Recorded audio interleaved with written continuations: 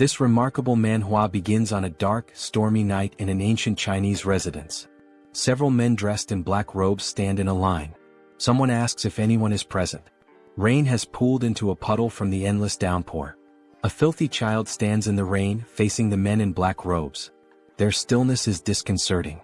A man with crimson eyes observes the boy intently, wondering how anyone could be living in the abandoned martial academy. Addressing him as a young warrior, the man politely asks for permission to take shelter from the rain for the night. The boy examines them, curious about who they might be. It surprises him that they are speaking to him so respectfully despite his young age. He reasons that they might see him as a young Taoist protecting the closed academy. In response, he greets them and thinks that perhaps they aren't dangerous people. He explains that he too only started living in the abandoned academy a few years ago, adding that they may stay wherever they wish, just not in his pavilion. The men thank the young warrior for his generosity. Their leader instructs them to avoid the boy's pavilion and find other spots for shelter. He asks if they understand, and they all respond affirmatively before dispersing to find their own spaces. The boy notices the word Tang embroidered on their robes and wonders if they belong to the same clan. Though curious about their identity, he has more pressing matters to attend to. Entering his pavilion, he busies himself with preparing dinner for the children. The somber atmosphere shifts as the boy becomes animated with joy. Our protagonist enthusiastically calls everyone to eat. Opening a large pot, he reveals a small, brown, cricket-like insect inside, remarking that he was nearly late and the insects must be starving. In another pot, he finds a large spider called the black earth tiger, a tarantula native to Hainan, China. This impressive species, which can grow up to 20 centimeters long, features unique stripes resembling those of a black tiger. Using chopsticks, the boy carefully picks up an insect to feed the spider. While feeding it, he reflects on how he wouldn't have survived without these creatures. The tarantula eagerly eats the insect, pleasing the boy. He marvels at how this spider, once the size of a fingernail, has already shed its shell twice and grown so much. Feeling happy, he notes that the spider has had its fill. Next, the boy opens a drawer to reveal an orange lizard with white stripes, a bewangling cave gecko. This species is native to the region and recognized by its striped body and tail. The boy recalls how difficult it was to acquire such creatures in his previous life when he lacked money. Now he can find them everywhere. His life is filled with joy as he watches over them. While feeding the gecko, it bites his finger. Yelling loudly, he waves his hand to shake it off, but the gecko clings stubbornly. This incident reminds him of his past. Before inhabiting this body, the boy was a streamer named Spicy Fabre, a professional biologist with over 1 million subscribers. His content focused on venomous creatures, and his final live broadcast became his undoing. In a quest to showcase the 10 most dangerous vipers, he embarked on a journey to find the black mamba, known for its aggressive nature. During the live stream, he lamented that he couldn't find the snake and decided to take a break. Viewers joked about the possibility of it being in his house, but to his shock, the black mamba was indeed there, curled up on his refrigerator. Before he could react, it bit him and he died instantly during the broadcast. Returning to the present, the boy pouts, reflecting on the irony of his death after such an exhaustive search. Meanwhile, an elderly man in a black robe knocks on the pavilion door. Thanking the boy for his kindness, he invites him to share their meal, a freshly caught deer. Excited at the prospect of eating proper meat rather than snakes or lizards, the boy eagerly accepts the invitation. The group gathers around a bonfire as the deer cooks. Noticing the boy's intense gaze at the food, the elder reassures him that it will take time to cook. To pass the time, he begins asking the boy questions about his age and living situation. Embarrassed but obliging, the boy answers his inquiries. The boy felt embarrassed when he realized he'd been staring at the deer for too long. Allowing the elder to ask his questions, he listened attentively. The elder wanted to know if the boy lived alone and how old he was. Unsure if he was 14 or 15, the boy decided to fabricate a story, claiming that a childhood head injury had left him with poor memories. When asked if he was staying there by himself, the boy confirmed, explaining that he lacked any real talent and survived by catching snakes and selling their skins.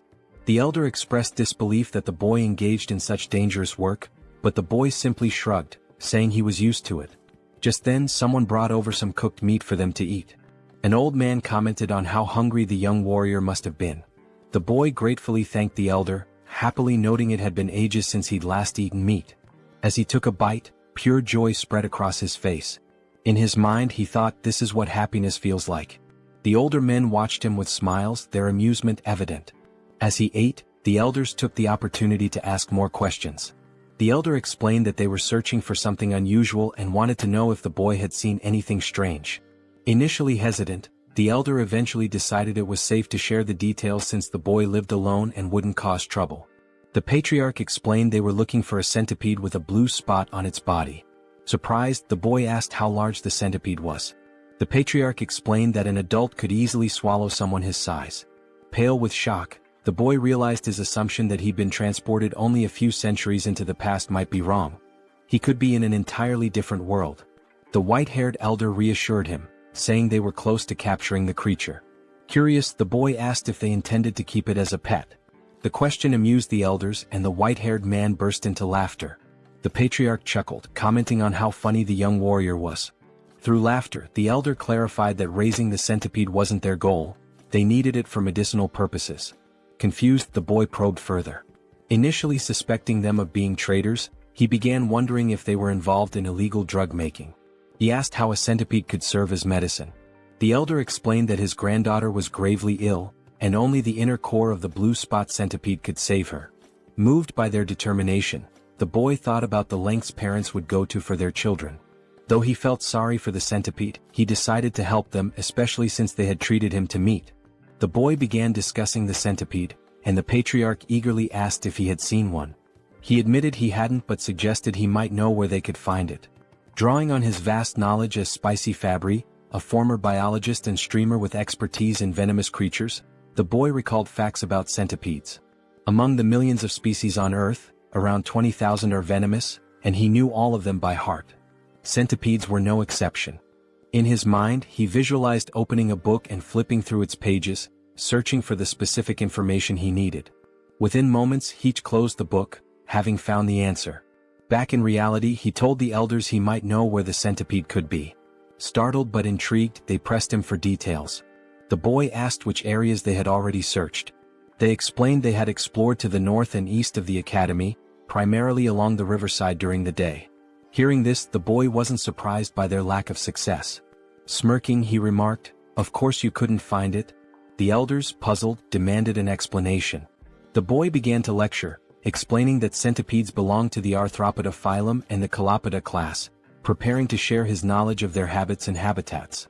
Centipedes have a broad range of habitats, and being cold-blooded, they require shelter to regulate their body temperature and maintain humidity levels.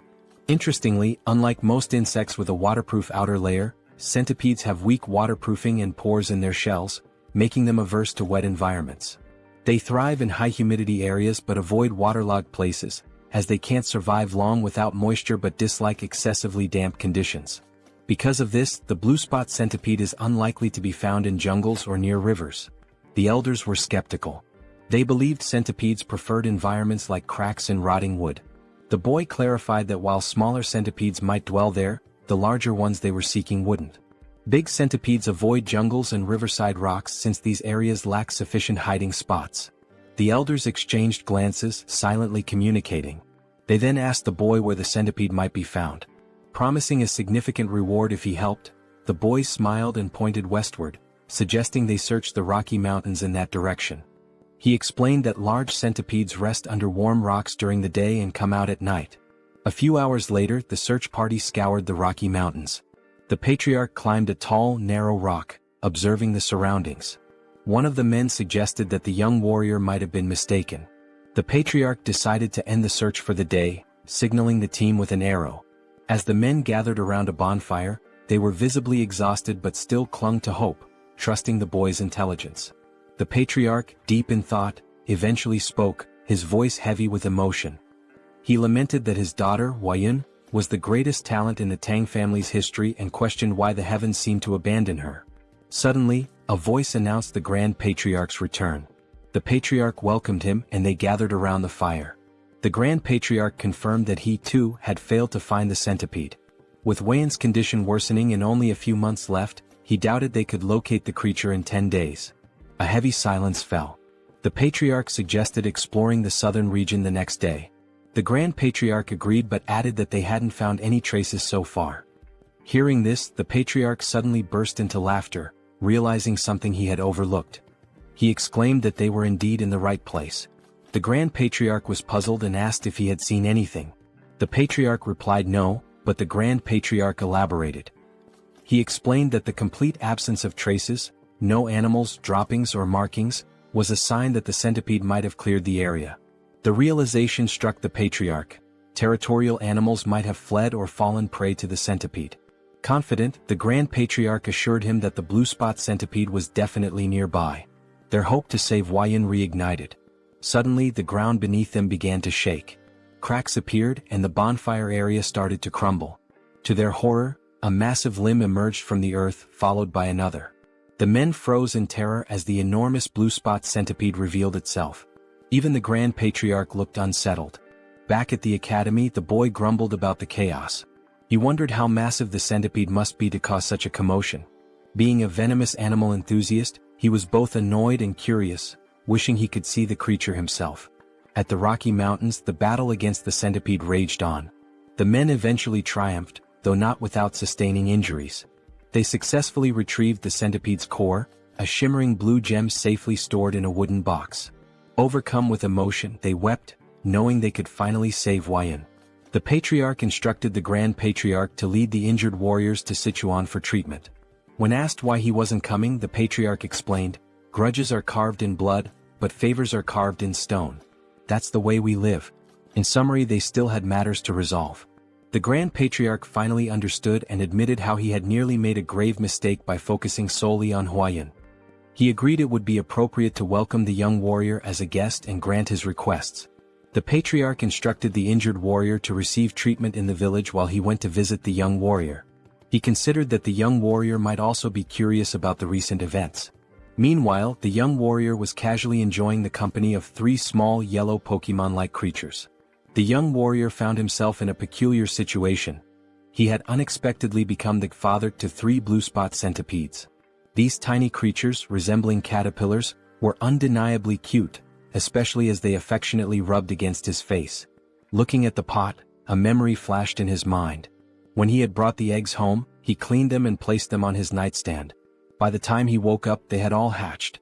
1 centipede happily rested on his head.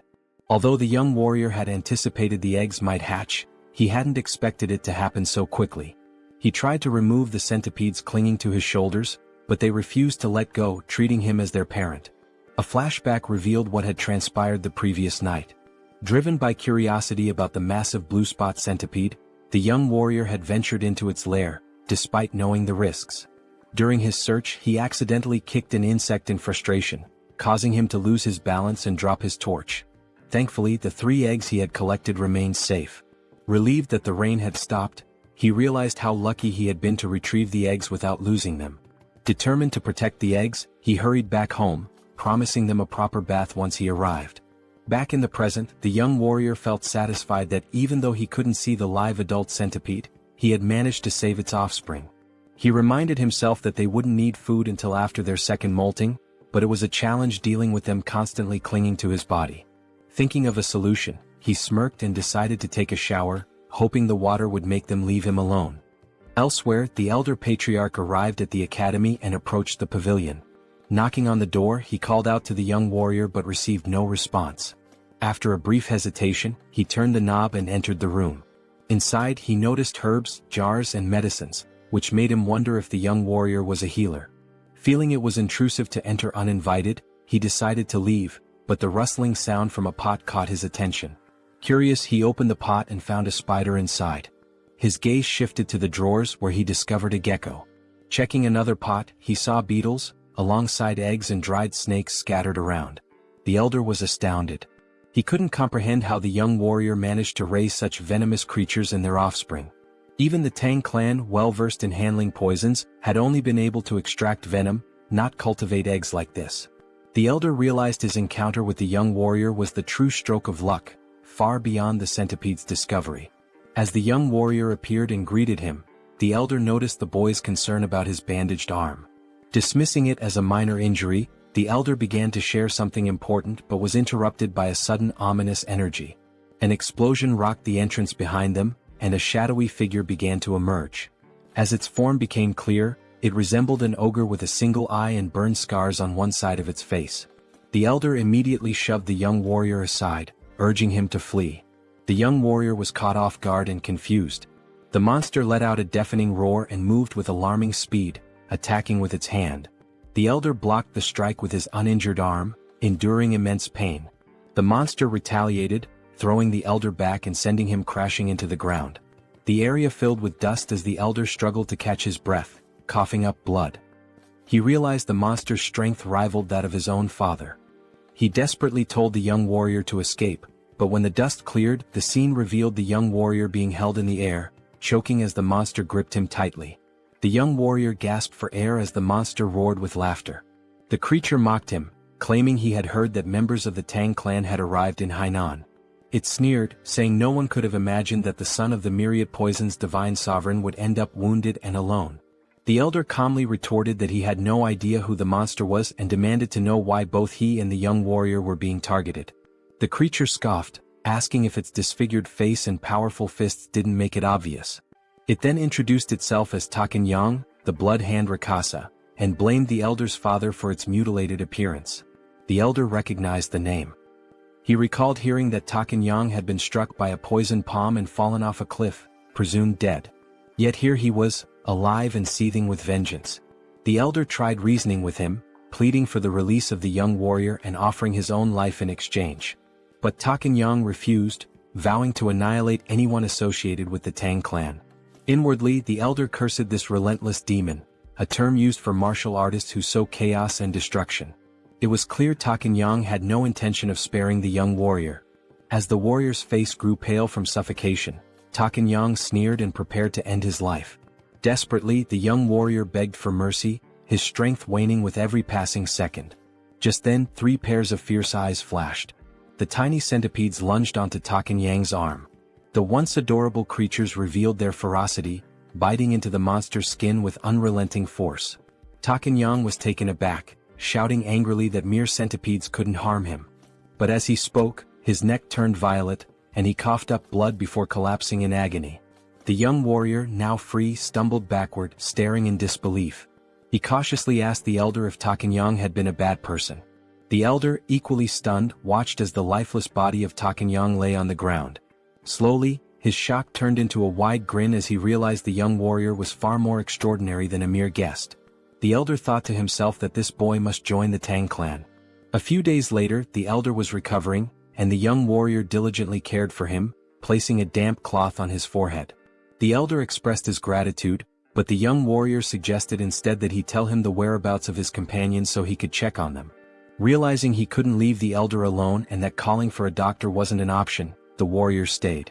The elder reassured him, saying he would recover with rest, but the warrior remained skeptical, bewildered at how calm the elder could be after such severe injuries. When the elder explained that martial artists had extraordinary resilience, the young warrior was incredulous. He asked if martial artists could fly and shoot fireballs. The elder chuckled and admitted that while not everyone could, it wasn't entirely far-fetched. The young warrior marveled at the strangeness of this world, acknowledging that things like giant centipedes only made sense here. The elder formally introduced himself as Tang Kailson of the Sichuan Tang Clan, and the young warrior introduced himself as Wei Soryang. Kailson noted the meaning of Soryang's name, small dragon, and remarked that it was fitting. Curious, Kailson asked if the centipedes on Soryang's body were venomous. Soryang casually rubbed one of the centipedes' bellies and confirmed that they were blue spot centipedes. The revelation made Kailson leap from the bed in shock. He asked if Soryang had tamed them and how he had managed such a feat. Soryang smiled and replied that it was a long story. When Kailson insisted he didn't mind, Soryang began recounting how he had raised the centipedes from eggs. When the story concluded, Kailson could hardly believe it and asked for confirmation. Soryang proudly affirmed that he had indeed raised them from eggs, predicting their hatching with precision. Still reeling, Kailson watched as Soryang opened a drawer and pulled out 2 lizards. The young warrior eagerly displayed them, pointing out the differences. One had a brown body with yellow and white stripes, while the other, a product of selective breeding, had a plain brown body and a white tail. Kailson asked if Soryang had intentionally bred the lizards for their coloration. Blushing slightly, Soryang happily admitted that he had, simply because he found it beautiful. Kailson gathered his composure and asked if the young warrior could breed the most venomous creatures to produce even deadlier ones. Soryang responded with a surprised, "Huh? In his mind he considered the possibility, it was theoretically feasible. He then explained to Kaleson that if they could determine which creatures had the most potent venom, it might be possible. Before he could finish, Kaleson exclaimed with excitement, "Really? That's possible?" His enthusiasm startled Soryang. Without hesitation, Kaleson declared that Soryang should join his family immediately. This left Soryang completely bewildered.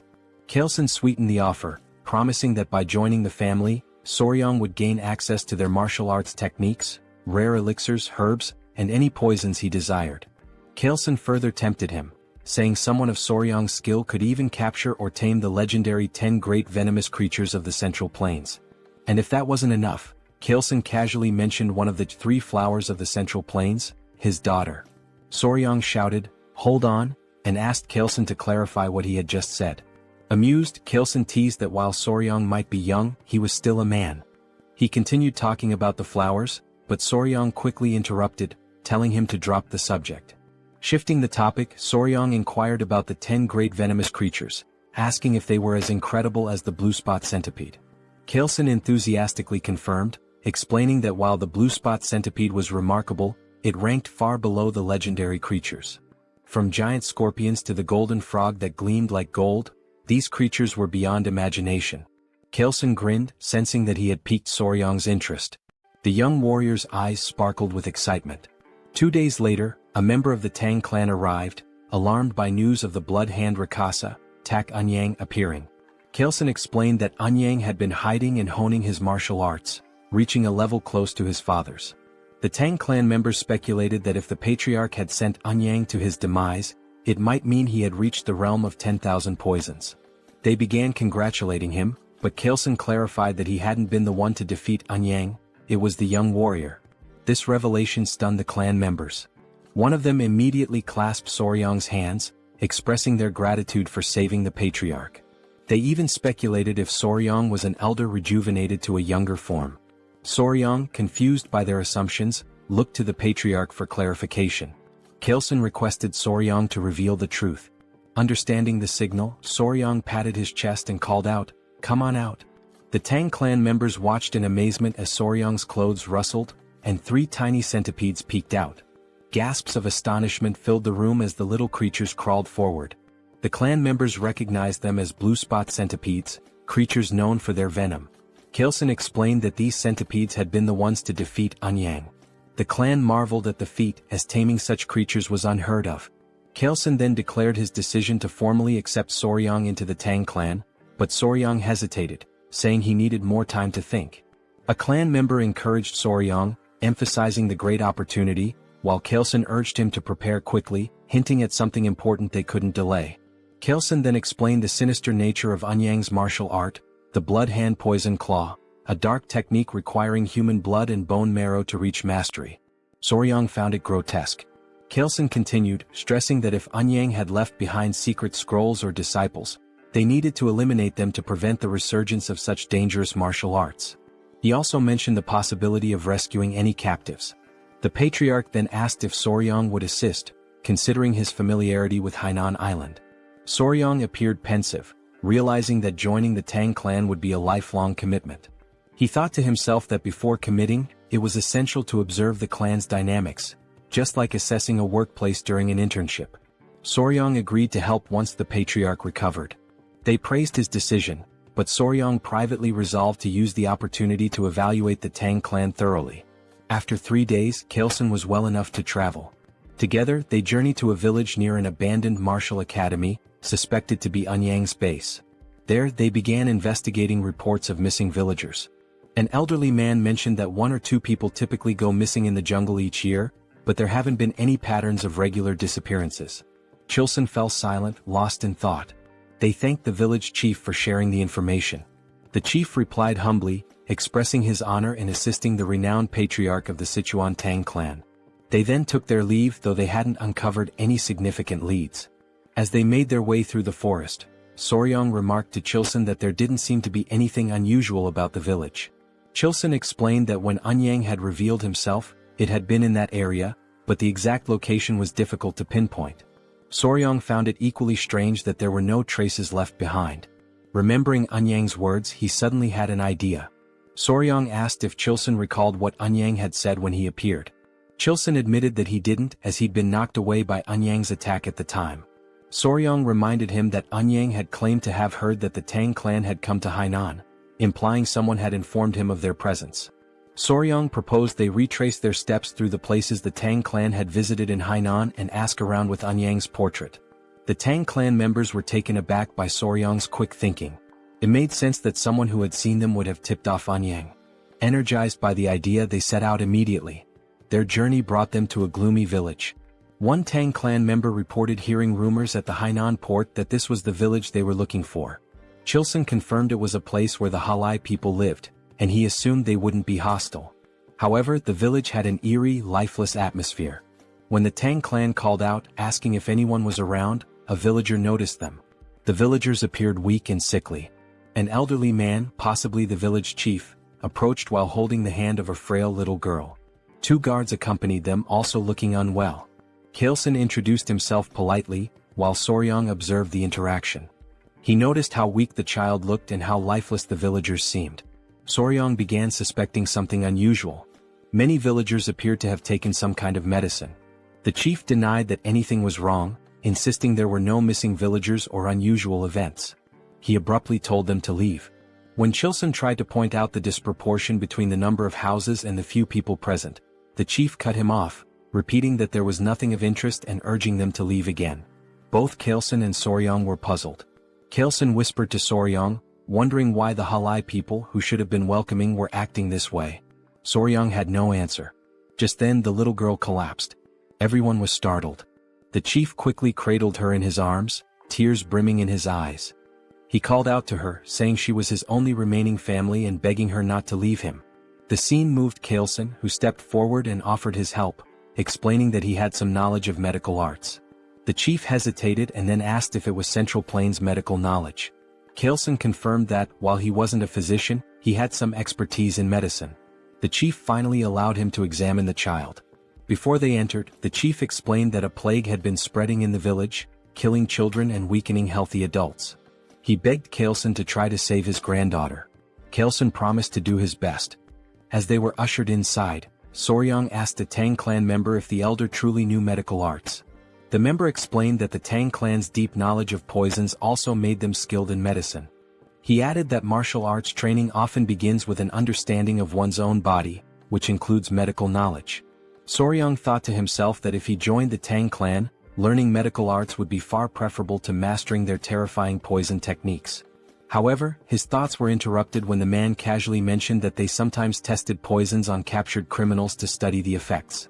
Soryang's expression turned comical as he realized this meant human experimentation, making him increasingly uneasy. Meanwhile, the streets of the village were eerily quiet. Inside one of the homes, Kaleson sighed and explained that he had transferred some of his ki to the girl, stabilizing her breathing. The chief was overwhelmed with gratitude and begged them to save his only granddaughter. Kaleson brought up an important point, noting that something seemed strange about the child's pulse. He asked if she had been born with a weak heart. The village chief explained that her illness began about 6 months ago. Not only his granddaughter but others in the village also started falling ill around the same time. They referred to it as a mysterious disease. That was why he initially told them to leave when they arrived at the village's entrance. Kaleson reassured the chief, saying he would provide good medicine for the heart. He asked the chief to gather the villagers so they could distribute the remedy. Overcome with emotion, the chief burst into tears, expressing his heartfelt gratitude. Soryang quietly observed Kaleson's actions with admiration. Later that night, as Kaleson walked with Gu Pai, a member of the Tang clan, Pai acknowledged the effort Kaleson had put into treating the villagers. Kaleson thanked him before Pai inquired about the symptoms. Kaleson explained they were unusual: lethargy, swollen eyes, mild fever, irregular pulses, but the most severe cases all involved heart issues. Curious, Kaleson asked about Soryang's whereabouts. Pai replied that Soryang, likely exhausted from helping despite having no martial arts training, had gone to bed. Kaleson agreed that it was understandable and decided to check on him. Pai offered to lead the way. When they entered Soryang's room, they found him sleeping soundly on the bed, with 3 centipedes resting in a basket nearby. Kaleson observed from the doorway before suddenly stepping inside. Without hesitation, he raised his hand and slapped Soryang. Soryang jolted awake, clutching his stinging cheek, confused and in pain. He demanded to know why Kaelson had hit him. Kaelson, with a serious expression, apologized and explained there had been a bug on Soryong's face, and he had only wanted to get rid of it. Soryong looked at him skeptically but allowed Kaelson to explain further. Kaelson said he had come to check on him before going to bed but noticed the bug. In this region, venomous insects were common, so he had acted quickly to prevent any danger. He showed Soryong the bug, a large, unsettling creature. Soryong was startled by the sight and then seemed to piece something together. He asked Kaelson if all the patients with different symptoms shared one common condition: arrhythmia. Kaelson confirmed this. Soryong suddenly realized the source of the village's mysterious illness and pointed at the bug, declaring it the culprit. He identified the insect as a kissing bug, a member of the Reduviidae family. These bugs feed on blood, often biting near the eyes or lips, and are so discreet they can draw blood more quietly than a mosquito. Known as vampire or assassin bugs, they aren't venomous but carry harmful parasites in their stomachs. When they bite, their excrement can transmit diseases like Chagas disease, a deadly illness that ranks high among animal-caused human fatalities. Soryong then asked the village chief if the village's dogs exhibited symptoms similar to those of the sick humans, such as shortness of breath. The chief confirmed they did and asked if the bug was to blame. Soryong affirmed this, adding that with proper medicine, his granddaughter and others could be saved. Kaelson grinned and asked Pai what he thought. Pai commented on Soryong's perceptiveness, praising him as a young warrior of great potential. Watching them, Soryong was baffled by their expressions and wondered what was going on. They reminded him that they were members of the Sichuan Tang Clan. When Soryong's puzzled face made it clear he didn't understand the significance, Kaelson repeated the statement. Internally Soryong thought, so what? His irritated and confused expression was unintentionally amusing. Kaelson began explaining the concept of goo. Some believed these were venomous parasites, while others thought of them as a form of witchcraft.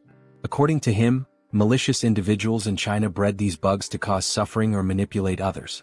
They would feed the bugs to people, causing either excruciating pain or complete subjugation.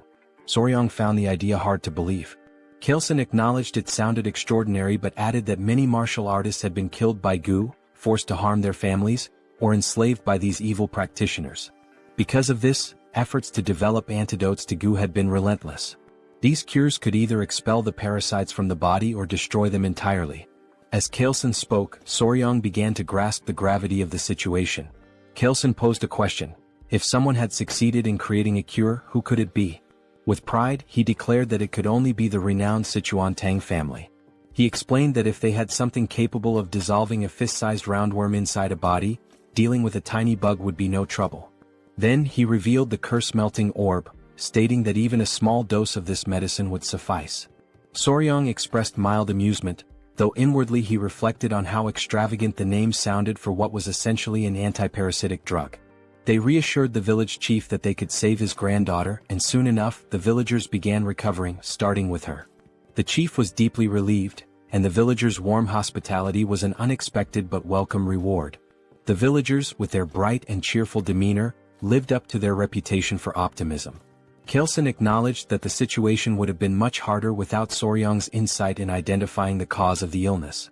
He humbly redirected the villagers' gratitude to Soryong, praising him as their true savior. Despite the Tang family's medicine curing the villagers, Kaelson insisted on giving all the credit to Soryong. Watching the villagers thank Soryong brought Kaelson great satisfaction, as though he were the one being celebrated. Soryong was touched by this gesture. The villagers rejoiced, lifting Soryong and tossing him into the air repeatedly in celebration. Later, the village chief pulled Kaelson aside to revisit their earlier conversation at the village entrance. When Kaelson asked what it was about, the chief mentioned the villages where people had gone missing. Intrigued, Kaelson asked for more details. The chief explained that one of the women in their village, originally from another settlement, had shared a troubling story. Years ago, her hometown suffered a tragedy where several villagers mysteriously disappeared. They believed they had finally uncovered the truth. Kaelson inquired about the village's location, and the chief pointed them westward. Upon arrival, the stench of decay was overwhelming, confirming they were in the right place. The scene was grim. Corpses, refuse and insects littered the area, with poison lingering in the air. Pai warned Soryong not to look, but Soryong had already seen it all. Amid the carnage, a man spotted something unusual, a golden chicken foot peeking out of a pile. On closer inspection, it was attached to a bird, a magnificent creature with a golden tail and feathers in shades of purple, pink and black. The bird radiated an almost magical aura. One of the men, angered by the bird's presence among the dead, hurled a rock at it despite Kaelson's attempt to stop him. The rock missed, but it caught the bird's attention. Kaelson, sensing danger, placed a calming hand on the man's shoulder, warning that something felt off. The bird spread its wings, releasing a toxic miasma that melted nearby skeletons. Startled, Soryong was grabbed by someone who covered his mouth to prevent him from inhaling the poison. Kaelson commanded everyone to flee while shielding Soryong. He explained that the creature was a Jinyao, a poison-feathered bird. Once safe, the group gathered around Kaelson, who described the bird in detail. Its wingspan reached 5 feet, its sharp beak gleamed bronze, and its body was cloaked in vibrant purple feathers. The creature could spread death with a single movement, turning everything around it to poison. Atop its head sat a golden crown, giving it an air of regal menace. Soryong, captivated, asked if it was one of the 10 great venomous creatures. Kaelson confirmed that it was and explained that the Jinyao held the top rank, earning the title of the king of all venom. Soryong's excitement was palpable as he imagined how even the most dangerous insects and snakes seemed tame in comparison. Kaelson explained that the Jinyao was likely drawn to the area by venomous snakes, as it only consumed the heads of such creatures. When Soryong asked how common they were, Kaelson replied that sightings were rare, perhaps once in a century. Fascinated, Soryong asked if it was possible to capture the creature. His question left the Tang members stunned. Kaelson, however, was amused and inquired if Soryong truly wanted to try catching it. When Soryong admitted he did but expressed concern about the venom, Kaelson smiled knowingly. He remarked on Soryong's keen interest in the 10 great venomous creatures and assured him that if he was serious, there was indeed a way. Soryong was astonished. Kaelson explained that if he mastered the Tang clan's poison techniques, he would gain immunity to all toxins and even withstand Jinyao's venom. Only through the martial arts of their clan could one nullify all poisons in the world. Kaelson, ever cunning, casually mentioned that their techniques are never taught to outsiders. Even if he wished to help as the patriarch, he couldn't break the clan's rules. Eagerly, Soryong asked if joining the family would grant him the right to learn. He also inquired whether achieving immunity to poison would truly let him endure Jinyao's venom. Kaelson confirmed and promised to teach him everything without reservation if Soryong agreed immediately. He also assured him that he would personally oversee his progress. However, Kaelson added that if Soryong hesitated too long, he might reconsider. Feeling the pressure, Soryong declared his decision to join the clan and expressed his anticipation for Kaelson's guidance, calling him patriarch instead of elder. Kaelson's mischievous grin betrayed his satisfaction, though he acted as if he hadn't coerced Soryong into agreeing. Kaelson told Soryong that from that moment onward, he would forever be part of their family. Back at a decayed location, traces of the blood hand Rakshasa, Tak Anyang, were found in a cave. Footsteps led to a notebook discovered inside, which was brought to Kaelson. After scanning its contents, he confirmed it held the secret techniques of the blood hand poison claw. Soryong was unnerved, noting it was written in blood. Kaelson decided it was time to return. When Soryong asked if they were heading to Sichuan, Kaelson replied that it was the best course of action now that they had secured the blue spot centipede's core and the manual.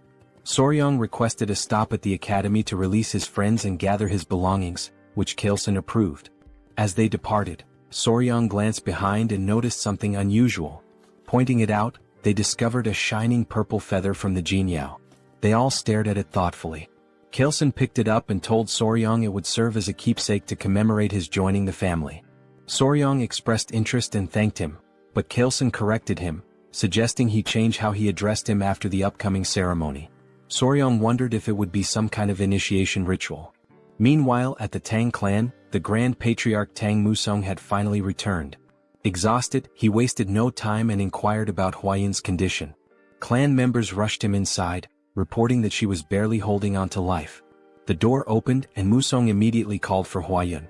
Those inside were surprised by his arrival. He informed his daughter-in-law that he had succeeded in acquiring the medicine and revealed the blue spot centipede's core. Overcome with relief, the daughter-in-law began to cry. Preparations were made to administer the medicine. Musong was deeply moved by Huayun's pained expression, thankful he had hurried back in time.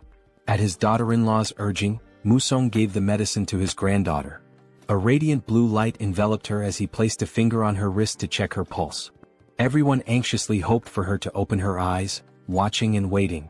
Meanwhile, Soryang felt groggy, marveling at the vastness of the Central Plains, which far exceeded his expectations.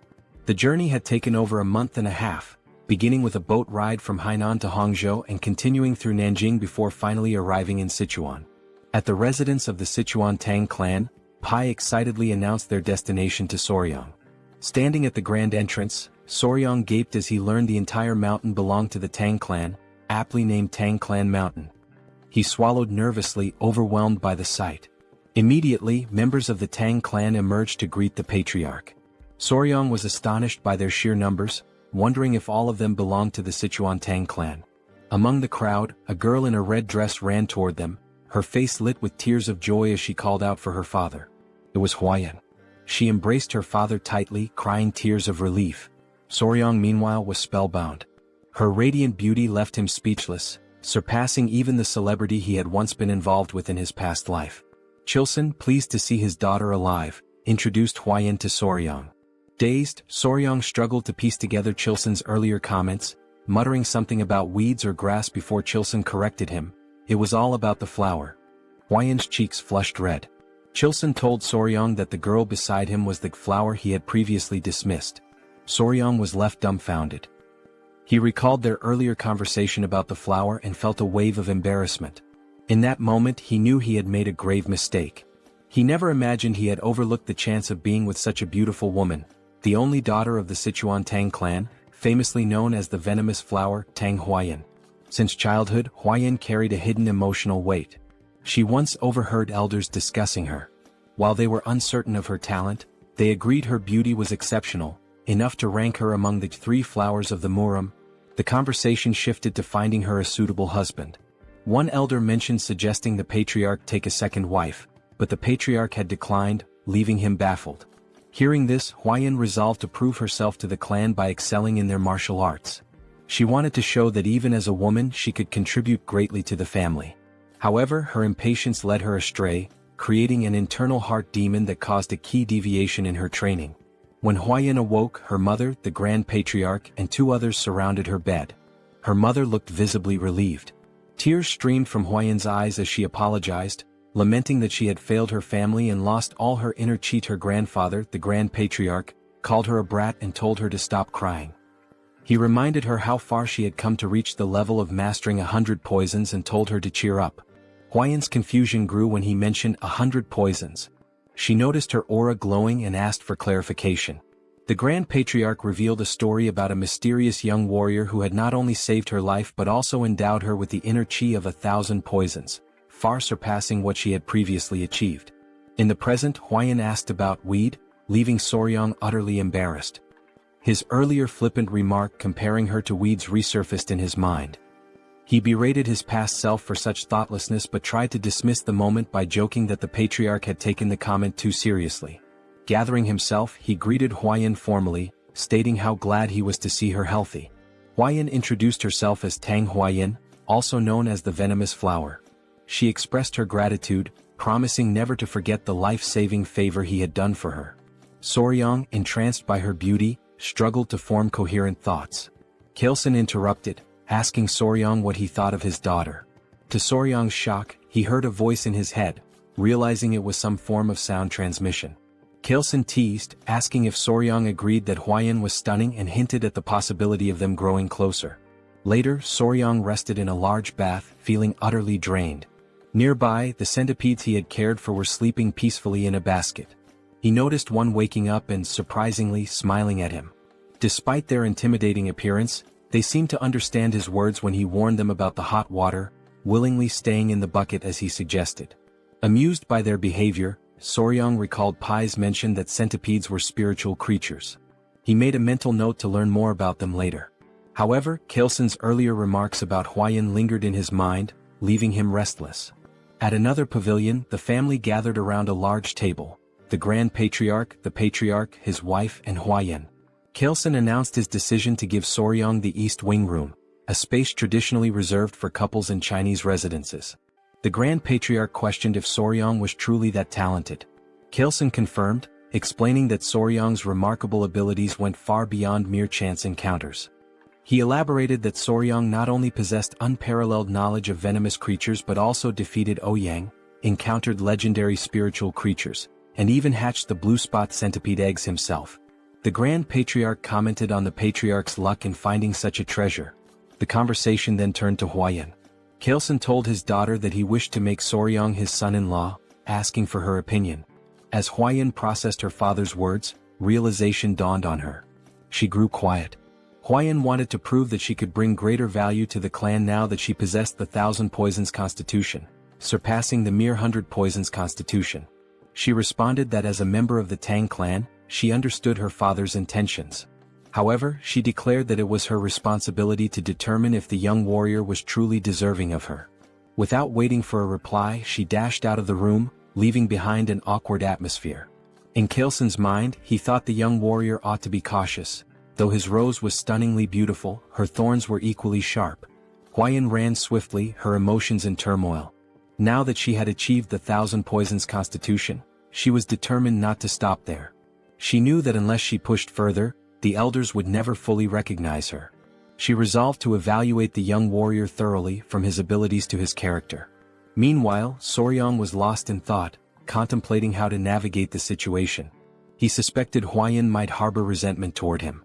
Half-jokingly he asked his centipedes, his kids, for advice. Suddenly Huayan appeared before him, stunning him completely. She was breathtaking. Side note: the art style here is so vivid it feels like a scene straight out of a classic manhwa.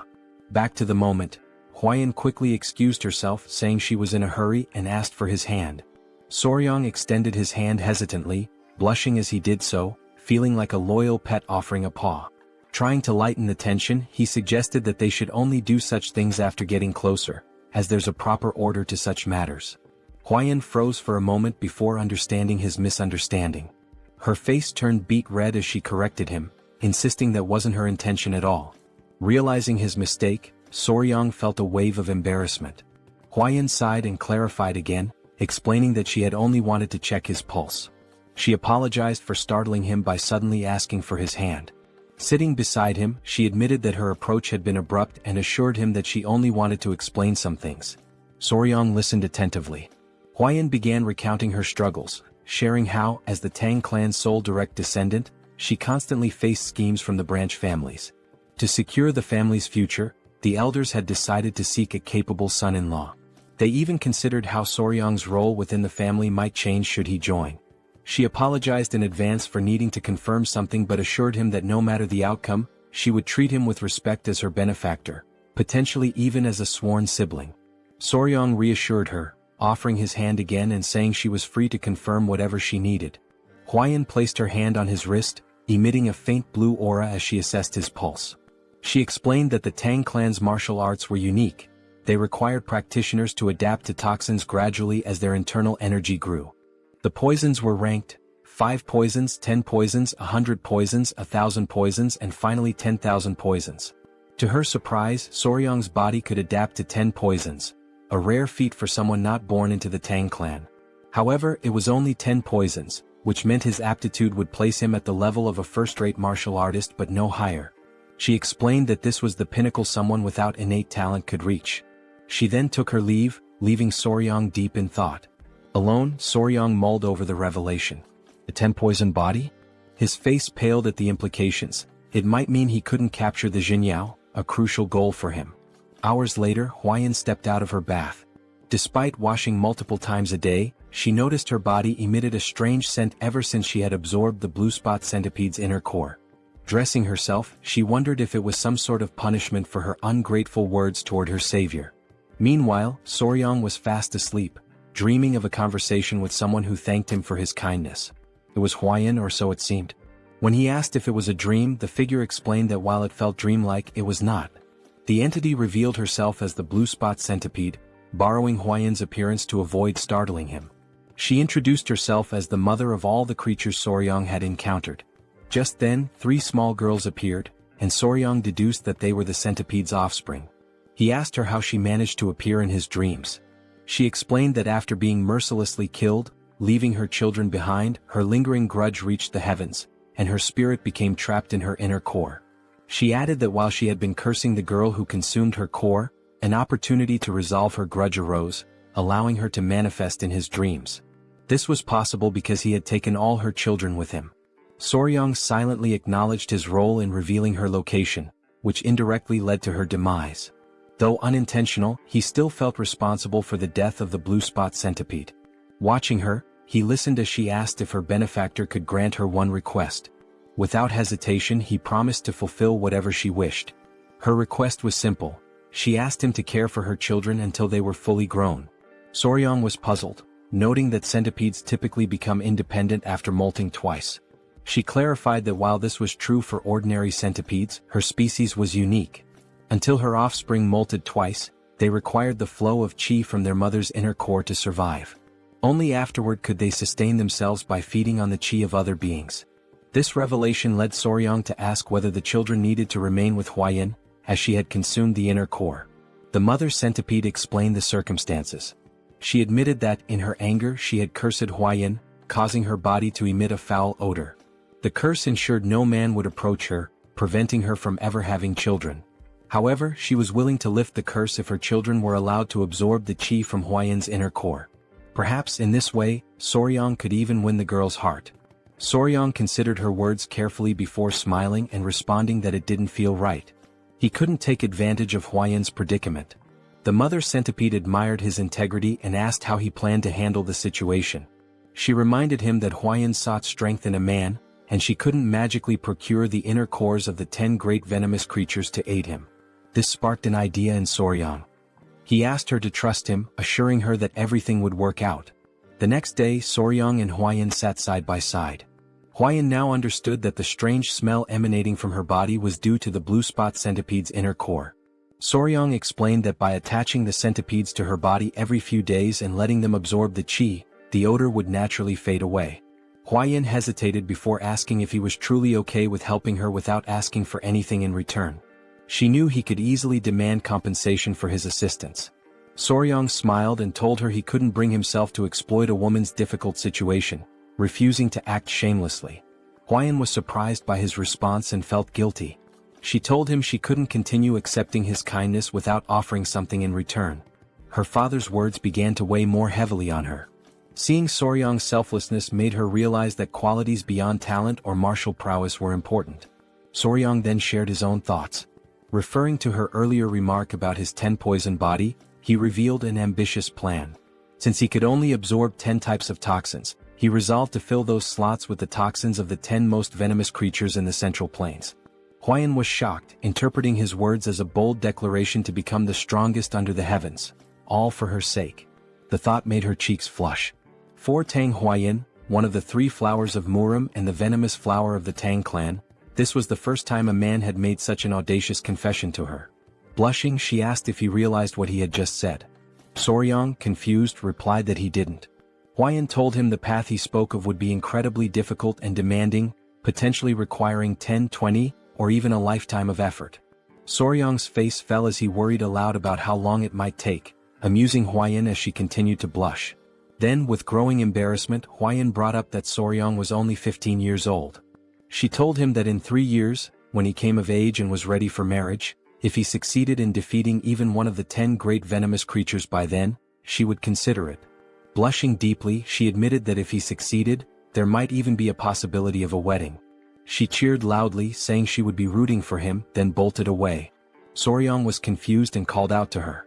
She stopped, turned around, and asked if there was anything else he wanted to say. He suggested that she get some rest and stay for a couple of hours. Embarrassed, she hesitated but eventually returned. He reassured her there was no need to worry since the little centipedes wouldn't bite.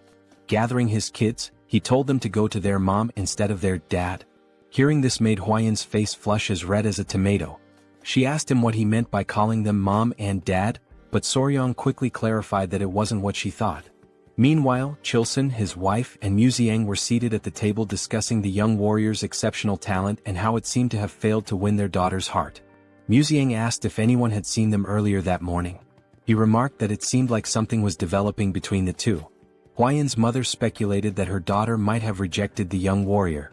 The men pondered deeply. Muziang commented that forcing a marriage wouldn't be right and suggested allowing their feelings to grow naturally.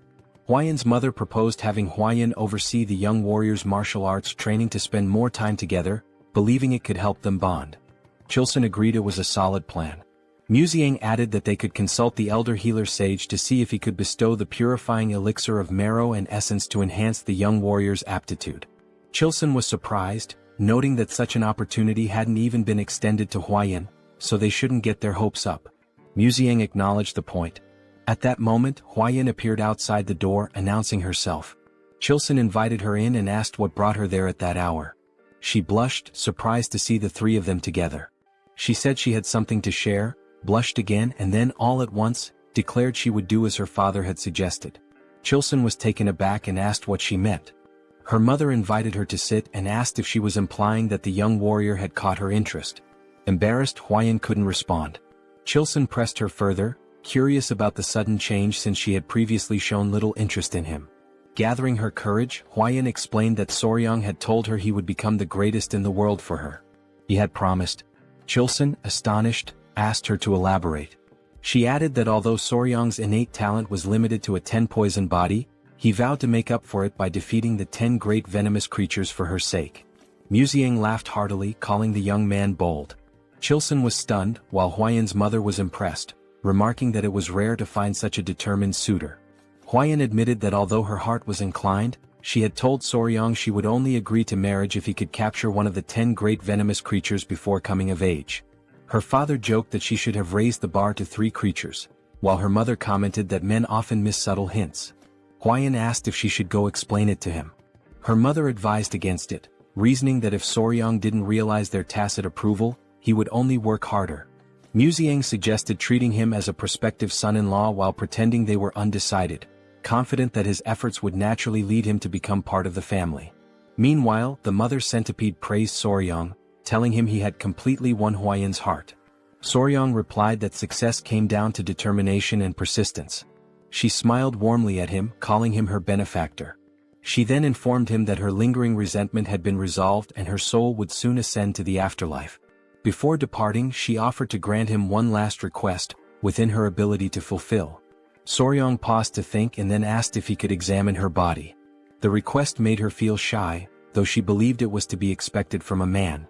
She assumed he was succumbing to human desires and reluctantly began revealing her shoulder, preparing to undress. Startled, Soryang quickly asked if she really needed to take her clothes off. Blushing deeply, she hesitated and asked if she shouldn't. Soryang hastily clarified that it wasn't what he had meant, further deepening her embarrassment. It was amusing to see the children covering their eyes. Soryang clarified that he only wanted to see the true appearance of a blue spot centipede. Realizing his intention, the centipede's mother hesitated, feeling a mix of dread and anticipation. Smoke enveloped the area, and she revealed her true form. Soryang gasped, overwhelmed by her magnificent and enormous appearance. His excitement was palpable. Without waiting for permission, he reached out to touch her, marveling at her size and asking endless questions. Was her body waterproof? How strong was her venom? Could he touch her legs, her antennae, even her fangs? The sheer enthusiasm in his voice was undeniable. The children continued covering their eyes, which only added to the charm of the moment. The centipede mother was slightly embarrassed by his passionate curiosity, particularly when he insisted on touching her fangs despite her warnings of their danger. She began to wonder if her daughters would truly be safe with a man like Soryang, whose touch carried an unusual energy. She couldn't help but laugh, finding it odd yet endearing how he drooled slightly while running his hands over her. Later, Chilson invited Soryang for tea. Chilson revealed that he'd learned everything from Huayan and declared that Soryang would be accepted as their son-in-law. Surprised, Soryang tried to clarify that he thought the arrangement was conditional and would require 3 years to finalize. Chilson dismissed his concerns, stating the marriage would naturally happen when he came of age. Huayan's mother warmly welcomed Soryang into the family, referring to him as her son-in-law. Mu Seong expressed his satisfaction, noting that Huayan had found an exceptional partner and that their clan would thrive even more. Soryang glanced at Huayan, perplexed by how quickly things had progressed. Despite his confusion, he decided to play along and replied politely that he looked forward to their guidance. When Mu Seong suggested getting started immediately, Soryang grew curious. Chilson explained that before Soryang could learn the Tang clan's poison arts, he must first experience the Hall of 10,000 Poisons. With a sly grin, Chelson assured him it was something he would undoubtedly appreciate. The family led Soryang to the hall, a place of great significance to the Tang clan. Soryang, excited by the prospect, assumed it was a treasure trove of poisons. However, as they walked, his attention drifted to Weian's side profile. He couldn't help but admire her beauty, likening the moment to a living portrait. His obvious admiration didn't go unnoticed by his in-laws, who exchanged amused glances. Chelson teased him, joking that if Soryang kept staring at his daughter like that, he might wear out her face. He reminded him that Weian was his woman now, yet Soryang gazed at her as though she were still untouchable. Weian's mother chimed in, noting that Soryang seemed utterly captivated by her. Both Weian and Soryang turned crimson with embarrassment. As they approached the hall, 3 men stood before a massive iron door. 2 muscular guards flanked a Tang clan official, who welcomed the Grand Patriarch and his grandson-in-law. At Musian's command, the gates were opened. The guards strained against the weight of the colossal doors, forged from rare Kunyu steel sourced from the southern wilderness. As the doors creaked open, Soryang observed the immense effort required. Though the gates finally yielded, the guards were visibly drained. Amused by their struggle, Soryang couldn't help but think how over-the-top the security was for something reminiscent of the Middle Ages. Chelson, noticing Soryang's concern, explained that the Kunyu steel was renowned for its unmatched durability. The Hall of 10,000 Poisons lay before them, and Soryang braced himself for what awaited inside. Even opening the gate was considered a privilege. Once inside, they arrived at the treasure vault where the Tang clan of Sichuan safeguarded its vast collection of poisons. This remarkable repository, known as the Hall of 10,000 Poisons, housed an incredible variety of toxins. Musian cautioned Soryang to be careful and avoid touching anything recklessly.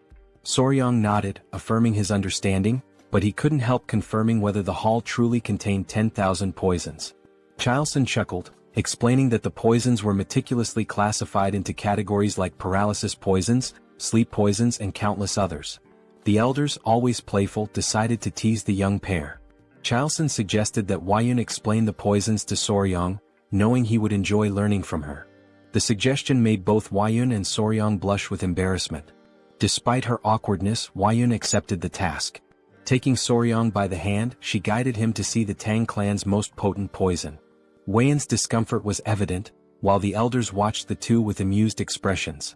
She began her explanation by pointing out the chi-dissipating poison, which rendered a martial artist's energy unusable with just a single inhalation. She advised Soryang to handle it with extreme care. She then introduced other deadly poisons: the alimentary canal necrotizing poison, the spirit-destroying poison, the bloody pulp poison, and even the infamous 7-step soul-snatching poison. Each was immensely powerful, but Weian emphasized that the strongest poison of the Tang clan was something far beyond these. She handed Soryang a tiny seed. Confused, he noted to himself that it resembled a tiger bean. Weian explained that this seed, though small, contained the most powerful poison known, apart from the venoms of the 10 great venomous creatures. She revealed it as the seed of the castor plant, a symbol of the Tang clan. Soryang immediately recognized its significance. He thought of ricin, a deadly toxalbumin, lethal in minuscule amounts, infamous for its use during the Cold War and assassinations. Soryang muttered that the seed came closest to the Tang clan's ideal of a perfect poison: colorless, odorless, tasteless, and invisible. Weian elaborated, calling it golden poison. When used, its victims experienced what the Tang clan referred to as a golden death. She emphasized that the strongest poison wasn't about causing the most excruciating pain or the bloodiest death. It was about silent, swift, and untraceable lethality. The Tang clan's poison arts, she explained, embodied the principles of stealth and certainty. To Soryang, it felt like he was learning the methods of an assassin's guild. Muxiang interrupted, saying it was enough for now and suggested they move on to see the venomous creatures Soryang had been so eager to encounter. He even offered Soryang the chance to oversee their care, with full support from the clan. In Soryang's mind, this translated to the clan indulging his passion as a hobby. His excitement was obvious. Before they could proceed, a messenger named Pai arrived, panting heavily. He urgently informed the Patriarch of a situation at the Black Tortoise Pavilion. The Patriarch asked what had happened, and Pai hesitated before mentioning 2 issues. First, the medicine sent to the Sichuan city lord had failed to achieve the desired effect, prompting a letter of complaints. Pai hesitated again before revealing the second issue, glancing at Soryang. Soryang sighed knowingly. Pai finally explained that it concerned the Hall of 10,000 Poisons. Muxiang guessed that rumors were already spreading and decided they needed to address the matter immediately. He ordered Soryang to accompany them. At the Black Tortoise Pavilion, the elders wasted no time voicing their grievances to the patriarch. They were outraged by his unilateral decision to pair Wuyun with an orphan of unknown origins. This remark infuriated Chiu-san, who began to emit a green aura as he questioned whether they were insulting his son-in-law. Despite Chiu-san's anger, the elders persisted, claiming their concerns were valid. Muxiang silenced them with a sharp rebuke, declaring that the decision was his alone. He demanded to know if they had any objections to his authority. The elders, caught off guard by his outburst, sought support from the Grand Patriarch, urging him to intervene. They argued that entrusting the Hall of 10,000 Poisons to an outsider with unproven skills was reckless. Muxiang, however, firmly reiterated that his approval was final. Meanwhile, Wuyun, conscious of Soryang's discomfort, quietly whispered an apology to him. In Soryang's mind, his initial reaction was simply goodness. He sighed as it dawned on him that his actions had caused her to worry. He thought to himself that it was she who should be apologizing. Everyone was taken aback when Soryang suddenly spoke up. "Excuse me," he said, "sorry to interrupt your discussion." He then proposed addressing the issue himself, stating that since the problem stemmed from his perceived lack of ability, he would prove his skills to the clan elders. The elders were stunned into silence, and Soryang went on to suggest resolving the Sichuan city lord's troublesome complaint as a demonstration of his capabilities. Wuyun, whispering in disbelief, asked what he was trying to achieve. Though Soryang was not one to draw attention or make a scene, he couldn't stand by while his peaceful life as a pet owner was being disrupted. His boldness left the elders momentarily speechless before their indignation erupted. They scolded him for interrupting the elders' discussion and demanded if he even knew the contents of the Sichuan city lord's letter before barging in. Calling him insolent and irrelevant, they complained to the patriarch about his interference. The elders seized the opportunity to argue for a son-in-law from a reputable martial family instead. Chao Sen's wife, however, was visibly annoyed by their tirade. Meanwhile, Soryang internally remarked on how absurd these old codgers sounded the longer they spoke. Recalling his days as Spicy Fabre, a streamer with over 1 million subscribers and thousands of viewers per session, he likened the elders' complaints to the nonsensical trolling he used to deal with. Addressing the group, Soryang pointed out that they still refused to acknowledge him as the Sichuan Tang Clan's son-in-law, meaning he was merely a guest. With his streaming experience, Soryang was well versed in handling chaos. He reminded them that he had saved the clan's beloved Lady Huayun, defeated the bloodhand Rakshasa Takanyang, and saved the patriarch's life. He then challenged them, asking if it was part of the clan's etiquette to insult a guest and benefactor to their face. The elders, embarrassed by his pointed remarks, admitted to speaking rashly out of desperation. Inwardly, Soryang thought of them as pathetic. The Grand Patriarch, however, appeared impressed by his composure and cleverness. One elder tried to downplay the significance of defeating Takanyang, claiming it was overstated. The patriarch quickly silenced the objection by presenting a document, none other than the secret manual of the blood sect's blood-hand poison arts, written in blood. The elders gasped in shock. Their astonishment deepened when the patriarch asked Soryang to reveal his companions. Tapping his chest gently, Soryang summoned the 3 baby spotted centipedes, which emerged happily. The elders grew visibly uneasy at the sight of the creatures. The patriarch proudly explained that these were the offspring of the blue-spotted centipede, and Soryang had been raising them. He further revealed that these centipedes were the ones that had killed Takanyang. One elder, still in disbelief, confirmed if Soryang had truly managed to control a blue-spotted centipede. Soryang and the patriarch shared knowing grins, teasing the elders.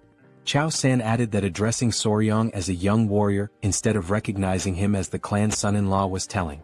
Soryang even joked, warning the centipedes not to bite anyone unless they wanted to end up as lifeless as Takanyang. The elders, thoroughly flustered, began backtracking. They denied refusing to accept Soryang, offering feeble excuses about proper procedures and natural hesitations. The Grand Patriarch, exasperated, decided to table the discussion on Soryang's status for the moment and focused on the Hall of 10,000 Poisons. He asked why Soryang was not allowed entry, to which the elders replied that Soryang was not fully integrated into the family and was too young to be entrusted with such responsibility. The Grand Patriarch, seeing an easy solution, asked Soryang to demonstrate his abilities. Soryong smiled confidently and declared that he would prove himself worthy of the Sichuan Tang Clan in their own style, by using poison. The elders were aghast, misinterpreting his words. They shouted in disbelief, asking if he intended to poison the Sichuan city lord instead of helping him. Soryong was left utterly confused by their reaction. Deep down, Soryong was puzzled as he believed that the Sichuan Tang Clan addressed poison-related matters the following day. The Grand Patriarch announced that Soryong would now begin training in the Tang Clan's martial art, the 5 Venoms returning technique. Soryong asked if the training would also involve physical exercises.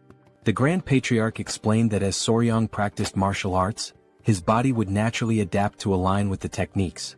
Mu Soryong further clarified that the Tang Clan focused on practicality, so Soryong would learn skills that could be immediately applied in real situations. Mu Soryong unpacked an array of weapons, arrows, daggers, shuriken and more. They started with concealed throwable weapons such as needles, coins, darts, powders, daggers and throwing knives. Mu Soryong explained that while there were many unconventional concealed weapons, they could mostly be divided into 5 types. He asked Soryong which one he thought was the easiest to handle. Soryong guessed it was the dagger or throwing knife, which turned out to be correct. Then Mu Soryong inquired about the most difficult weapon. Soryong suggested powder, as it needed to be scattered effectively. However, Mu Soryong informed him that the needle was the most challenging. Surprised, Soryong assumed it was because the needle was small and thin, making it tricky to throw. Mu Soryong explained further, it wasn't just about the difficulty of throwing. Soryong would also need to remember exactly where he threw each needle. To demonstrate, Mu Soryong separated the head of a brush from its handle and made a quick motion. Suddenly, the brush's bristles floated in the air and transformed into needles, raining down and embedding themselves into the ground. Soryong was stunned by how the bristles acted like actual needles. Mu Soryong revealed this was part of the Tang Clan's hidden weapon technique called Sky-Obscuring Flower Rain, a secret art where hundreds or thousands of needles fall like flower petals, covering an area. In Soryong's mind, it seemed like the technique involved scattering needles everywhere and then fighting on the same turf. He expressed concern that with an area filled with such needles, there would hardly be any space to move. Mu Soryong laughed and confirmed his assumption, adding that Soryong would have to remember the needles' positions to avoid falling victim to his own technique. To Soryong this seemed almost unbelievable. He broke into a sweat as he confirmed with Mu Soryong that he would need to remember the positions of needles that deflected opponents as well as those that missed their mark. Mu Soryong affirmed this, informing him that with the 5 Venoms body, he'd need to memorize at least 100 positions just to begin. Soryong turned pale at the thought. Afterward, Soryong collapsed face first onto the ground. Lady Huayan arrived, wearing a beekeeping suit, and asked if she looked ready. She explained that she had heard he was planning to catch a hornet and wondered if the suit was unnecessary. Soryong assured her it wasn't, her suit would allow them to catch one themselves instead of waiting for it to come. Huayan asked if he knew where the hornet's nest was, and he replied that she'd understand once they arrived. Huayan informed him she had spotted a nest nearby, so they headed out together. As they walked, Huayan brought up the letter sent to the Sichuan city lord and asked if Soryong had read it. Soryong confirmed he had. Blushing, Huayan expressed concern that he might not fully understand the letter's contents due to his young age. Soryong responded confidently, remarking that yang qi, a man's vital energy, was indeed important. Embarrassed, Huayan quickly told him that was enough, but it was clear he already understood. The great issue troubling the Sichuan city lord, as Soryong revealed, was erectile dysfunction. His rod was no longer functioning. Huayan grew suspicious of Soryong's knowledge on the subject, given his age. Soryong brushed it off, explaining he had lived alone for some time. Embarrassed, Huayan quickened her pace. A few hours later they arrived at the forest. Soryong became distracted by the creatures there, and Huayan had to keep him focused until they reached their destination. The nest was located inside a small cave-like hollow, which seemed like an ideal spot for hornets. As they approached, Huayan asked what it meant to find a hive without bees. They put on their headgear as Soryong explained that while they were looking for hornets, they wouldn't be capturing any bees. Huayan was confused but followed his lead. They reached the hole, and Soryong explained that the venomous insect they sought was more likely to be found in smaller, weaker hives. Huayan hadn't known this but was relieved to see that the hive seemed to contain what they needed. An insect emerged from the hive, and with a swift movement, Soryong caught it using chopsticks. They hadn't come there to catch a hornet. The insect they were after was something else entirely. That tiny creature would solve the Sichuan city lord's problems. Huayan asked about the bug, wondering if it was a ground beetle. She guessed correctly. Soryong realized that in this world, the insect was indeed called a ground beetle. In the Central Plains, the bug found in the giant hornet's nest was known as a ground beetle, though in the modern world, it's referred to as a blister beetle. Huayan asked if it was normal for ground beetles to be found in a hornet nest. Soryong explained that their life cycle was quite unique. Blister beetles have an unusual method of reproduction. Unlike most insects that either guard their eggs or create a safe space for them to hatch, this little creature simply lays its eggs wherever it pleases. Soryong joked about how the blister beetle would tell its boss to hold on while it dropped some eggs before leaving, with no particular care about the location. It would just lay them anywhere, with the only consideration being to pile them in one spot. When the blister beetle larvae hatch, they start crawling toward the highest point nearby. Once they reach the top, they engage in an odd behavior. They cluster together and mimic a flower. This false flower then attracts bees, which mistake it for the real thing. When the bees approach, the larvae swarm onto a carpenter bee's body, taking over its home in an instant. Soryong wasn't sure why the larvae favored giant hornet nests, but it seemed to be the ideal environment for their growth. Huayan felt sorry for the giant hornets, but Soryong shrugged, saying there was nothing that could be done. Huayan knew that the bug caused burns on the skin and had heard that eating too much of it could even be deadly. Soryong confirmed this, explaining that the orange liquid released by a blister beetle contains cantharidin, a toxic substance that causes burns and blisters when it touches the skin. Huayan blushed and asked if it truly had such an effect. Soryong affirmed, adding that it also had the curious property of immediately raising a man's rod. Embarrassed, Huayan quickly told him to stop explaining. She encouraged him to return to the Hall of 10,000 Poisons. Soryong, however, wanted to catch a few more beetles. They had already secured the blister beetle, and once back at the Hall of 10,000 Poisons, Soryong began teaching the warriors how to prepare the medicine. He instructed them to listen carefully and explained that they needed to dry the ground beetles and grind them into powder. 1/10 of that powder was toxic and 3 mo of it could prove fatal. If a person consumed 3/10 of a mo per guan body weight, about half of them would die. Soryong requested that they prepare the medicine using only 1/10 of 1 mo of the poison, about the amount in 10 drops of liquid. To clarify, 1 mo equals 3.75 milligrams, and 1 guan equals 3.75 kilograms. He asked if they understood. Deep down, Soryong felt as if his brain might explode from the complexity. One warrior, removing his mask, remarked that Soryong's explanations were incredibly detailed. They never imagined he would be so skilled in mathematics. The warrior assured Soryong that they would make sure to succeed, no matter what. Soryong thanked them, saying he relied on their efforts. Later that evening, Musong was talking to Huayan about how surreal it was that ground beetles had such effects. He mentioned that this made him want to reconsider the poisons in the Tang clan's arsenal. Huayan agreed. Musong then brought up Soryong's remarkable talent in math. Huayan shared how Soryong had calculated the solution's concentration and estimated it to match the weight of 10 drops of liquid. Musong admitted that while he considered himself knowledgeable about poisons, Soryong was on an entirely different level. The more he learned about him, the more he realized what a gem the young man was. Teasing Huayan, Musong asked if she liked Soryong even more now. Huayan blushed, feeling flustered. She admitted that she regretted her hasty judgment in the beginning. Musong replied that as long as she made up for it going forward, that was what mattered. Musong then asked how they planned to test the medicine once it was ready. Huayan turned bright red, almost as if she were a tomato. She mentioned that the branch family elders were saying Soryong had been too insolent. Soryong responded confidently that he'd test it by confronting the clan elders directly. Musong was left speechless, his jaw hanging open in shock. He laughed loudly, finding the boy amusing. The next day, everyone gathered in the hall. The clan elders were doubtful. A warrior handed Soryong a wooden box and explained that he had mixed licorice powder and honey to make the medicine sweeter and easier to consume. Soryong was impressed by how much attention the man had paid to the smallest details. He asked the warrior if he had followed the instructions exactly. The warrior confirmed that he had done so carefully. Other clan members scoffed, saying they were making too big a deal out of it. They even questioned how amazing it could truly be. The patriarch silenced them and then asked Soryong how he planned to prove the medicine's effectiveness. Soryong feigned surprise at the question. The clan elders shouted that it was only natural they needed confirmation. One elder yelled that they would never dare send unverified poison to the city lord of Sichuan. Another elder agreed, adding that if something went wrong it could lead to disaster. Soryang calmly responded that they had no other choice. The warrior understood, but the elders were confused. They grew irritated, feeling as though Soryang was implying they should test it themselves. A loud elder snapped at Soryang, asking if he even understood what that substance was. Another elder commented that Soryang had been out in the world for so long that it seemed like even his insides had turned black.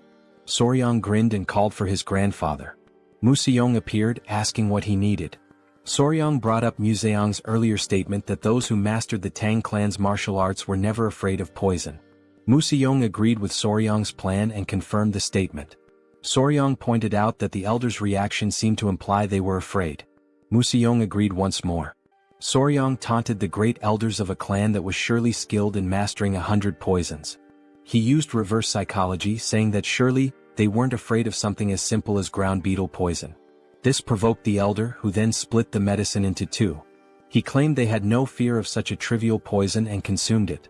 The elder warned Soryang that if the medicine didn't work, there would be consequences. The elder declared that they would uphold the laws and principles of the clan. They chewed the medicine and a tense silence followed. Then they smirked and declared that nothing was happening. However, one elder felt his manhood stir. The long slumber of the snake was over. Embarrassed, the elders quickly tried to hide their reactions, and from that day on, the clan's laws and principles were firmly set, with a hint of humor. The medicine was sent to the city lord of Sichuan, and its effects were proven to be excellent. A little later, the elders walked through the hall, holding their pants to hide the evidence. Soryang told Museong it had worked just as he had said. By provoking the elders with something related to poison, they had fallen for it immediately. Museong knew that the elders' actions were driven by their pride, but also by their concern for the clan. He advised Soryang not to resent them too much. Museong reminded him that, in the end, they were all family. Soryang nodded, understanding. Huayun hurried in, saying something terrible had happened. They asked what it was, and she explained that their children were acting strange. Soryang turned red and was taken aback. Museong, now serious, called for his grandson-in-law and grabbed him by the collar. He demanded to know what was going on and asked why they had children. Soryang was drenched in cold sweat. Still holding on, he said they hadn't even had a wedding ceremony yet. Huayun, her face flushing, shouted that they weren't human children. It was the centipede Soryang was raising.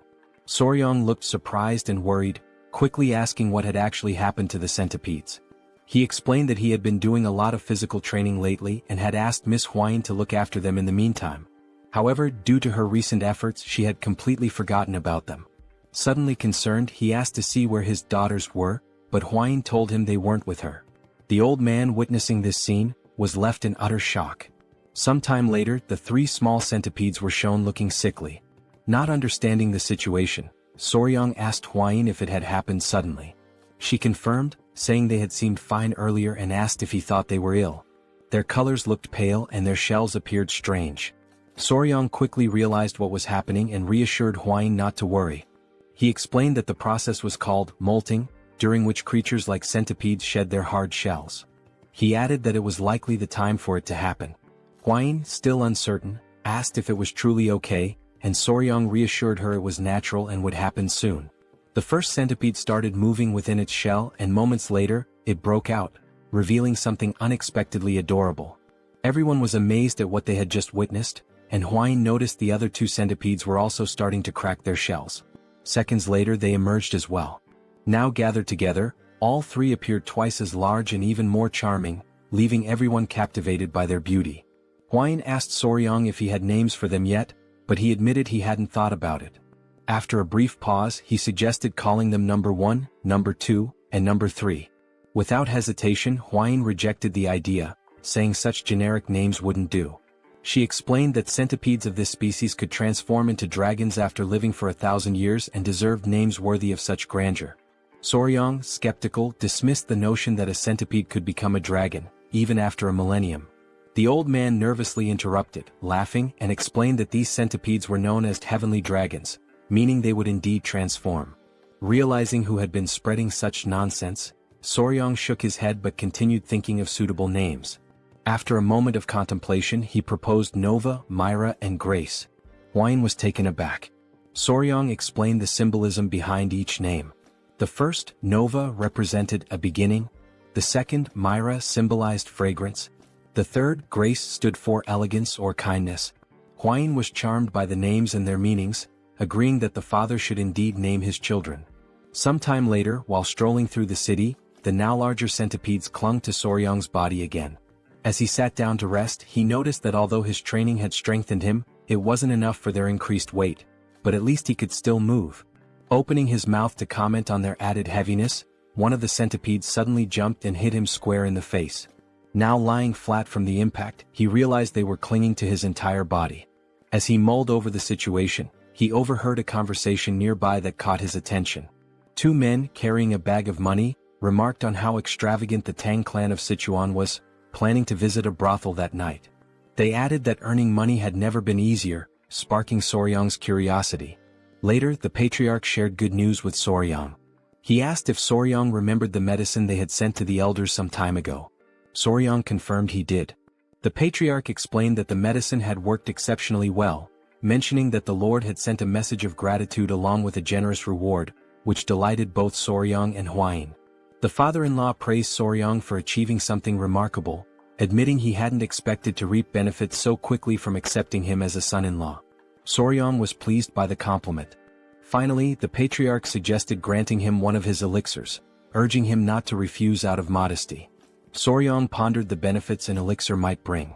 Excited, Huayin asked her father what type of elixir he was offering.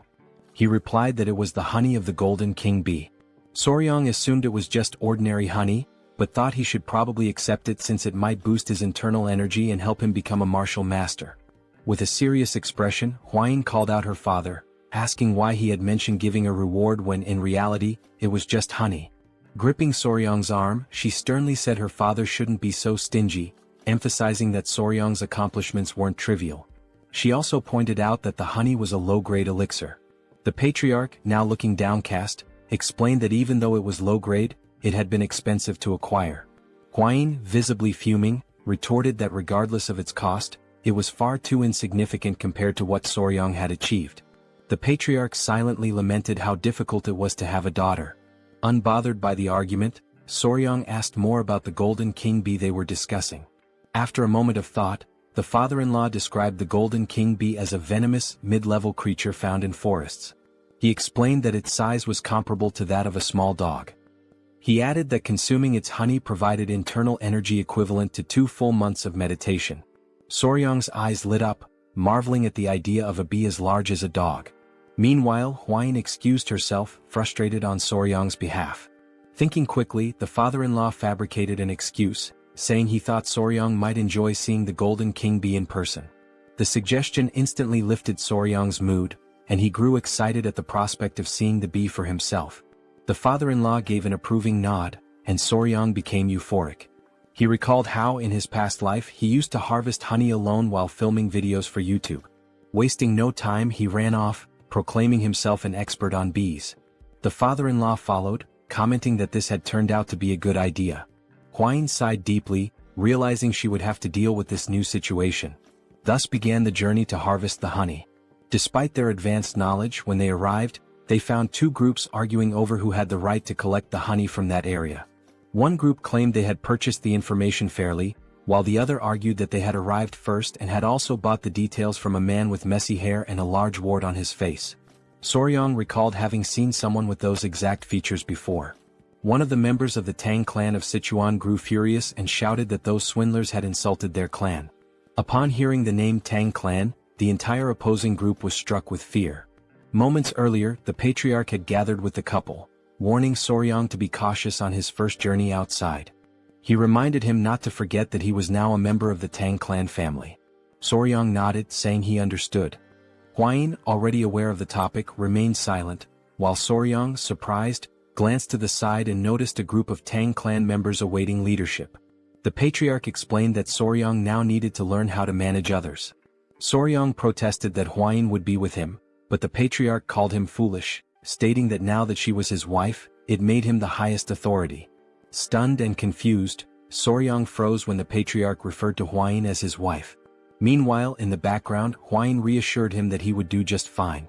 Desperate, Soryang promised to do his best. Returning to the current scene, tension filled the air as the two groups glared at each other, vying for the right to harvest the golden king bee's honey. Soryang asked Wolfgang, the leader of the Venomous Blood Unit, if they should share information with the other group. After a moment's thought, Wolfgang questioned who had dared to leak information about the Tang clan of Sichuan. Huayin remarked that whoever had the audacity to sell information bought by the Tang clan must be very bold. Upon seeing her, the opposing group grew visibly uneasy. Recognizing her as the poison flower of the three flowers of Murim and a direct descendant of the Tang clan, they were struck with fear. Realizing their mistake, the leader of the other group apologized, introducing his faction as the Central Wind Sect and announcing their withdrawal. He insisted they had no intention of interfering in Tang clan affairs. The other sect members also apologized, vowing to track down the scoundrels who had sold the information. They quickly departed, leaving Soryang amazed and giving him a glimpse of the Tang clan's influence. Naively, Soryang asked if everything was now resolved. However, Wolfgang, with his seasoned experience, responded that it wasn't over yet, explaining that groups with their reputations wouldn't back down so easily.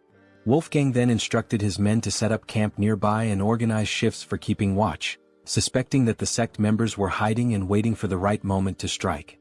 He ordered one of his subordinates to gather intelligence on the enemy.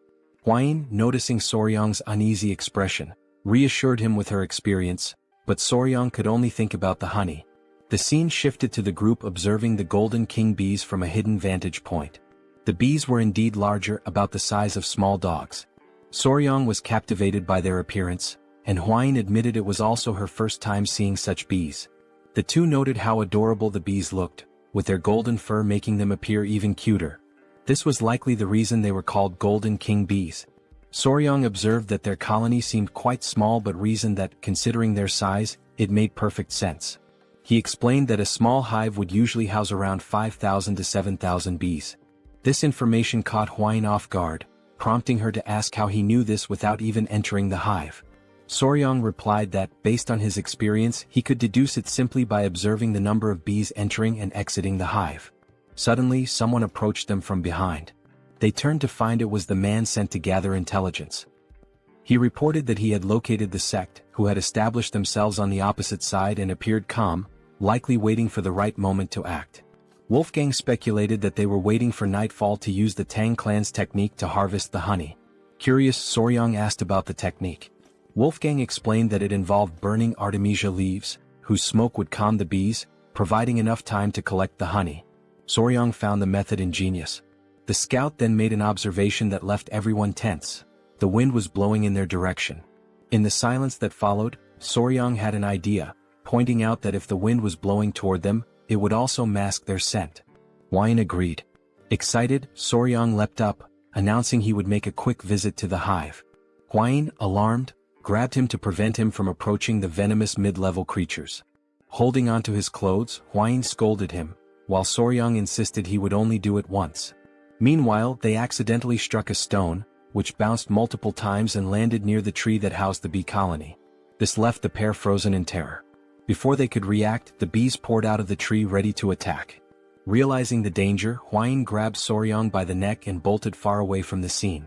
After receiving a stern scolding for causing trouble, Soryang sat on a rock, deep in thought. He began pondering if there was another way to approach the situation. Lighting a fire against the wind could trap them between the sect and the hive. Additionally, he noted that these bees were different from the ones he was familiar with. They could detect vibrations from the ground several meters away.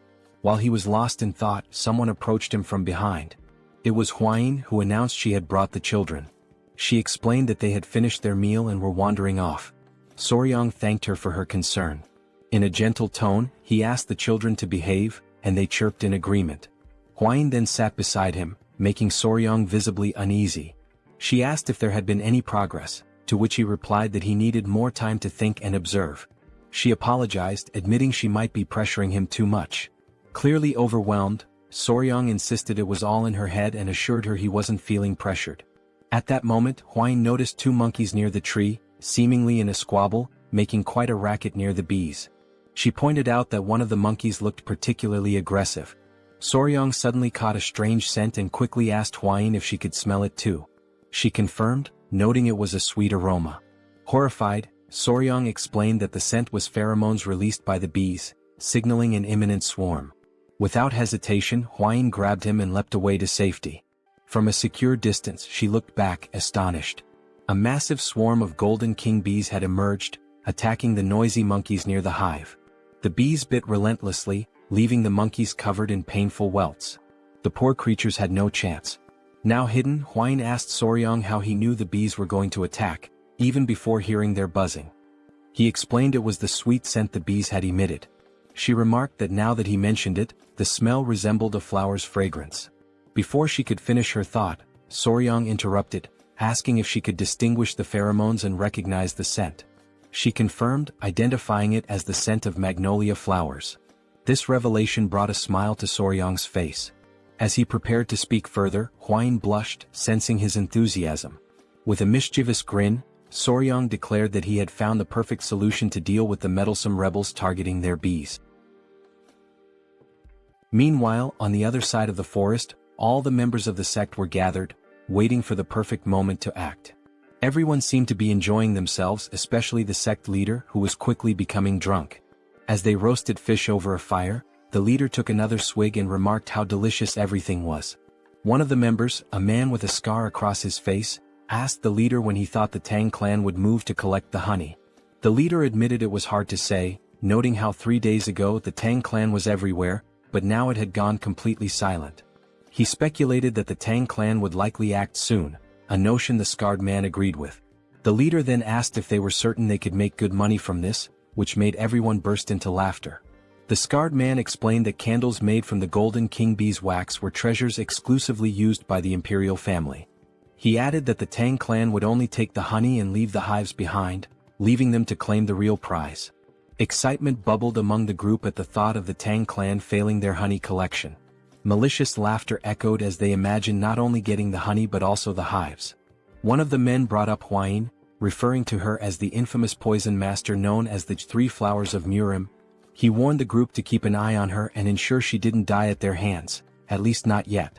This suggestion was met with more wicked laughter as they entertained the thought of claiming Huayin for themselves, with one member suggesting that she might even become a Tang clan in-law. Another joked that favors like that needed to be returned. As they laughed, one of the henchmen suddenly noticed a strange scent wafting in from afar. Still joking, he suggested it must be the natural perfume of the poisonous flower, Huayin. Another, chuckling along, bet that even her natural scent was as intoxicating as that aroma. The wind carried the fragrance across the forest, accompanied by an unusual noise. The man who had been joking moments ago now froze in fear and asked the others what the smell was. As they turned their attention to the sky, their expressions changed to shock and terror. Against the backdrop of the moon, a massive, swirling cloud was descending. It was an uncountable swarm of golden king bees. 2 members screamed in panic, asking if that was really a swarm of bees, and the others confirmed their worst fears. Without wasting another moment, they all ran for their lives, scrambling to escape the incoming wave of golden king bees. The once adorable bees, with their shining golden eyes, were now on a rampage, attacking anything that moved. Within seconds, the swarm had done its work, leaving the sect members covered in painful welts caused by the bees' bites, just as they had done to the monkeys earlier. Meanwhile, the scene shifted to show the mixture of ingredients Soryang had prepared to produce the pheromone. It had been strategically placed on the ground so the wind could carry the scent toward the henchman's camp. Hidden behind trees and rocks, Soryang and Huayin watched as the bees mobilized, following the pheromone's trail. Huayin was astonished that the plan had actually worked, while the sect leader stood slack-jawed, amazed that the entire swarm was heading in one direction. Huayin turned to Soryang and asked how he had managed it, admitting she hadn't expected the bees to become so aggressive over the scent of flowers. Soryang, clearly excited, explained that the smell had triggered the bees to launch a full-scale attack. Curious, Huayin asked how simply crushing some flowers and fruits and spreading the juice could provoke such a response. Soryang, brimming with enthusiasm, explained that the specific scent acted as a signal for the bees. Using examples like the Giga Chad beetle and adorable bees, he elaborated that the phenomenon was due to pheromones, a type of chemical signal used by animals of the same species to communicate. He added that social insects like ants and wasps heavily relied on pheromones for tasks such as locating food. Finally, he explained that the pheromone he used was the exact same chemical signal the bees released when initiating a mass attack: isoamyl acetate. Huayin, enchanted by Soryang's explanation, said it was fascinating that he knew the scent emitted by magnolias was the same one bees used to signal an attack. Embarrassed by her praise, Soryong replied that what was truly fascinating was her ability to recognize those scents. She explained that as a descendant of the Tang Clan, which specialized in poisons, she had to be highly sensitive to smells. Shifting focus from their explanations, Soryong noticed no bees were emerging from the hive. He concluded that this was the perfect moment to act and ventured into the Golden King bee's hive to harvest their honey. Holding smoldering mugwort leaves whose smoke soothed the bees, the trio moved cautiously, observing their surroundings. Standing at the entrance to the massive tree, surrounded by the silence of the night, the leader warned of the danger and insisted on going first. As he stepped inside, his eyes widened in amazement, marveling at how much larger the hive was than they had anticipated. Looking upward, they saw enormous, golden glowing honeycombs, fully living up to the name Golden King bees. The leader confirmed that the hive appeared empty, with no sounds of bees buzzing around. As they ventured further, Soryong noticed something unusual. After a closer inspection, he realized there was no honey. Hwain, after looking around, confirmed his observation. This struck the leader as odd, noting that such a thing had never happened before. Soryong also observed the absence of eggs in the hive. Curious, the leader asked if this might be related to the lack of honey. Drawing on his expertise, Soryong hypothesized that the bees were preparing to migrate. They must have consumed all their stored honey and carried it in their stomachs for the journey. He suggested this behavior might have been triggered by the frequent presence of humans nearby. Hwain agreed, stating that it made complete sense. Soryong elaborated that when bees prepare to migrate, the queen stops laying eggs because they can no longer care for larvae during their transition. While exploring the tree's interior, Soryong suddenly froze in shock. Hidden and camouflaged among the hive's remains, he spotted a lone golden king bee that had been left behind. With a sly smile, Soryong turned to the leader and asked how long he could sustain his mobility techniques without resting. The leader, confused by the question, estimated he could manage about half a day. Before he could ask why Soryong wanted to know, a scout interrupted, urgently announcing that the Golden King bees were returning and they needed to leave immediately. On high alert, the leader ordered everyone to retreat. He told Soryong to abandon his search and get out of the hive. In the background, Soryong continued inspecting the hive until Hwain came to retrieve him. Grabbing him by his clothes, she insisted they leave immediately. They all dashed to safety, knowing that even the Tang clan's techniques to calm the bees wouldn't be enough to prevent an attack. As Soryong was dragged along, it became apparent that he had taken the Golden King bee and hidden it inside his clothes. Moments later, the group finally breathed a sigh of relief, grateful to have narrowly escaped a potential mass attack. Hwain expressed her relief at having made it out before the bees returned, only to pause when she noticed something moving inside Soryong's clothing. Horrified, she demanded to know what he was carrying. With a sheepish smile, Soryong revealed the Golden King bee queen and nonchalantly explained that, since they couldn't retrieve the honey, he had brought the one who could produce it. Everyone stood speechless, processing the situation. When the gravity of what he had done sank in, they were thrown into a panic, unsure of what to do next.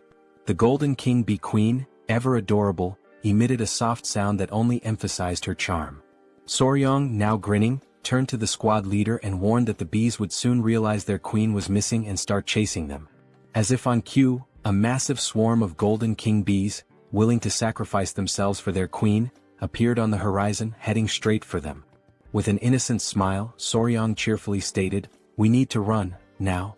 And so began a life-or-death chase. Woolgang carried Soryong on his back, running as fast as his legs would allow. The queen bee was restless, her wings trembling with unease. Soryong gently stroked her head, trying to soothe her, and promised that he would take her to a place where no one could disturb her. It had been several days since their desperate escape from the swarm of honeybees began. During this grueling journey, the group pushed themselves to their limits, sacrificing sleep and using their mobility arts to the fullest. Exhaustion was etched on the faces of every member of the team. By the time they reached their destination, several warriors from the Venom Blood unit had fallen behind.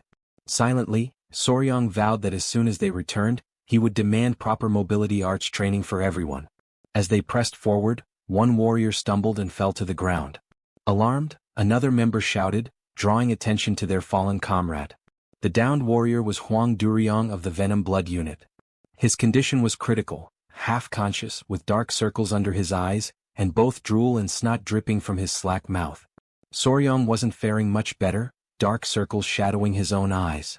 Yet, he clung to the hope that once the queen bee was far enough from her colony, the relentless pursuit of the swarm would cease. Wolfgang, however, began to lose faith. He questioned Soryang, asking if they could truly escape. Soryang's answer was vague, offering no definitive assurance. 3 days later, another warrior collapsed, falling face-first onto the dirt path. Weakly apologizing, he admitted he could no longer continue. Soryang grew increasingly worried about Wolfgang's condition. Before he could act, Hwain stepped forward, insisting she would carry Soryang in Wolfgang's place. Soryang protested, suggesting he could run on his own.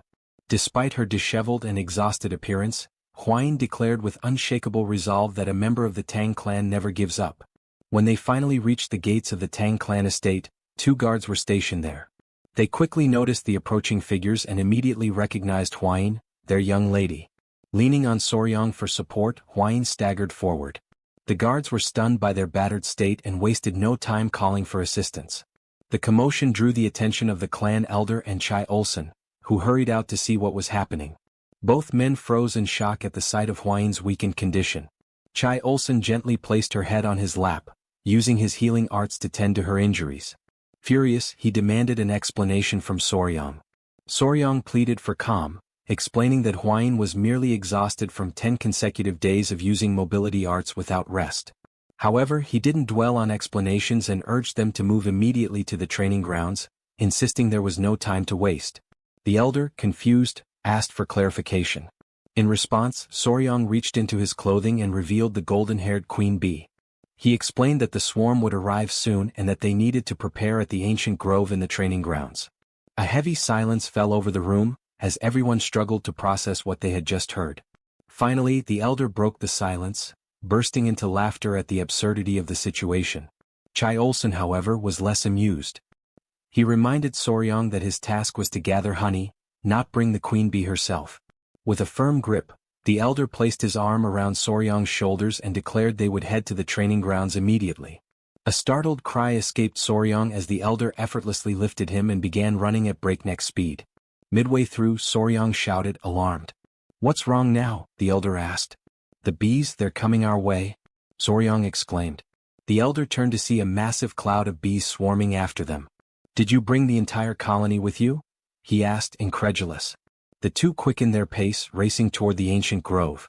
Soryang's body strained to endure the overwhelming speed, but the elder's secure grip held him steady, like a living seatbelt. At last they arrived.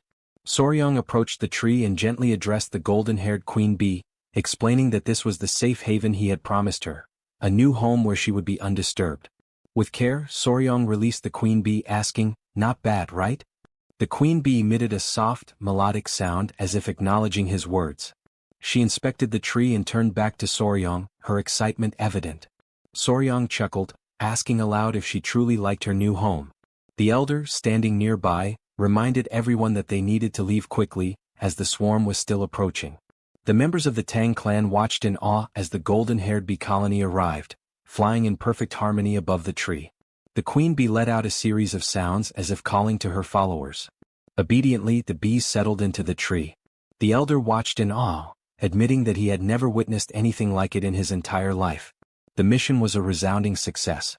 The golden-haired queen bee had been relocated safely, marking an extraordinary achievement for the Tang clan.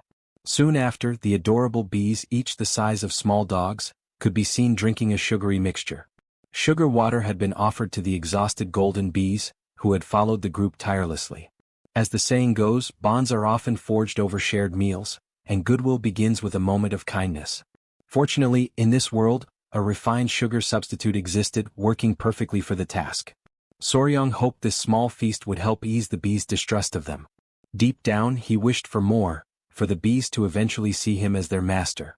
Suddenly, Soryang shouted, his expression changing as he remembered something. Both Chul-san and the elder turned to him with suspicion, asking what was wrong. Nervously, Soryang asked about Hwain. Irritated, Chul-san retorted that Soryang was only thinking of her now, after everything that had happened. He explained that he had instructed other members to escort Hwain back to her mother so she could rest. Chul-san then asked, clearly annoyed, whether they had really used mobility arts to travel from the forest all the way back to the estate while being followed by the bees. Soryang hesitated, then confirmed with an awkward nod. He apologized, explaining that they had managed only 4 hours of sleep per day, spending the rest of their time running. The elder suddenly seemed to realize something. Turning sharply to Soryong, he asked where the members of the Venom Blood Unit were. Sweat beaded on Soryong's forehead as he stammered out a hesitant answer. They had collapsed somewhere along the roadside. Quickly he added that he would go back to retrieve them. Eventually, the members of the Venom Blood Unit returned safely to their families. In Hwain's room, she had recovered enough to sit up and look cheerful. Soryong sat beside her. Excitedly, Hwain remarked that the golden bees had regained their strength. Soryong explained that the bees were now busy gathering nectar from the poisonous flowers on the Tang Clan's mountain. Hwain laughed, commenting on how adorable it was. At that moment, someone burst into the room, calling Soryong's name urgently. It was Pei, insisting that Soryong come quickly.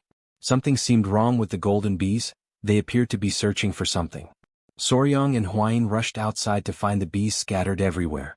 As soon as the bees spotted Soryong, they swarmed toward him, clinging to his clothes and tugging at his shirt. Confused, Soryong couldn't make sense of their behavior. The bees tugged harder, lifting him off the ground. Hwain watched in astonishment as Soryong floated in midair, arms outstretched and legs stiff, forming a T-shape. After a moment, the bees set him back down. Still dazed, Soryong asked what was going on and why they were acting so strangely. The bees began nudging him toward the hive and he finally understood. They wanted him to go inside. Looking around, Soryong noticed that the bees had already begun constructing part of their hive and were diligently collecting honey. That's when he saw the queen bee approaching him. Extending his palms, he asked if she needed help climbing up. Before he could react, the other bees grabbed him again, pinning him in place. One even pinched his cheek.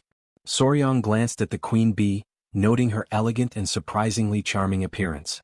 And then, to his utter shock, the queen bee closed her eyes and leaned toward him. Panic surged through Soryong, but he didn't have time to protest. The queen bee pressed her lips to his. He felt something placed in his mouth and instinctively swallowed. Immediately the other bees released him and the queen bee stepped back. Face blazing red, Soryong shouted at her, utterly mortified. "That was my first kiss. What were you thinking?" But before he could say more, an intense wave of pain shot through his body. He collapsed to the ground, writhing in agony. "What did you give me?" Soryong wondered in his mind. From his perspective, the queen bee watched him with an enigmatic expression, leaving him completely bewildered. Meanwhile, Soryong was lying on the ground, writhing in pain, while the queen bee observed him passively. As he agonized on the ground, he noticed that beneath the strange discomfort, like an intense itch, his entire body was engulfed in overwhelming heat, and his heart was racing uncontrollably. He turned toward the queen bee beside him, still struggling, and demanded to know what she had made him eat. She simply stared at him adorably, offering no response as his senses began to fade and his eyelids grew heavy. A few minutes later, still unconscious, Soryong heard someone calling his name over and over. When he partially opened his eyes, he saw Hwain and the Great Elder. Hwain, frantic, exclaimed that something was seriously wrong with him, and the elder confirmed, saying it seemed he had ingested a highly potent elixir. Soryong fainted again as Hwain pleaded for him to hold on, promising to guide his chi. Moments later, Soryong regained full consciousness. He woke to find Hwain beside him, worry etched across her face as she asked if he was okay. He sat up in bed, scratching his head and asked where they were. She explained they were in the Tang Clan's medical wing. Hwain elaborated, saying that when she saw him being dragged off by the queen bee, she and the elder immediately ran to the hive. By the time they arrived he was already unconscious, so they brought him there. She asked if he remembered what had happened at the hive. Soryong paused to think. It was then that he realized his first kiss in this world had been with the queen bee. Embarrassed, he flushed deeply. Hwain, still concerned, asked if he was feeling all right and if there was anything wrong with his body. She offered to call the Great Elder for his expertise if necessary. Looking down at his hands, Soryong shook his head and said there was no need. After letting out a long sigh, he decided to explain what had really happened.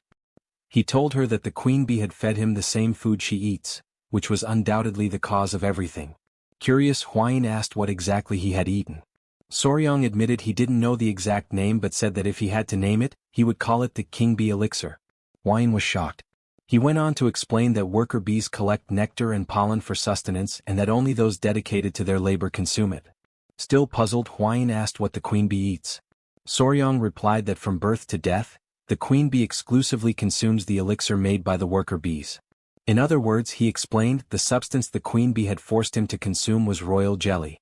Huayin understood and remarked that it must be the queen's exclusive food for her entire life. Soryong then added that the king bee elixir has special effects. Intrigued, Huayin asked what those effects might be. Excitedly, Soryong explained that while worker bees typically live for about a month and a half, the queen bee, sustained solely by the elixir, can live up to 690 times longer. Huayin, startled by his enthusiasm, told him to calm down. She concluded that the mystery was solved and there was no reason to worry. She noted that the internal cultivation method he had practiced, the 5 venoms return technique, was only a beginner-level technique, so he couldn't absorb the elixir's full power. She also mentioned that the honey from the bees carried 2 months' worth of internal energy, but he had essentially absorbed 60 times that amount, equivalent to 10 years of internal energy. She added that he was incredibly lucky. As he felt the surge of blue energy coursing through his body, Soryong realized just how fortunate he had been. Huayin, bashful and fiddling with her hair, hesitantly suggested that he should check himself in a silver mirror later. Blushing, she hinted that the golden king bee elixir might have had other effects. Wide-eyed, Soryong demanded to know what effects she was talking about and what the silver mirror was for. When he looked into the mirror, he noticed something was different. His body was taller, his abs were defined, and even his hair had grown longer. Examining himself further, he realized there was definitely something unusual. He questioned whether royal jelly always had such effects. He noted that his cultivation had improved significantly and that his skin was unbelievably soft, almost like a woman's. Panic set in as he wondered if he was turning into a woman since the substance he had consumed was meant exclusively for the queen. Determined to confirm, he decided there was only one way to check, by analyzing his baseball bat. After a meticulous inspection, he was relieved to find everything intact, or perhaps even slightly enhanced. Relieved, Soryong lay down on the floor and realized everything was where it should be. Huayin mentioned that the elder had guided his qi, otherwise the outcome could have been disastrous. Soryong admitted that he had indeed been at death's door and that the great elder had saved him. Later, as he walked through the city, Soryong noticed he was receiving strange stares that hadn't happened before. He wondered if it was due to the increase in his internal energy. When he overheard 2 girls talking about him, he decided to slip away quietly. Now at the Sichuan clan's restaurant, Soryong sneaked in, trying not to draw attention. However, Huayin's mother noticed him as he arrived while everyone was being served at the table, which was adorned with several beautiful dishes. Her mother teased that her son-in-law looked even more handsome now and asked how he was feeling and if his body was all right. Soryong replied that he was fine and apologized for causing any worry. She told him not to fret and said that it was now something to celebrate. After all, his skin looked amazing and Huayin must be feeling jealous. Embarrassed, Huayin blushed deeply. Flustered, she urged everyone to stop teasing and to take their seats. With everyone gathered around the table, the servants began serving the meal. Huayin's father asked if Soryong was feeling better, to which he replied yes and apologized again for causing concern. Soryong also took the opportunity to thank the elder, saying he had heard how well he had taken care of him. The elder graciously acknowledged the gratitude and commented that Soryong seemed to have had a stroke of good fortune. At this, Huayin's father and the elder turned to Soryong and asked if he could explain what had happened. Huayin had mentioned the king bee elixir, but they wanted to hear the story directly from him. Soryong paused, reflecting on what had truly happened and how to convey it. He began by explaining that it seemed the queen bee had been so pleased with her new home that she decided to reward him for his kindness. She dragged him into the hive and fed him the king bee elixir, which started all the commotion. Everyone at the table was shocked, marveling that even mid-level venomous creatures could show gratitude. It was truly fascinating. The elder then asked Huayin's father if there was any way to obtain the elixir again, noting how it could greatly benefit the Tang clan. Huayin's father responded that while the honey alone was an incredible treasure, the king bee elixir would indeed be an extraordinary blessing. Excited by the idea, Huayin's mother turned to Soryong and asked if it would be possible for him to acquire more of the elixir. The question silenced the entire table as everyone waited for his response.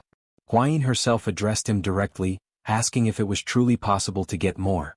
Soryong thought about it, considering that with ordinary bees, it might be feasible to create multiple queen cells and trick the worker bees into producing royal jelly for them.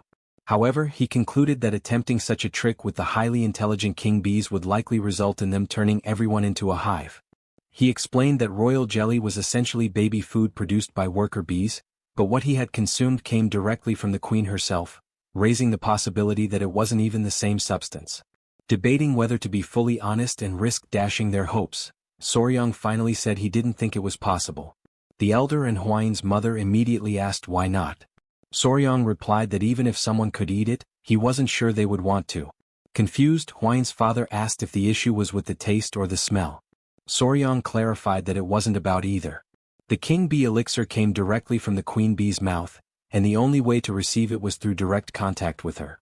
He went on to explain that the process involved forming a bond by joining lips, with the queen's tongue entering the recipient's mouth to transfer the elixir.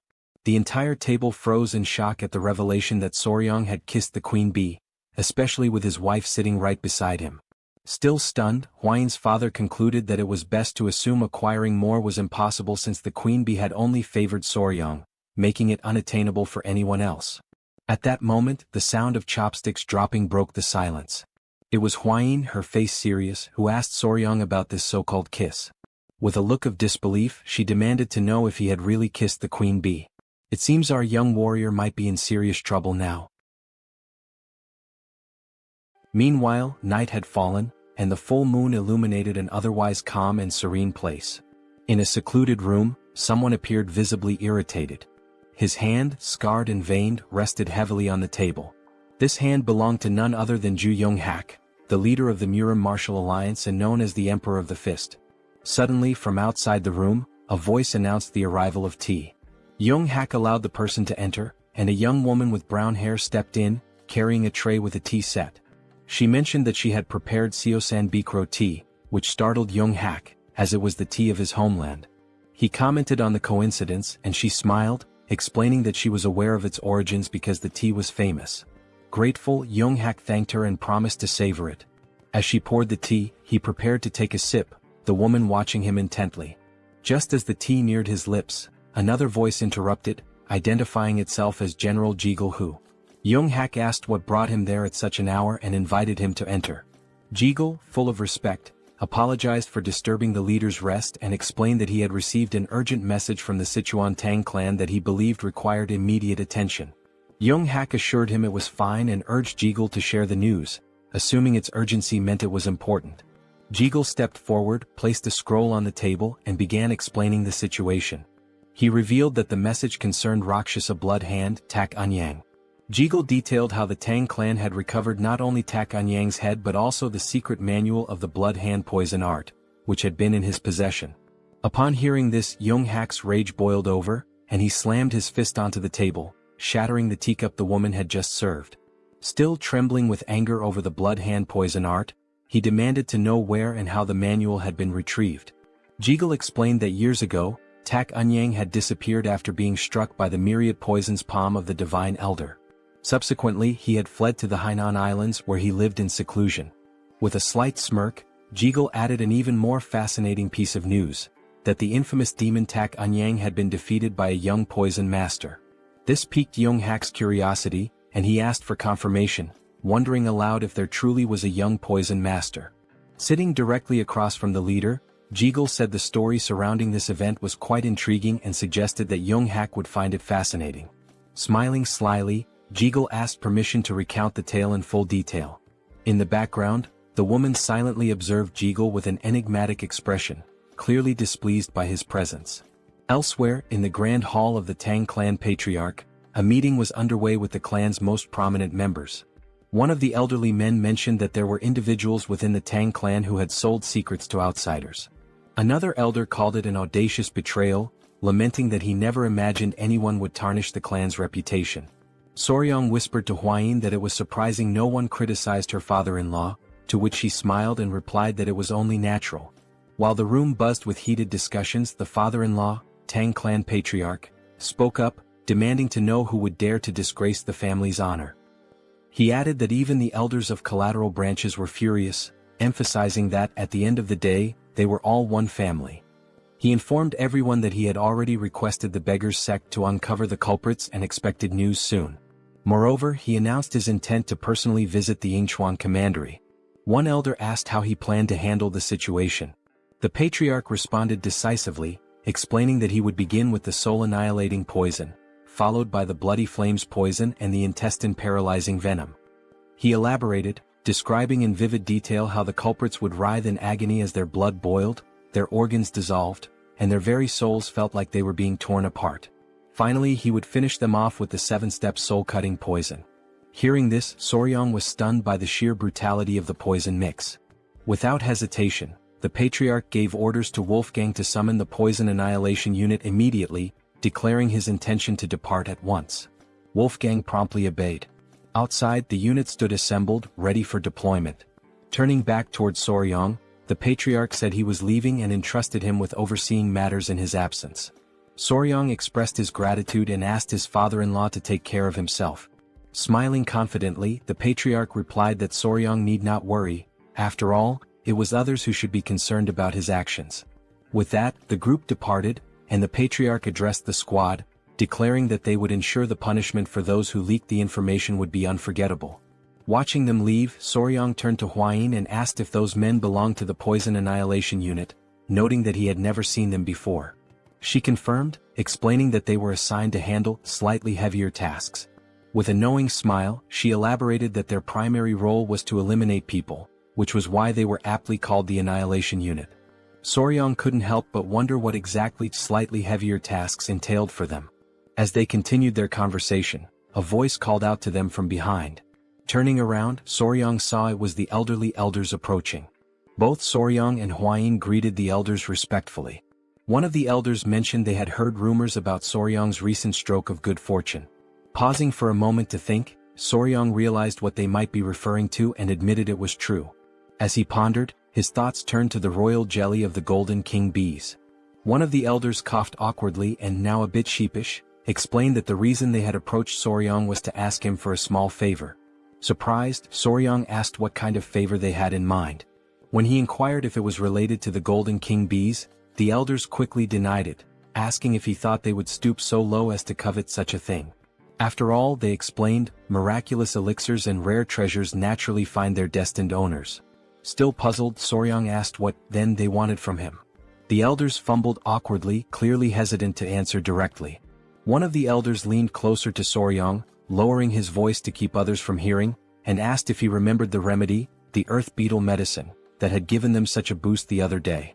Since Soryang had been in charge of it before, he still had authority over the medicine. It was only then that Soryang, now smiling, realized what they were referring to. What sly old men, he thought. With a smirk, he pulled out the earth beetle medicine and began to handle it deftly, almost as if performing a juggling act. Though he was still adjusting to life in the clan, he knew that if the elders supported him in various ways, there would be nothing he couldn't offer in return. The elders burst into laughter, promising that from now on, they would fully support their son-in-law. Hwayin, however, felt slightly disappointed. At that moment, the great patriarch emerged from the temple and noticed the elders laughing boisterously. Just as Soryang was about to hand over the earth beetle medicine, the patriarch asked what was causing such merriment. Panicking, the elders scrambled to cover up their intentions, awkwardly beginning to dance, claiming it was just a friendly gathering. The plan worked. The great patriarch believed them, thinking they had finally come to appreciate Soryang's true value. Hwayin, however, remained disappointed and quietly furious. Their moment was interrupted when a man rushed in, announcing a serious problem. Everyone turned their attention to him, and the great patriarch demanded to know the issue. The man revealed that Lord Sichuan was on the verge of death. Shock and panic spread throughout the room. Soryang immediately asked if Lord Sichuan had been using the medicine correctly.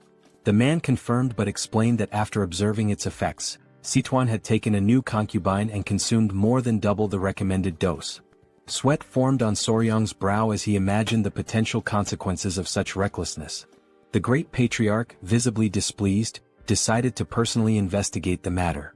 Since Soryang was the only man left in the household, he was tasked with protecting the women while the patriarch was away. Accepting the responsibility, Soryang bid him farewell and took up the role with determination. The great patriarch departed, leaving Soryang feeling reassured that nothing would go wrong under his watch. Later that evening, with nightfall, Soryang and Hwayin sat on a bench, talking. She asked how he was finding the 10 Venoms dual origin art he had been learning. He replied that it wasn't as difficult to grasp now as it had been at the start. He explained that if the 5 Venoms returning technique felt like a single large sphere moving through the body, the 10 Venoms dual origin art was more akin to a twin-cylinder engine. Huayin noted that by this point, Soryong must have already developed some tolerance to common poisons. She added that he could now release his inner energy directly or infuse it into objects. Soryong was speechless, intrigued by this revelation, and overwhelmed with an uncontrollable desire to test his new technique. They prepared a straw dummy for the test. Drawing a dagger, Soryong closed his eyes to focus. A powerful green energy began to emanate from his body, radiating with intensity. The first step was to move his internal energy from left to right and then rotate both spheres in the same direction. As soon as the chi energy circulated through his body, he opened his eyes and hurled the dagger forcefully toward the straw dummy. The dagger flew like lightning, piercing the dummy effortlessly. Soryong was pleased, and his fiancée praised him for successfully infusing his chi into the dagger. The knife, still radiating energy, embedded itself into the wall directly in front of two masked men. At first, the masked intruders thought they had been discovered and considered taking Soryong out. However, upon noticing the straw dummy, they realized it was just a coincidence. One of them was holding a book, the secret manual of the blood hand poison art. Although it was merely a copy, their task was complete, and they decided to leave quickly before the situation escalated. They mocked the Tang clan's negligent security, calling the guards fools for making their escape so easy thanks to the distraction. But then, something unexpected happened. A sweet, rosy aroma began to fill the air, putting the men on edge. The scent was pleasant, yet they couldn't determine its source. Hovering just above them was the king bee, glaring at the intruders with an intensity that confirmed they didn't belong there. As the rain began to fall, cries echoed through the area. Soryong froze, startled and unsure of what was happening. Elsewhere, Huayin turned toward the sound of the cries and spotted movement. Through the bushes she caught sight of men dressed like ninjas. Two were hidden while one stood in plain view. The king bee attacked the man who appeared confused, clearly not understanding why a bee was in the training grounds. Soryong and Huayin observed the scene and quickly realized they were dealing with intruders. With a furious expression, Huayin knew she had to act. She dashed toward the intruders and instructed Soryong to prepare the bow. She moved so quickly that a trail of dust followed her.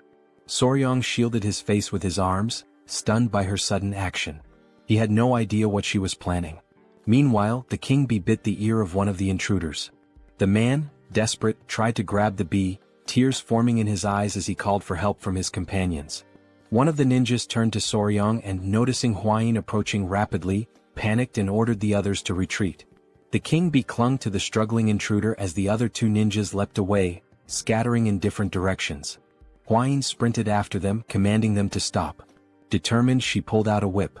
With all her strength, she lashed it against the ground, causing a small explosion. Fortunately for the intruders, they managed to leap away in time, avoiding the attack. Huayin's eyes widened in surprise at their successful evasion. The man being attacked by the king bee unsheathed his sword and charged toward her. The king bee clung to his head in what might have seemed endearing under different circumstances. Soryong panicked, shouting for Lady Huayin to be careful. As the king bee sucked on the man's head, he swung his weapon with immense force. To his shock, Huayin blocked the attack effortlessly with her whip. She locked her piercing gaze on the man, who barely had time to react before she counterattacked. The next thing he knew, the whip was right in front of his face. The strike caused a small explosion on the man's body, sending the king bee flying away. After neutralizing her opponent, Huayin moved gracefully, appearing behind him. The man lost consciousness and collapsed to the ground. Soryong stood there, mouth agape, deeply worried about her. Huayin, her expression calm, turned to reassure him, telling him not to worry as she was fine. The man's body began to emit a sinister energy, causing him immense pain. The king bee landed on Soryong's shoulder as he stared at the body, unsure who the man was or whether he was dead. Huayin stowed her whip as she observed the strange energy emanating from the man's body. Within seconds he perished. Huayin explained that he had bitten into poison to end his own life, undoubtedly to conceal something crucial. Not far away, someone noticed the intruder's presence and shouted to alert the guards. Huayin turned and decided to organize a pursuit team to hunt down the fleeing enemies. Soryong began to sweat, overwhelmed by her determination. Huayin ordered him to follow her along with Gu Pei, the leader of the blood poison unit. The night was dark, but the forest was lit by the flickering glow of torches. Soryong, Pei, and several other members of the clan chased the intruders through the dense forest. Leading the group, Pei was confident that the masked men couldn't have gotten far. With a determined expression, he declared that they must capture them at any cost. While the others seemed tireless, Soryong was already showing signs of exhaustion. Sweating and short of breath, he focused on activating his dual-cylinder engine technique. As he did, he stomped the ground with great force, causing it to shatter beneath him. The earth gave way under his feet, and Soryong let out a loud yell as his body sank into the ground. From his clothing, small centipedes began to crawl out. Pei turned around with a confused expression and asked if Soryong was all right. Soryong had created a large hole in the ground. Pei and the others halted their pursuit, rushing to the edge of the hole to help him. With their assistance, Soryong managed to climb out, thanking them profusely as he genuinely thought he wouldn't survive. But as he turned his head back, something caught his attention. Beneath him was a cluster of green snakes staring up at him intently. Soryong couldn't stop himself from sweating even more as fear gripped him upon realizing he was standing in the middle of a snake nest. Pei studied the serpents carefully and explained that they usually gathered in areas with strong Inkai energy, particularly during this time of year. He added that these snakes were unusually aggressive and warned Soryong to stay vigilant. Soryong, overwhelmed by fear, continued sweating profusely. One of the snakes opened its mouth, preparing to strike. This behavior was odd to him since striped tiger water snakes were typically not this hostile. Dark clouds loomed over the sky, signaling the arrival of a storm. Soryong admitted that it was his fault they were delayed. Knowing that rain was imminent, he suggested they move quickly. Pei and the others agreed, resuming their chase. They couldn't afford to lose sight of the intruders. Not far ahead, a faint light became visible. Pei turned to Soryong, announcing that they had found the intruders. The masked men, visibly furious, found themselves cornered at a dead end. Behind them was a towering rocky mountain, cutting off any escape route. As thunder rumbled across the sky, Pei and his group arrived, encircling the intruders. Pei and his team reached into their robes, declaring that this was the end for the masked men.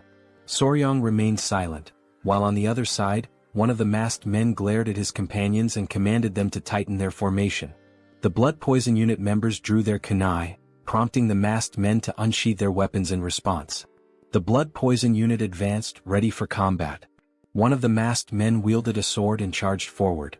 Two members of the unit threw kunai at him, but the ninja skillfully deflected the projectiles with his dagger. He counterattacked fiercely, his sword clashing violently with the ninja's daggers. The ninjas were shocked by the man's strength, their expressions hardening in frustration. One of them moved swiftly and delivered a powerful kick to the man's face, forcing him to drop his weapon. They ordered him to step aside. Witnessing this, a member of the blood poison unit panicked. While the ninjas were distracted, something began approaching them rapidly. It was Pei who attempted a surprise attack. But the ninja ducked quickly, evading the strike with ease.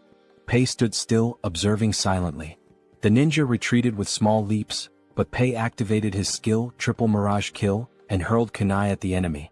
The kunai flew toward the ninja, exploding mid-air and splitting into 3 separate blades. The ninja was stunned by the unexpected attack. Luckily, he managed to block 2 of the blades, but the third embedded itself in his shoulder, causing excruciating pain. He clutched his wounded shoulder, grimacing. Pei approached, mocking him as a lucky bastard. By now, 2 of the masked ninjas were already down, leaving only one standing, injured and fatigued. Pei and his men began to close in on the last remaining enemy. The ninja was fortunate. The rain had diluted the venom on Pei's kunai, sparing him from a more severe fate. Pei glared furiously at the ninja, but suddenly, a chilling laugh echoed through the air, interrupting the standoff. The voice mocked the pathetic insects gathered there. Pei and the others froze, their confusion apparent. On high alert, Pei adopted a serious expression and demanded to know who was there. At that moment, a figure descended from the top of the rocky mountain, landing before the remaining ninja with enough force to crack the ground. The newcomer was an old man with a long, scraggly beard and a sinister smile. He scanned Soryong and the others with a murderous gaze, exuding an aura of malice. Feeling the man's powerful energy, Pei immediately became alert, recognizing him as a martial arts master. Without hesitation, Pei ordered his men to retreat. The old man's body began to radiate a sinister aura. He stood upright and, with a wicked smile, started walking toward them. Turning to the ninja, he asked if they had retrieved the item. The ninja closed his eyes and pulled a book from within his robes, explaining that it was not the original but a copy made by the Tang Clan. This revelation stunned Soryong, whose eyes widened in disbelief. Memories of the great patriarch's words came flooding back to him. He had warned that this book was something only evil men would desire. Soryang's gaze locked onto the book as recognition set in. He quickly realized it was a replica of the malicious tome his grandfather had studied long ago. Meanwhile, one of the captured ninjas had been tied up nearby.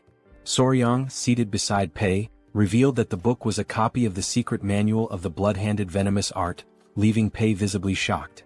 Pei's eyes burned with fury and he clenched his teeth tightly. As this was happening, the ninja handed the book to the old man, who opened it with an unsettling grin spreading across his face. Pei's fists trembled with indignation. He couldn't fathom the kind of people who would dare to covet something so dark and cursed. He demanded the old man reveal his identity. With a sinister smirk, the elder began flipping through the pages one by one. As he had suspected, the book was indeed a copy. It contained the forms of the techniques but lacked the crucial formulas. Still, for him this was more than enough. After finishing the book, he shut it decisively.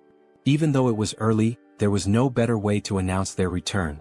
The old man gave the ninja, whom he addressed as Bloody Glory, permission to unleash the cultivation martial arts and ordered him to leave no one alive. Bloody Glory cracked his knuckles and, with a determined expression, vowed to carry out the command. Beside him lay the lifeless body of one of his fallen comrades. Reaching out toward the corpse, he began to concentrate.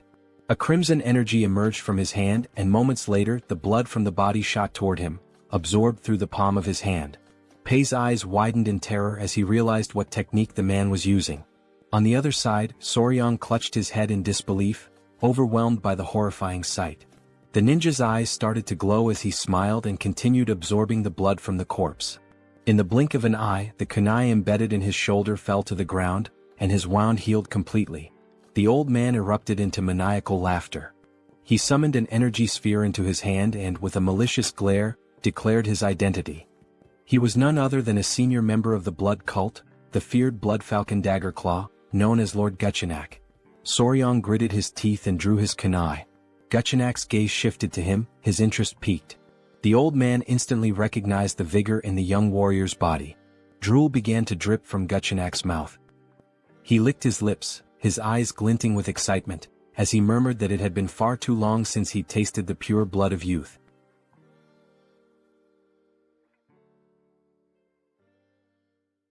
Lord Guchenak commanded ninja to capture their target, believing that nothing aids recovery better than the pure blood of a young boy.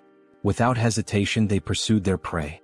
In response, Pai ordered the deployment of the 5 poison annihilation formation, determined to prevent their enemies from reaching Soryang. Amused by their efforts, Lord Guchenak retaliated with a devastating attack, unleashing a powerful explosion that sent debris flying in all directions. In the chaos, Soryang was instructed to evade, but before he could react, a force seized him from behind. Ninja's grip tightened around his neck, immobilizing him as he coldly declared that the elder required his blood. Soryang, struggling to breathe, managed to utter a signal. At his command, baby centipedes emerged, sinking their fangs into Ninja's flesh. The sudden attack caught him off guard, their bites relentless.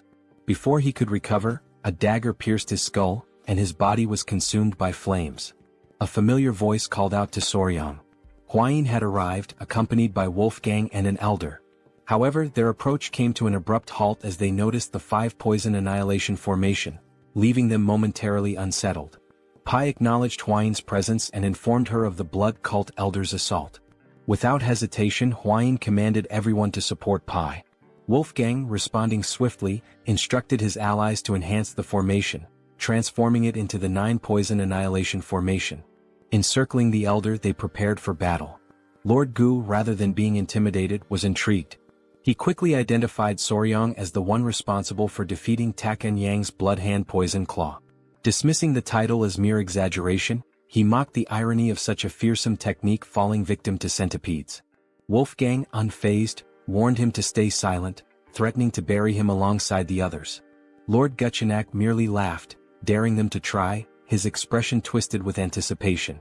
As the battle raged on, rain poured from the sky, explosions erupting across the battlefield. Amidst the chaos, Soryang attended to an injured warrior, urging him to hold on despite knowing deep down that their situation was dire. Their forces were growing weaker, while their enemy continuously replenished his strength by absorbing blood. A sudden crash broke his thoughts. Huayin had been thrown against a tree, wincing in pain. Rushing to her side, he asked if she was all right. Though coughing up blood, she reassured him before grasping his hand and advising him to return to the Tang clan to summon reinforcements. Their current numbers were insufficient. Soryang hesitated, torn between the truth of her words and the reality that he could do nothing to change the battle's course. Wolfgang and the others pleaded with him to go, vowing to hold their ground as long as possible. With a pained expression, he finally agreed, promising to return quickly, though he doubted his own speed. Before he could dwell on it, Huayin pulled him into an embrace, assuring him that he was capable. She reminded him of his hard training and promised they would search for more poisons together in the future. Entrusting him with their survival, she returned to the battlefield. Watching her leave, Soryang struggled with his emotions, feeling overwhelmed by the situation. Pushing forward, he sprinted as fast as he could, until he tripped, landing in a puddle. The baby centipedes emerged, offering him comfort, a gesture he found oddly touching. Then realization struck. Even if he ran at full speed, it would take nearly half a day to reach the clan, and most of their skilled fighters were away. Even if he called for help, they wouldn't arrive in time. Looking up at the sky, he understood the truth. They had sent him away not for reinforcements but to save him. The thought left him conflicted. Was it because he was the youngest or because they saw him as weak and in need of protection? Doubts crept in about the true nature of martial artist chivalry. Yet, as he recalled Kaelson's words, that he was part of the family, he reflected on the meaning of the word. He had never truly considered himself a member of the Sichuan Tang Clan. But as he recalled cherished memories with them, he realized that everyone had already accepted him as family. Everyone except himself. A small smile formed on his lips. For an assassin clan, they were surprisingly warm-hearted. Rising to his feet, his resolve hardened. With newfound determination, he whispered to himself, ready to act. He sprinted forward, driven by a singular goal, to save those who had risked their lives for him. His mind raced through possible solutions, considering every factor: blood cult regeneration, venomous creatures, poisonous beasts, and lethal herbs. Then he came to a halt. Before him lay a snake den, its eerie inhabitants slithering within. He turned to the baby centipedes, instructing them to wait before carefully setting them down.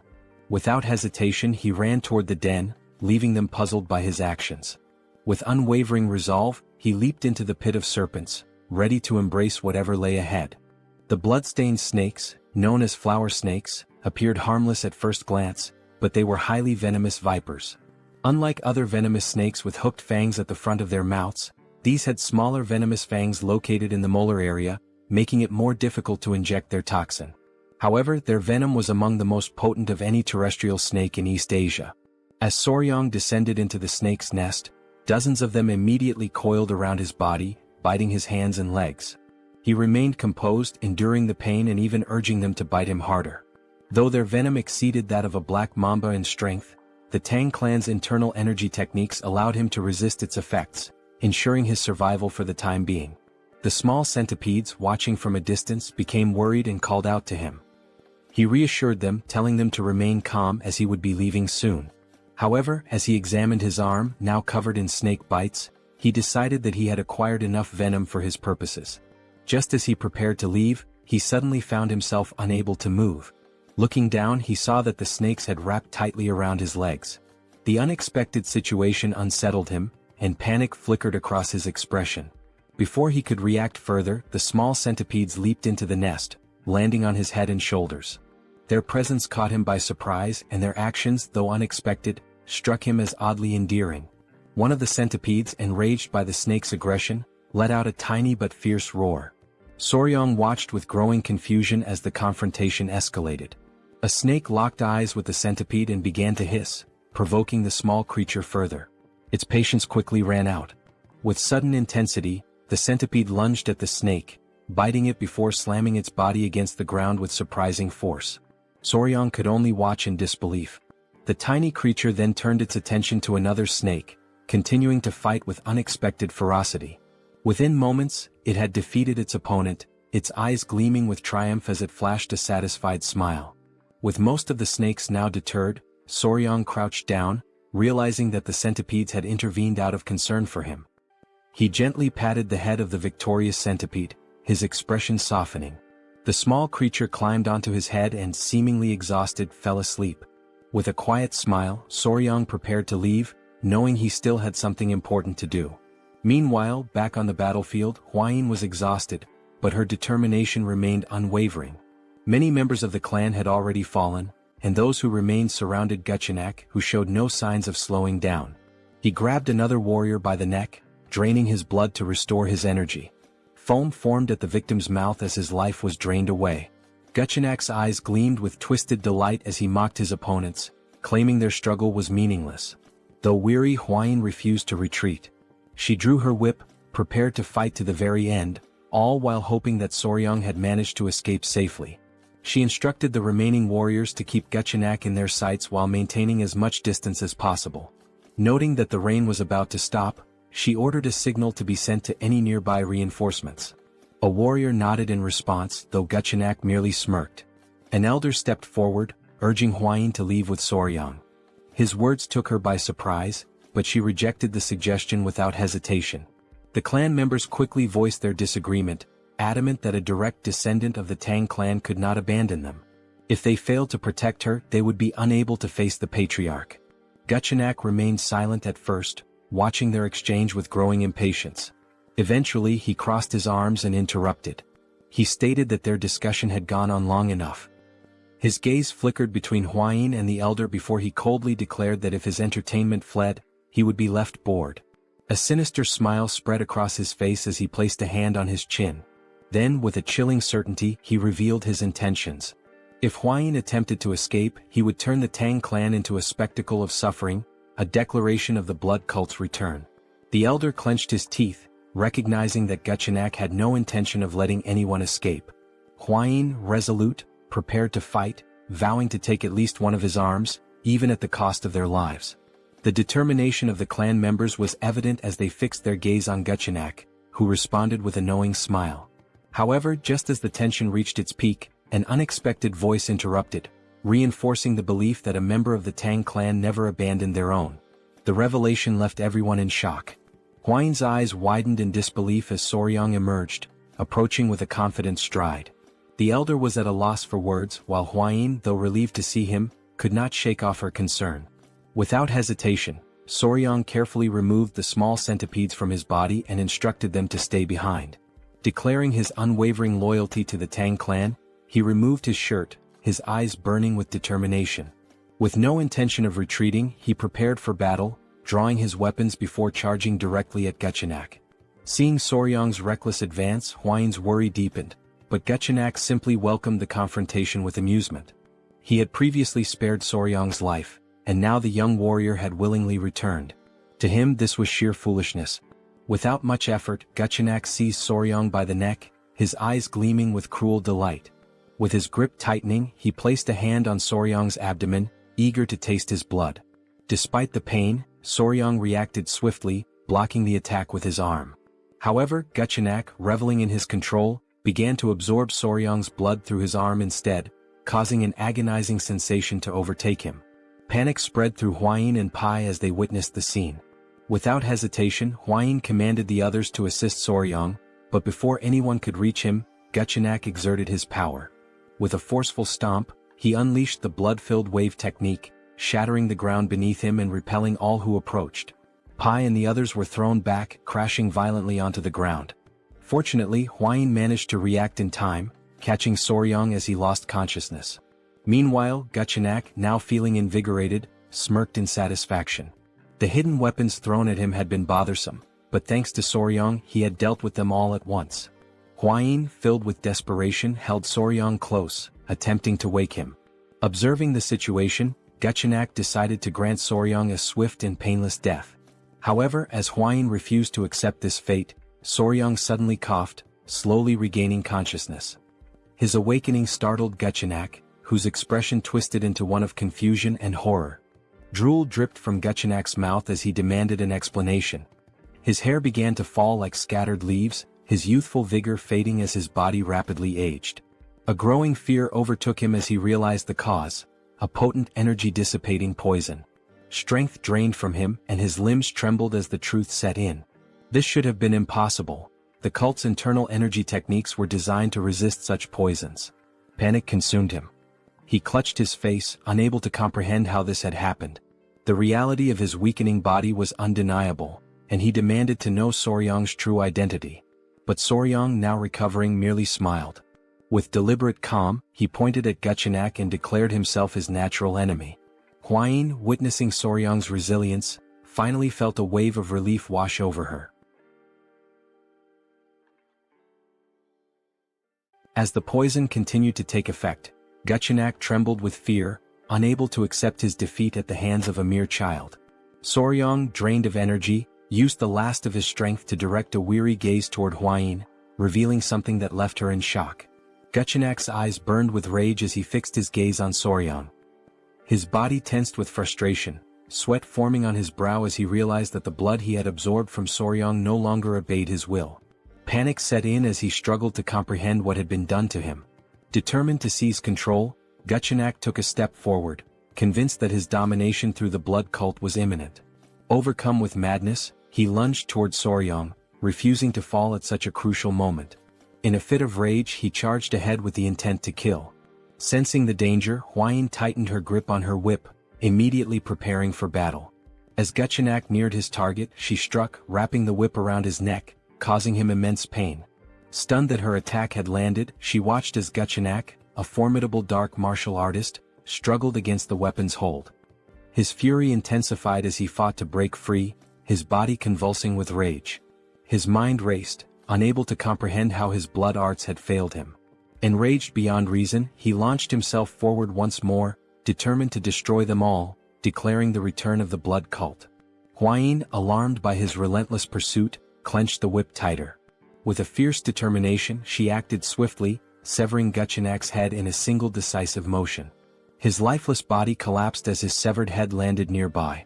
The sight filled P with confusion at first, but as realization dawned, a victorious smile spread across his face. With Guchenak defeated, the elder of the clan rushed toward Soryang and Hwayin, concerned for their well-being. The members of the clan erupted in celebration, their leader having vanquished the elder of the blood cult. Hwayin, still processing the events, turned to Soryang, questioning how he had managed to weaken such a powerful enemy. When he addressed her in a way that caught her off guard, a blush of embarrassment crept onto her face. Despite his weakened state, Soryang maintained a smile, but the toll of the battle was evident. Dark circles shadowed his eyes and sweat dripped from his forehead. As he spoke of needing to be bitten by a tiger-striped water snake to counteract the poison, Hwayin grew frantic, unable to make sense of his request. His face had turned pale, prompting her to recall that such snakes carried no venom. Without hesitation, she commanded the clan members to retrieve an antidote. Hours later, Soryang regained consciousness, his body still weak. Confusion filled his mind as he found himself in an unfamiliar place. The great patriarch, observing him closely, advised him to remain still. Hwayin, also present, noted his condition with a mix of relief and concern. Soryang lay face down, unable to move, his confusion deepening as he questioned his predicament. The great patriarch channeled his energy into Soryang's back, aiding his recovery. As he learned that 10 days had passed since he collapsed, Soryang was left in shock. Hwayin, with a grateful expression, acknowledged that his actions had allowed her to defeat their formidable foe. She explained how his condition had been dire, and without the timely return of the great patriarch, the situation would have been disastrous. The memory of being bitten by a snake in his past life resurfaced in Soryang's mind, sending a shiver of fear through him. With the treatment complete, the great patriarch assured him that he would recover. With Hwayin's help, Soryang managed to sit up and expressed his deep gratitude. The great patriarch then studied him carefully before deciding it was time to discuss something important. Placing his hands on Soryang's shoulders, he questioned whether the tiger-striped water snake truly possessed venom and sought to understand how Soryang had managed to defeat the elder of the blood cult. As Hwayin grew anxious and urged her grandfather to remain calm, Soryang, still feeling the lingering effects of the poison, prepared to explain everything. With a calm expression, Soryang raised 2 fingers and explained that the tiger-striped water snake possessed 2 types of venom, one located in its mouth and the other produced by venom glands at the back of its neck. Hwayin and the great patriarch, seated near his bed, listened with growing curiosity, as this was information previously unknown to them. Soryang continued, stating that these snakes were naturally shy and typically avoided humans, and their fangs were too small to be easily noticed. In fact, it was not until the 1980s that people discovered their venomous nature. The Great Patriarch, quick-witted as ever, immediately connected this revelation to the dissipation of the Elder of the Blood Cult's internal energy. However, he hesitated, recalling that the blood cult had long been known for its resistance to toxins. Soryong, turning toward him, clarified that while it was only a hypothesis, he believed that the Elder's energy loss had resulted from exposure to the snake's venom. He elaborated that the primary component of the venom was hemotoxin, a hemorrhagic toxin capable of destroying red blood cells, blood vessel linings and tissue cells. He then posed a crucial question. What would happen if cultists who relied on blood for their martial arts were exposed to such a substance? The success of his plan became evident. Resting his hand under his chin, Soryong speculated that the cultists' blood, the very core of their strength, had likely been altered, leading to their downfall. He also revealed that although little known, the tiger-striped water snake's venom was 5 times more potent than that of a viper. If enhanced with Yin energy, it became a lethal weapon. Upon hearing this, the Great Patriarch's eyes widened in shock, and a cold sweat formed on his brow. The realization that such a powerful venomous creature resided near Sichuan left him deeply unsettled. Huayin turned to Soryong with admiration, a smile forming as she acknowledged his incredible achievement. The Great Patriarch then cleared his throat, drawing their attention. Crossing his arms, he recalled that the Elder of the Blood Cult had referred to Soryong as the nemesis of heaven, his natural enemy. The title made Soryong uneasy as it sounded overly dramatic, almost like something from a high school fantasy. Embarrassed, he pulled the blanket over his face, looked away and blushed. Witnessing his reaction, Huayin and her grandfather placed reassuring hands on his shoulders, affirming that the title was fitting given how he had managed to seal the Elder's martial arts completely. The Great Patriarch's expression then shifted to one of gratitude as he sincerely thanked Soryong for protecting his family. However, his gratitude soon turned into anger as he clenched his fist, unable to comprehend how the blood cult had dared to attack in his absence. With gritted teeth, he vowed to eradicate them entirely.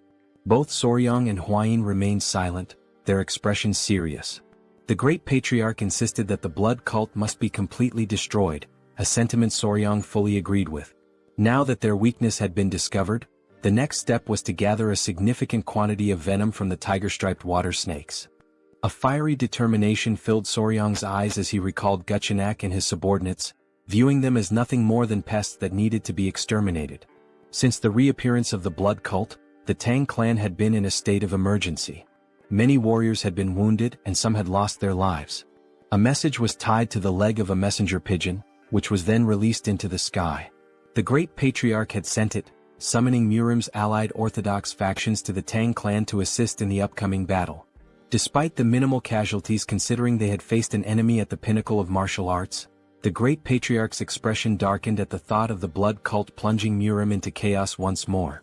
The cult had never been satisfied with merely abducting victims to drain their blood. 30 years prior, they had carried out a massacre that cemented their status as sworn enemies of Murim. The severity of the situation weighed heavily on him. While Soryong remained lost in thought, the Great Patriarch placed a firm hand on his shoulder, pulling him back to the present. A confident glint appeared in the Elder's eyes as he stated that this time, the situation was different. Soryong's curiosity was piqued and he turned to listen. The Great Patriarch then revealed the reason behind his confidence. The Sichuan Tang Clan was now the natural enemy of the blood cult. Hearing this, Soryong's expression twisted in frustration, sweat forming on his brow as he struggled to determine whether his grandfather had said this intentionally. The Great Patriarch turned to Soryong with a knowing smile, confirming his suspicions. Placing his hands behind his back, he spoke of a request, asking if Soryong would be capable of fulfilling it. With curiosity, Soryong immediately agreed, especially if it concerned the clan, vowing to do his best. The Patriarch's expression grew serious as he revealed that members of the Murim alliance would soon arrive, including their military forces. He had decided to present them with the poison that Soryong had discovered, now that the blood cult's weakness had finally been uncovered. Soryong's eyes widened in surprise before he respectfully clasped his hands and, with a smile, expressed his agreement, believing it was for the greater good. Seeing this, the Great Patriarch smiled, having anticipated Soryong's response. Just as Soryong was about to leave, the Patriarch mentioned something that would bring him great joy. Curious, Soryong turned back, eager to hear the news. With a warm smile, The patriarch announced that the modifications to the Hall of 10,000 Poisons had been completed and that, from that moment forward, Soryong would be officially responsible for managing it. A surge of joy overtook him, and he clenched his fists in excitement, already envisioning himself surrounded by poisonous creatures. His eyes sparkled with enthusiasm. The patriarch also added that, as per Soryong's suggestion, a sunlit pavilion had been prepared, a crucial step for properly raising tiger-striped water snakes. Interlacing his fingers, Soryong grew even more excited, determined to think of this as a duty for Murim's benefit and to give his best effort. As the messenger pigeon soared into the distance, hours passed before Soryong finally arrived at the Hall of 10,000 Poisons. Upon seeing it, his jaw dropped in amazement. It was magnificent, guarded by 2 sentries at the entrance. Walking toward the door alongside Hwayin, he noticed a particular room labeled the Toxic Creature Garden. Hwayin's attention immediately fixated on it, and confusion flickered across her expression. Crossing his arms, Soryong smiled as he explained that it was a space dedicated to gathering all the poisonous creatures of the Central Plains. Her expression tensed with apprehension as she questioned whether he truly intended to assemble them all. With unwavering confidence, he affirmed it, reminding her of his promise to one day collect the 10 great venomous creatures of the region. Upon hearing this, a deep blush spread across her face. She covered her mouth, averted her gaze, and without hesitation, rushed off with the excuse of investigating a nearby gathering. As Soryong stood there, momentarily puzzled, a familiar voice greeted him with enthusiasm. It was Gu Pei, who stood confidently with his hands on his waist. With a beaming smile, he revealed his new position as commander of the Poison Division. While Soryong's expression turned to one of confusion, Hwayin remained motionless, observing the scene. Gu Pei, still smiling, explained that the division had been newly established under the patriarch's orders. Behind him, several clan members stood in formation. Turning toward them, Gu Pei formally introduced them, stating that from that moment on, they would serve Soryong, acting as his hands and feet. Whether it involved locating poisonous creatures or raising them, he could rely on them completely. The realization of what was happening struck Soryong all at once. His mouth practically began to water at the thought, while Hwayin, standing nearby, felt a twinge of envy. His eyes sparkled with sheer joy as he processed the significance of the moment. This was like having an entire team from a pet store dedicated to supporting him. For Soryong, this was another step toward turning his dream into reality. Meanwhile, far from the Tang clan, the messenger pigeon reached its intended destination. A woman with long black hair received the message and carefully read its contents. As her eyes scanned the words, she came to a chilling realization: the blood cult had returned. Lifting her gaze toward the sky, she understood that the peace that once reigned over the Central Plains was about to be shattered. A violent storm was looming on the horizon. At dawn the following day, Jaegal and his men set out toward the Tang clan. As they traveled, one of the elders turned to the group with a smile, remarking that they would soon arrive and would likely spend the night at the Tang clan mansion. A sense of relief spread across Jaegal's face at the thought of avoiding another night outdoors. As he walked, his mind wandered to an image of Jeong-hak, the Emperor of the Fist and leader of the Murim alliance, his fist clenched and his eyes burning with rage. The thought made Jaegal uneasy, realizing the importance of bringing at least one valuable piece of news. His focus remained on the search for any trace of the blood cult. After some time, the group reached the entrance of the Tang clan, where 2 armed guards stood watch. Seeing the mansion in the distance, the elder could not hide his joy. One of the guards quickly took notice of the approaching visitors, his eyes widening in recognition. He assumed that they must be the honored guests from the Murim alliance. With a composed expression, Jaegal stepped forward, closed his fan, and formally introduced himself as the military advisor of the alliance. In response, one of the guards opened the gates, while the other greeted them respectfully and expressed gratitude for their visit, requesting that they wait a moment. However, there was a hint of nervousness in the guard's eyes. Glancing to the side, the guard hesitated before explaining that there were certain matters the visitors needed to be aware of before entering the mansion. Jaegal's eyes narrowed with curiosity, while the elder, more direct in his concerns, asked whether they were required to surrender their weapons before proceeding. The guard, appearing slightly embarrassed, brought a hand to his chin before revealing that, no matter how small or insignificant a creature might seem, it was strictly forbidden to take a life within the Tang clan. At this, Jaegal's expression shifted to one of surprise, and his mind conjured the image of a golden Buddha statue. The possibility of the entire Tang clan converting to Buddhism crossed his mind. Sensing the misunderstanding, the guard quickly reassured them that they would understand once inside but emphasized the importance of abiding by this rule. Upon hearing this, Jae-gal and the elder became solemn. Before they could discuss the matter further, a familiar presence approached.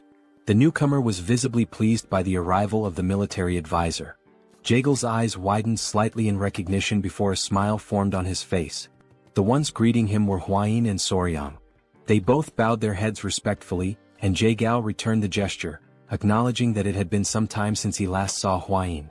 She placed her hands over her abdomen and, with a measured tone, noted that exactly 1 year had passed since their last meeting. With a light-hearted smile, Jae-gal inquired about the whereabouts of the myriad poison's divine sovereign. In response, Hwain closed her eyes briefly before explaining that her grandfather had left to search for traces of the blood cult, offering her apologies for any inconvenience. Jae-gal regarded her with a calm expression, dismissing any notion that it was an inconvenience. Instead, his attention soon shifted toward Soryang, his curiosity piqued. Studying the young warrior, he asked about his identity. With a polite smile, Soryang introduced himself, expressing his honor in meeting the military advisor. At this, Jae-gal and the elder exchanged glances, a hint of confusion in their eyes as they observed that the young man was not from the Tang clan. Before either could voice their thoughts, Hwain placed a hand over her chest, averted her gaze and hesitated before revealing that Soryang was her fiancé. A stunned silence followed. Jae-gal and the elder stood frozen in shock, while the men accompanying them reacted with disbelief. Whispers of jealousy spread among the group as realization dawned upon them. One of Murim's 3 flowers had a lover. Their hearts filled with despair as they clenched their fists, their eyes shimmering with unshed tears. To them, the world had never seemed more unfair. None could understand how or where Soryang had come from, and envy seeped into Jae-gal's expression as well. With a composed demeanor, he slowly unfolded his fan and lowered his gaze. He requested that they be guided inside, knowing that if the mood continued, the entire group might challenge Soryang to a sparring match. Just as tension simmered, an unfamiliar sound echoed through the air. Jae-gal and the elder instinctively tensed, their expressions shifting from confusion to intrigue, as they searched for the source of the strange noise. The men were left in shock, their jaws dropping as they lifted their gaze to the sky. Their expressions of astonishment quickly drew the attention of everyone around them, revealing that something unusual had appeared above. The source of the strange sound was soon identified, the golden-haired king bees which were flying in the area. The sight of such highly venomous creatures within the Tang clan left the group in disbelief. Instinctively, several men moved in front of Hwain, drawing their swords and instructing the others to remain cautious. Their stance made it clear that they were prepared to protect her at all costs. Observing their reaction, Soryang became increasingly alarmed. A sense of urgency flashed in his eyes as he urged them to put away their weapons. Fear crept into his expression as he stepped forward, placing a hand on one of the men's shoulders in an attempt to explain the new regulations of the Tang clan. However, the warrior, overwhelmed by anger, shoved Soryang's hand aside and, with a furious glare, demanded that he step away.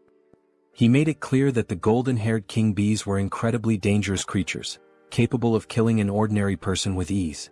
Despite Soryang's efforts to calm the situation, the men continued pressing in on him, gradually suffocating him beneath their collective weight.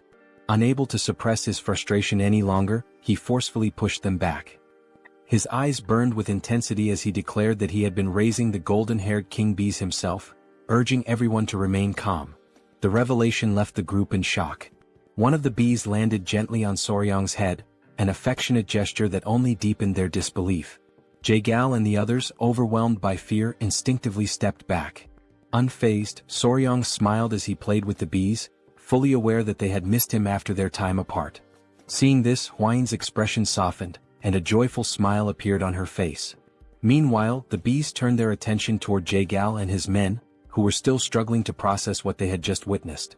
Soryang, maintaining his calm demeanor, stroked one of the bees and gently reassured them not to sting the guests. One of the warriors, watching in stunned silence, broke into a nervous sweat upon realizing that Soryang was treating these lethal creatures as if they were harmless pets. Gradually, the tension in the group dissipated, and the young warriors regained their composure. With the situation now under control, Jae-gal and the elder accompanied Soryang and Hwain inside. As they walked, Jae-gal's thoughts remained fixated on Soryang. It was difficult to believe that this young warrior from Hainan Island had become the fiancé of the renowned poisonous flower. The realization that an outsider had managed to secure such a position within the Tang clan left him in a state of disbelief. As they strolled further, something caught Jaegel's attention. Nearby, two men were sitting and engaged in a heated argument. The black-haired man, his expression fierce, held up a small vase and insisted that a venomous scorpion would be a more fitting companion for the Tang clan. In response, the orange-haired man, equally enraged, produced a small chameleon and vehemently argued its superiority, directing everyone's attention to the creature's radiant crest. Jaegel's pulse quickened as unease settled over him. Placing a hand on Soryang's shoulder, he hesitated before asking why so many warriors within the Tang clan were preoccupied with insects and animals. Pulled from his thoughts, Soryang turned his attention back to the scene, his curiosity piqued.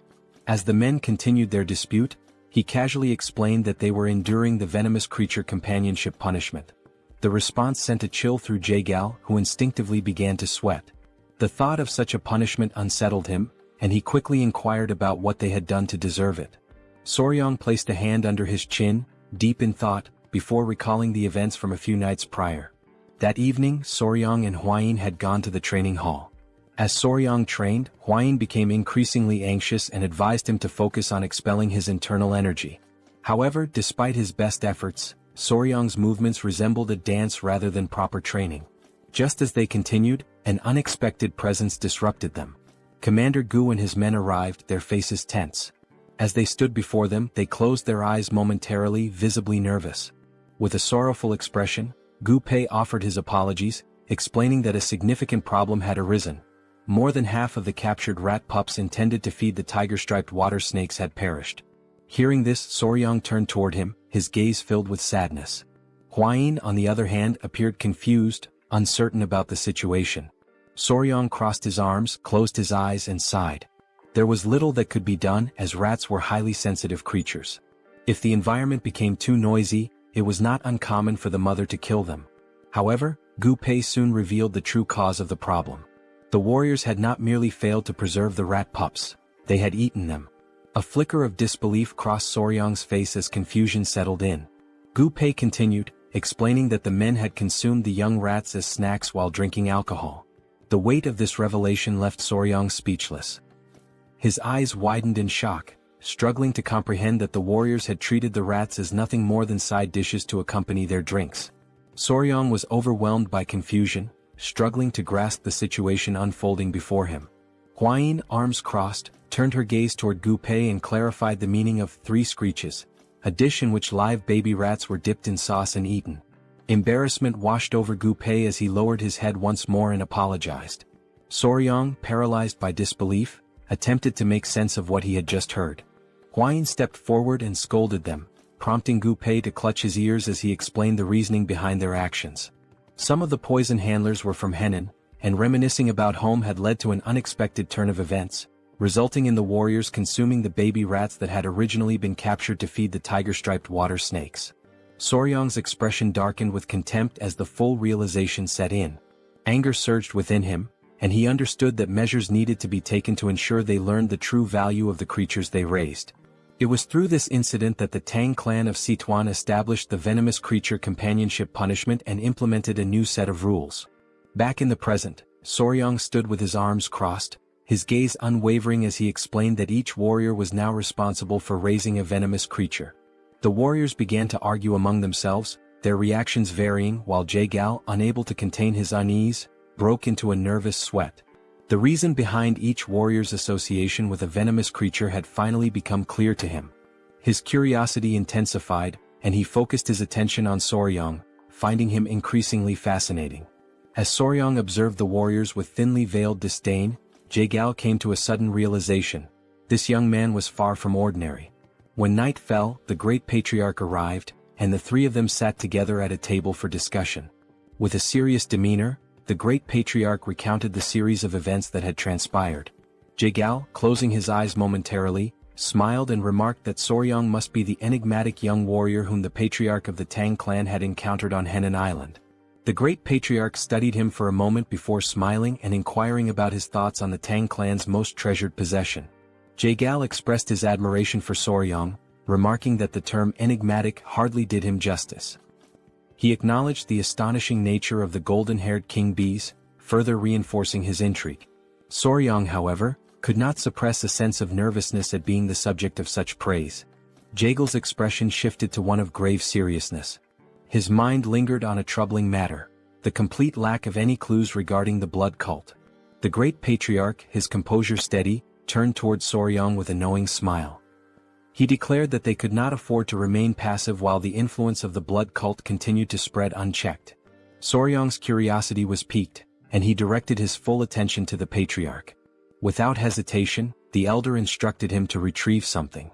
Jaegal, taken aback, felt his confusion deepen as his curiosity reached its peak. The great patriarch raised a finger and, summoning his power, formed a protective barrier around them.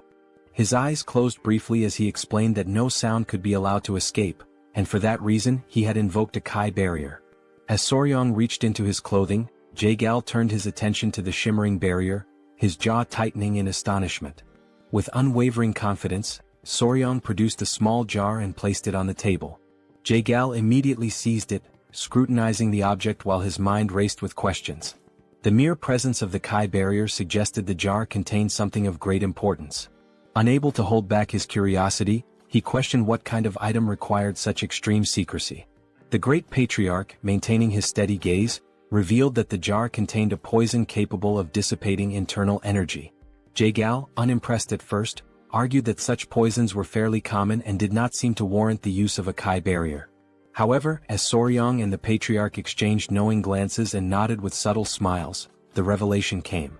This particular poison had a unique property: it exclusively affected members of the blood cult. Jaegel's expression shifted instantly. His focus locked onto the jar and his eyes widened in shock. Panic surged through him as he slammed his hand against the table, demanding confirmation. The great patriarch, eyes closed in calm certainty, affirmed the truth of the claim. A deep, burning hatred flickered in Jaegel's gaze as his thoughts turned to the blood cult. The significance of this discovery could not be overstated. He recalled the brutal rebellion of 30 years prior, when their fiercest battles had been met with devastating setbacks. The realization dawned upon him: the blood cult had survived the onslaught not because of their superior strength alone, but because the internal energy-dissipating poison had been entirely ineffective against them. The great patriarch, reflecting on the past, confirmed Jaegel's suspicions. When martial artists like themselves were poisoned, their internal energy dispersed, rendering them powerless. However, the members of the blood cult had remained completely unaffected. Jaegal, maintaining a serious gaze, inquired about the potency of this particular version of the poison. The great patriarch's expression radiated confidence as he explained that, according to Huayin, the poison was capable of reducing the physical abilities of its target to that of an ordinary person. He further revealed that she had successfully defeated a blood cult elder who had been poisoned, striking him down with a single blow. Upon hearing this, a smile spread across Jaegel's face, his eyes gleaming with satisfaction. The revelation confirmed that the poison's effect was reminiscent of the internal energy-dissipating poison used in the past. Acknowledging the significance of such a discovery, he offered a gesture of respect to the great patriarch and expressed his gratitude. With a weapon like this, even the leader of the alliance could find some relief. The great patriarch, however, redirected the recognition toward Soryang, explaining that the true credit belonged to him. It was Soryang who had made this discovery, having willingly poisoned himself to bait the blood cult elder into absorbing his blood. The consequences had been severe. He had lingered at the brink of life and death for nearly 10 days. Jaegel's admiration deepened as he processed the extent of Soryang's sacrifice, recognizing both his wisdom and bravery. Soryang, caught off guard, instinctively touched his neck, his face flushing with embarrassment. Jaegal, moved by the young warrior's actions, placed a firm hand on his shoulder.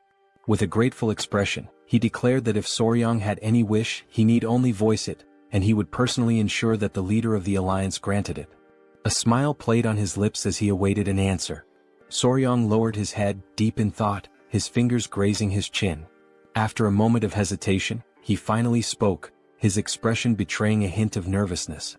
Instead of requesting martial manuals, rare elixirs, or treasures of gold and silver, he asked if it would be possible to obtain information about toxic creatures. Jaegel's confusion was immediate.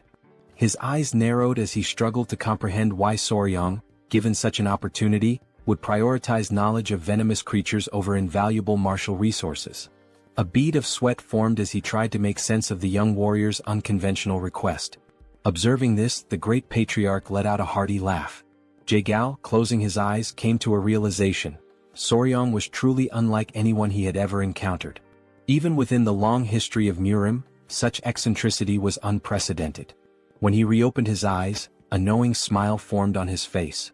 Though he admitted that he might not have precisely the information Soryong sought, he presented an alternative. He inquired whether Soryong would be interested in a mystical stone lizard.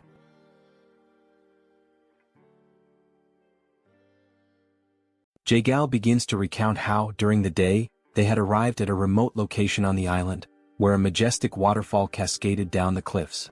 Among them was Jae-gal's nephew, and he was the one who announced that they had finally arrived. They had reached Mount Gonga in Sichuan. His nephew, Cheon, remarked that it was exactly as their ancestors had described: the waterfall, the turtle-shaped rock, everything was identical. Furthermore, from that vantage point, they could also see the peak of Mount Gonga in the distance. Jae-gal stepped closer to the water, crouching down to touch it. Feeling its icy temperature against his fingers, he commented that this water undoubtedly came from the melting of the eternal snow, as it was extremely cold. Smiling, Jae-gal gave orders to his men to wait there and instructed Cheon to follow him carefully. The men obeyed, and Cheon's face lit up with excitement. Jae-gal then leaped forward, crossing the river toward the waterfall. Determined not to be left behind, Cheon mirrored Jae-gal's movements, closely following him. After some time they finally reached their destination. Jae-gal placed his hand on a rock, waiting for Cheon to catch up.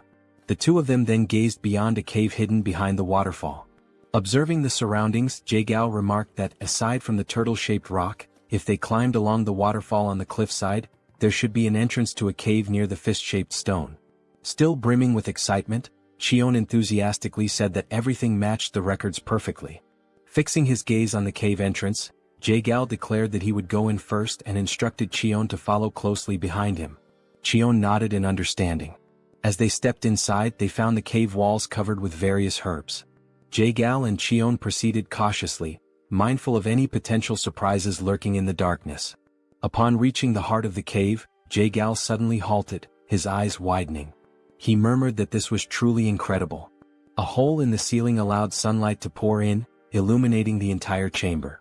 Standing still with his hands behind his back, Jae-gal observed the breathtaking sight before him. Cheon, equally mesmerized, expressed his amazement, stating that such a mystical view was the last thing one would expect inside a cave. Still smiling, Jae-gal commented that this was the perfect environment for spiritual herbs to thrive. Then his eyes fell upon exactly what he had been searching for, a rare spiritual herb that had absorbed the extreme yin energy over time, the 100-year snow ginseng. Cheon took a step closer and remarked that now all they had to do was exchange this snow ginseng for the dark wool flower from the Namgung clan. Jae-gal nodded in agreement, adding that with this, the severed meridians of the Namgung clan's daughter should improve. Furthermore, they would obtain a 200-year-old dark wool flower in return. Stepping even closer, Jae-gal reached out toward the snow ginseng, his hand emanating a faint blue aura as he prepared to collect it. However, in that very moment he sensed a strange presence. Almost instantly, something shot out from between the rocks, leaping toward him. Reacting with lightning-fast reflexes, Jae-gal swiftly pulled out his fan and used it to defend himself, narrowly avoiding being struck. Having witnessed everything unfold in the blink of an eye, Cheon called out to his uncle, asking if he was all right. His voice carried concern, as it was now clear that there was more than just one creature attacking them. Amidst the flurry of movements inside the cave, Jae-gal reassured Cheon that he was fine but warned him to stay on guard, as these creatures were moving with astonishing speed. Seizing an opening behind Jae-gal, two of the creatures launched another attack. Sensing the danger, Jae-gal quickly turned around and blocked the strikes with his fan once more. But this time he noticed something unusual. These attacks carried a freezing effect as the tip of his fan was now coated in ice. Cheon approached and asked what was happening, but Jae-gal remained silent for a brief moment. Then he spoke, stating that this was a lizard. Cheon, puzzled, hesitated before asking if he had heard correctly. Jae-gal confirmed, explaining that yes, it was indeed a lizard, an incredibly fast, blue-scaled lizard with piercing yellow eyes and dark skin. Returning to the present moment after hearing this story, Soryong questioned whether it was truly real, as naturally occurring blue lizards were extraordinarily rare. The great patriarch inquired whether these lizards were venomous and if Jae-Gao was certain that the situation was safe. Practically drooling with excitement, Soryong assured them that everything was fine and that they could leave it to him. Soryong mentioned that lizards carried venomous chi in their eyes. However, the great patriarch admitted that he had no idea what Soryong was talking about but trusted him nonetheless. Observing the entire exchange and Soryong's sheer enthusiasm, it became clear just how eccentric he was when it came to this particular subject. As night fell, Jae-Gao stated that if he came across any new information regarding toxic creatures, he would make sure Soryong was the first to know. The following day his father-in-law returned. Calling out for his son-in-law, he sought Soryong. Still seated in the same place, Hwayin welcomed him, while Soryong asked if something had happened. Approaching him, the patriarch suddenly pinched Soryong's cheeks, asking if he was all right. Soryong, somewhat confused, responded that he was fine, while Hwayin observed the entire scene, shocked by her father's reaction. Then Soryong revealed his arms, which were covered in snake bites. He casually explained that although he had woken up after 10 days with scars all over his arms, he was in fact alive. Upon hearing this, the patriarch's expression darkened, his anger igniting against those wretched bastards from the blood cult. It was only then that the patriarch realized he had completely forgotten something. Then he turned to Hwayin and shouted, asking if she was all right. Hwayin, realizing that she had been momentarily overlooked, responded that she was fine and asked him to calm down. She reassured him once more, emphasizing that she was truly fine because Soryong and all the family members had saved her. Seated in the background, the Grand Patriarch remarked that Soryong had done something truly remarkable. He recalled that after taking down the elder, Soryong had boldly declared the words, "Your natural enemy is me." Hearing this, the Patriarch's eyes gleamed with interest, while Soryong blushed in embarrassment. Hwayin, however, corrected the statement, saying that the actual phrase had been, "I am your natural enemy." Soryong, fidgeting with his fingers in a timid manner, admitted that it happened that way because his plan had worked so well. Thanks to that, they had been able to uncover the weakness of the blood cult. Interrupting the family moment, Jae-Gao called out to Cheolsun, the patriarch, stating that he was also present. The patriarch turned to him and asked how he had been. Clasping his hands in a formal greeting, the patriarch remarked that ever since Jae-Gao had risen in rank, they had not communicated much and were now finally meeting under these circumstances. Jae-Gao acknowledged this as true and expressed his regret over it. Soryong, not entirely understanding the situation, had a confused look on his face. Meanwhile, Hwayin, smiling as she adjusted her hair, explained that they had been childhood friends. Jae-Gao then invited the patriarch to take a seat, mentioning that there was much to discuss, starting with the blood cult. Turning his gaze toward the couple, Jae-Gao also requested that they sit down as there were more details to go over. Sometime later, the patriarch asked Jae-Gao how the search for the secret agent was progressing. Hearing this, Soryong thought to himself that they might be talking about a spy or something similar. So he asked what kind of secret agent they were referring to. The patriarch stroked his chin and gave a faint smile. He then asked if Soryong remembered how the bastards from the blood cult had invaded to steal the secret manual of the venomous claw of the bloody hand. Soryong confirmed that he did and added that it seemed like they considered it to be of immense value. The patriarch stated that this was exactly the point. He then asked Soryong how he thought their enemies had discovered that the venomous claw of the bloody hand was in the possession of the Tang Clan. This revelation left Soryong in shock. He had not even considered that possibility. Rising from his seat, slightly agitated, Soryong exclaimed that this was a huge problem. He then asked if someone from the Tang Clan could possibly have leaked information to the blood cult. This question stunned both the patriarch and Jae-Gao. Jae-Gao then turned to the patriarch and suggested that he educate his son-in-law, as being a newcomer, he was unaware of certain histories, despite having heard quite a few entertaining stories about him. The patriarch chuckled, stroking his mustache. Meanwhile, Soryong, sweating slightly, wondered if he was being perceived as odd. Hwayin then turned to Soryong and firmly stated that secret agents could never exist within the Tang Clan. She explained that even when selecting a mere servant, they conducted thorough background checks on all direct relatives and even distant cousins. Cheolsun added that only if the individual passed these strict evaluations would they bring all direct family members into the clan. He further explained that all children were raised within the Tang Clan. Under such circumstances, no one would dare betray them. Listening to this, Soryong realized that they took extremely rigorous precautions. Still processing it all, Soryong then asked who the secret agent was. Jae-Gao revealed that it had been the woman who served tea. She had been discovered, and the necessary measures had already been taken. He also stated that she was a servant of the Murim alliance and mentioned that, within the alliance, only 3 people had knowledge of this matter. At this point, the leader of the alliance must have already captured her. Meanwhile, as the situation within the Tang clan was beginning to settle, an unexpected guest arrived at the Tang clan's mansion. The new visitor, standing at the entrance, requested that the guard inform the patriarch of his arrival. He stated that he had finally made it there and that running the entire way from Hebei without using mobility arts had been quite an amusing experience.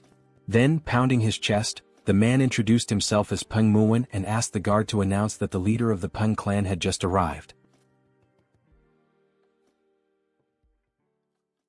After he arrived, a signal in the form of an arrow was sent soaring through the sky. Without wasting any time, Soryong and Huayin immediately rushed to receive the new guests.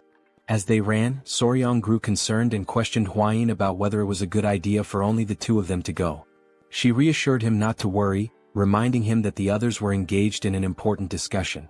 With a subtle smile, she pointed out that the young master was also the son-in-law of the Tang family and encouraged him to have a bit more confidence in himself. Upon arriving at the location, Soryong slowly opened the door, convincing himself that it was merely a guest from another clan and that there was no reason to be nervous. However, the moment his gaze landed on the newly arrived individuals, he froze in place, overwhelmed by the intimidating presence of the men standing before him. Peng Muwen studied him with a slightly suspicious expression before shifting his focus elsewhere. Suddenly, both he and his men brightened as soon as they saw Lady Huayin. Their expressions softened with joy as she formally introduced herself and greeted the head of the Peng clan. Muwen commented on how much time had passed since their last meeting and admitted that he had barely recognized her, as she had been much smaller back then. Huayin, smiling, agreed, remarking that it had already been 5 years, a considerable amount of time. As Muwen observed Soryong standing beside Huayin, his expression shifted once more, and he questioned the identity of the man accompanying her. Still feeling nervous, Soryong respectfully clasped his hands together and introduced himself as Soryong, the son-in-law of the Sichuan Tang family. For a brief moment, Muwen seemed utterly perplexed by this statement. Without warning, Muwen reached out and pinched Soryong's cheeks before turning to Huayin and asking if he was truly her fiancé. She confirmed with a straightforward, yes. Even after hearing her answer, Muwen remained skeptical, carefully studying Soryong's demeanor. The longer he stared, the more anxious Soryong became, his nervous sweat increasing as he struggled to maintain eye contact. Resting his hand on his chin, Muwen suddenly came up with an idea. Before Soryong could react, Muwen grabbed his baseball bat, seemingly wanting to verify something.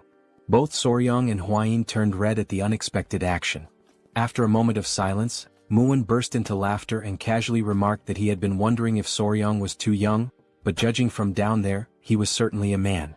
His words made Soryong's face flush an even deeper shade of red. Turning back to Huayin, Muwen praised her for finding a good partner, confidently stating that Soryong would become an incredible man in the coming years. Embarrassed, Huayin shyly covered her face, unable to hide her blushing cheeks. As laughter filled the air and Soryong remained awkwardly speechless, one of Muwen's men silently noted that the Hebei Peng clan truly had no regard for etiquette or formalities. Perhaps this was simply the leader's unique way of assessing Soryong. Deciding to roll with the situation, Soryong accepted the compliment and in his mind, acknowledged that a man recognizes another man. Muwen, still amused, let out another hearty laugh and commented that Soryong was unlike the useless heirs from other famous clans. With a firm pat on Soryong's back, Muwen officially introduced himself as the head of the Peng family, expressing his pleasure in meeting him. Huayin then called out to Peng, prompting him to ask if something was wrong. She inquired whether he had truly come all the way from Hebei to the Tang clan to offer assistance and, more importantly, how he had managed to arrive so quickly. At her question, Muwen's demeanor turned serious once again. He asked what kind of help was needed and whether something had happened to the Tang family. However, instead of giving a direct answer, he simply reached out and ruffled Soryong's hair, which in turn irritated Huayin slightly. Now joining the ongoing meeting with Jaegal, Muwen was brought up to speed on the recent events concerning the blood cult's appearance. However, Huayin quickly reassured him that the cult members had already been eliminated. Hearing this, Muwen sighed, regretting that he hadn't arrived a little sooner. At this point, Wilson, the patriarch, took his turn to speak, questioning why the leader of the Peng clan had traveled all this way. Muwen, slightly embarrassed, admitted that in his anger toward the blood cult, he had completely forgotten to mention the real reason for his visit. He then revealed that, in truth, he had come to seek the Tang family's assistance. His words piqued everyone's curiosity, and the patriarch promptly asked what kind of help he needed. Scratching his head, Muin internally complained about the unnecessary formalities, finding them a hassle. Without further ado, he suddenly shouted for her to be brought in, saying that she needed to greet her elders. One of the scar-faced men who had arrived alongside Muin immediately stepped forward and opened the door. Both Huayin and Soryang were stunned, sharing the same thought. Muin had spoken about her needing to greet the elders, yet the person who entered was a massive brute of a man.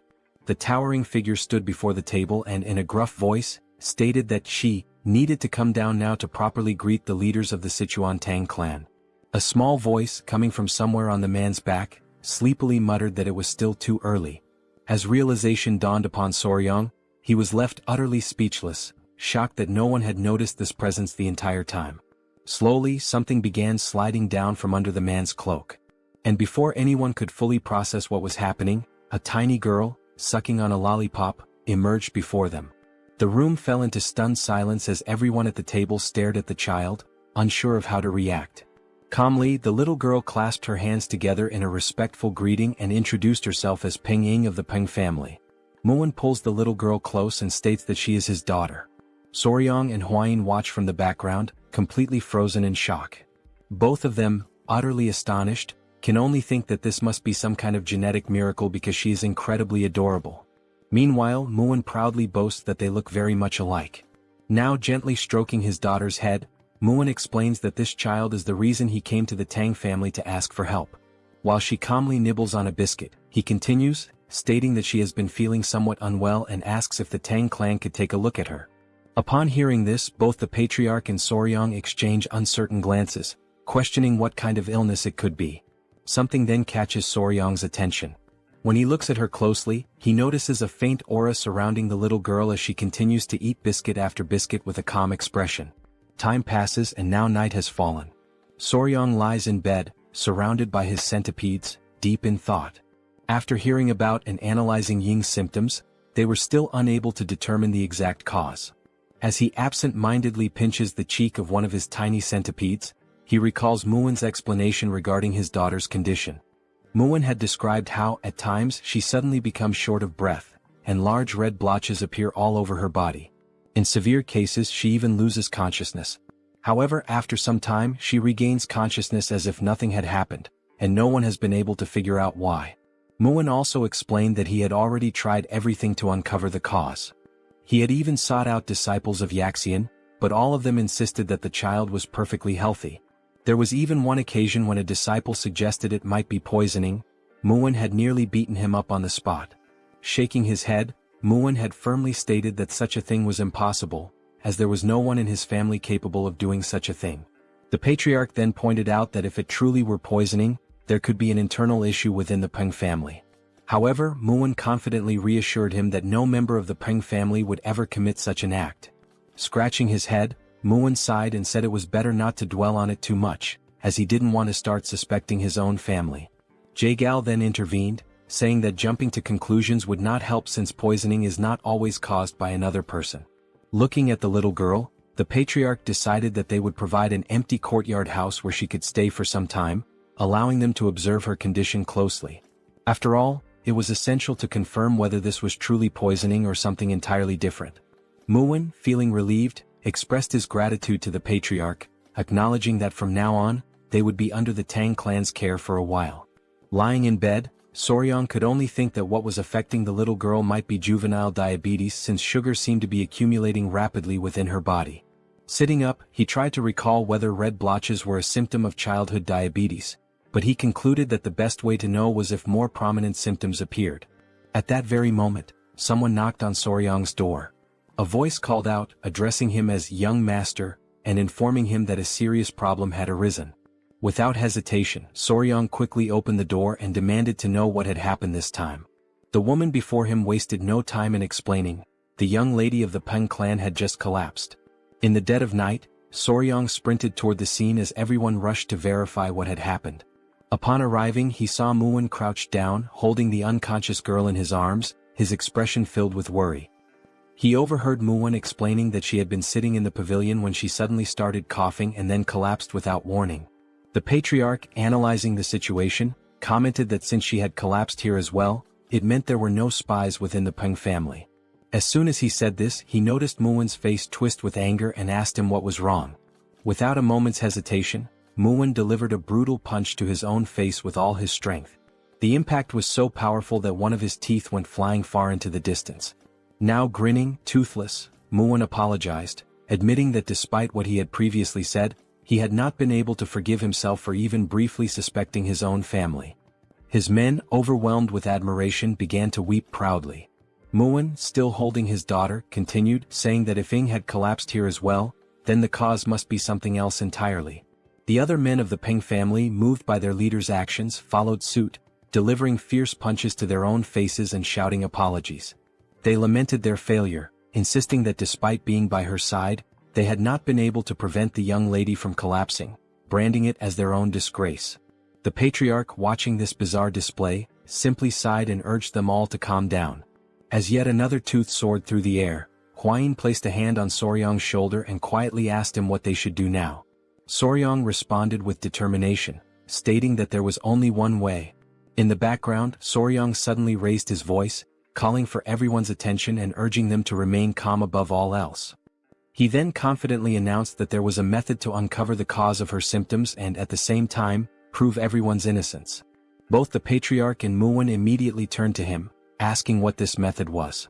With deliberate steps, Soryong slowly approached Muwen and the unconscious young lady, lowering himself to her level. The entire room fell into an uneasy silence, every person anxiously waiting for his next words. With a serious expression, Soryong finally declared that the first step was to remove all of the young lady's clothing. The room was instantly filled with shock.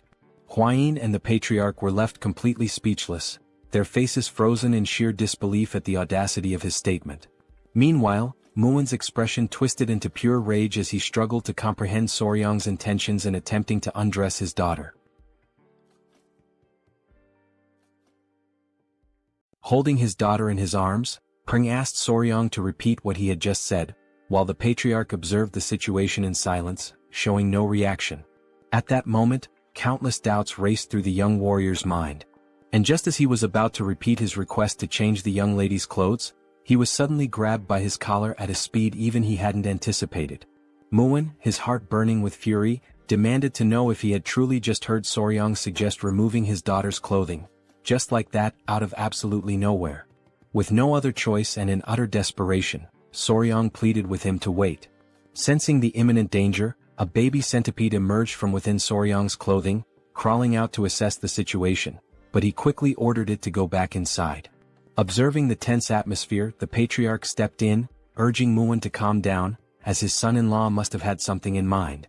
Huayin, noticing that Soryong was struggling to endure the pressure, also intervened, asking Muwen to at least listen to him first. Reluctantly, Muwen released Soryong's collar, but his anger had not yet subsided. His voice remained sharp, his words laced with irritation as he pointed out that Soryong had dared to suggest removing his daughter's clothing, who had not even reached adulthood yet. He demanded a proper explanation for such an outrageous statement. Now that the tempers had cooled slightly, Soryong took a deep breath and asked Lord Peng to remain calm and listen to him until the end.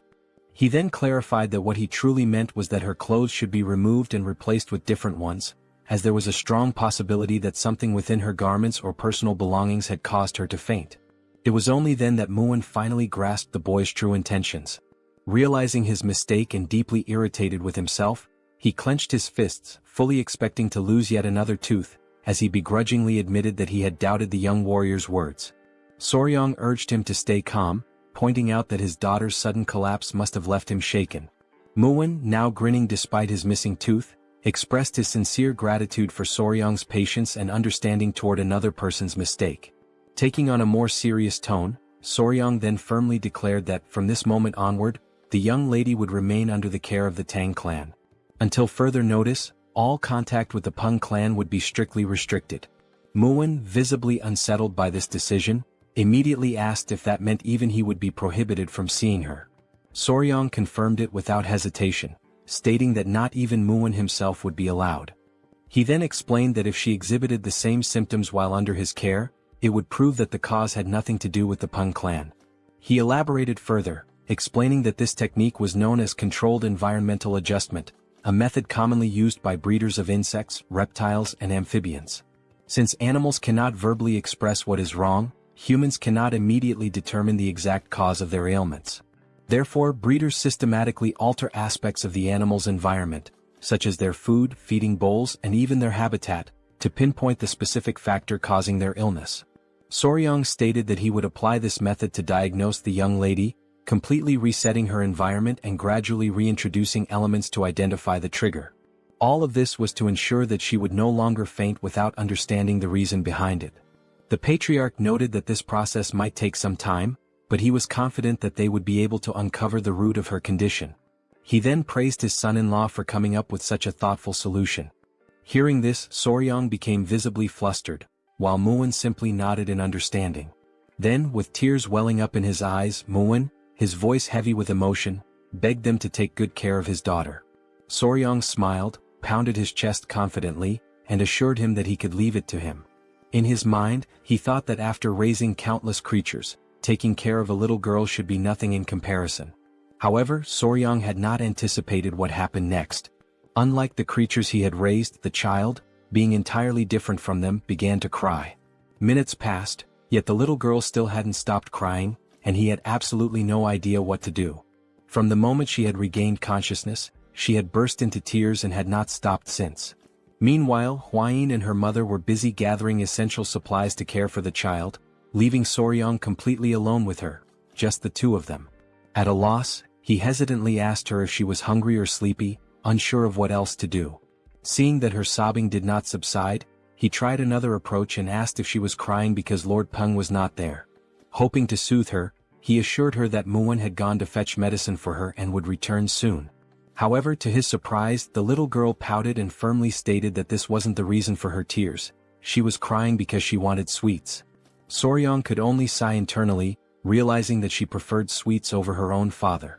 Now reflecting on this, he suddenly remembered that while they were changing her clothes, she had several sweets hidden away. Trying to calm her down, he gently asked her to relax, explaining that since she had just woken up, she couldn't eat sweets right away. Instead, he suggested that she eat some rice porridge first and later he would personally make some treats for her. He then moved closer, lowering his voice slightly as he told her that if she ate her porridge properly and behaved well, he would prepare candied fruit skewers for her. At that moment, her eyes lit up with excitement, the prospect of sweets instantly lifting her spirits. However, for this to happen she would have to promise to behave. Without hesitation, she quickly agreed, nodding eagerly as she vowed to eat well and be on her best behavior. And the little girl confidently states that everyone in the Tang clan always keeps their promises. She then adds, with complete seriousness, that if she ever breaks hers, he has permission to punch her in the face. Hearing this, Soryong is utterly taken aback, his mind reeling as he wonders what on earth the Tang clan teaches its children. Later that day, Muin finds himself hidden behind a cluster of bushes, burdened with worry. He has no choice but to watch his daughter from afar, restricted by the new rule that forbids him from approaching her. However, his covert surveillance does not go unnoticed. Soryong, catching him in the act, immediately questions what he is doing hiding there. Before responding, Muin swiftly grabs Soryong by the collar and yanks him into the bushes as well, determined to maintain his cover. Lowering his voice, Muin anxiously asks how his daughter is doing. Soryong reassures him, stating that she is fine, she has been eating well and behaving properly. Muin, still skeptical, presses him further, demanding to know if she is truly eating on her own. He is bewildered as he asks how in the world Soryong managed to make that happen. Soryong simply shrugs, explaining that she is eating by herself naturally. He then turns the question back to Muin, wondering why he finds that so surprising. But before their conversation can continue, someone suddenly arrives, interrupting their hidden exchange. It is Hwayin, who greets the lord of the Tang clan with a polite nod. In response, Muin acknowledges her presence and thanks her for taking care of his precious daughter. Hwayin then mentions as if casually, that Miss Ing had been asking about where her elder brother Soryong had gone. At those words, Muin's temper flares once more. He clenches his fists in frustration, feeling slighted that he has barely been able to hold a proper conversation with his own daughter, and yet in such a short time she and Soryong have already grown so close. Recognizing the dangerous shift in atmosphere, Soryong quickly realizes that now would be an excellent time to make his escape. As he turns to leave, Muin, still fuming, demands to know when exactly his daughter started calling Soryong by that title. Ignoring him, Hwain instead asks if Soryong is heading to the training grounds again today. Soryong nods, explaining that when Ing spends time playing with the bees, she behaves much better.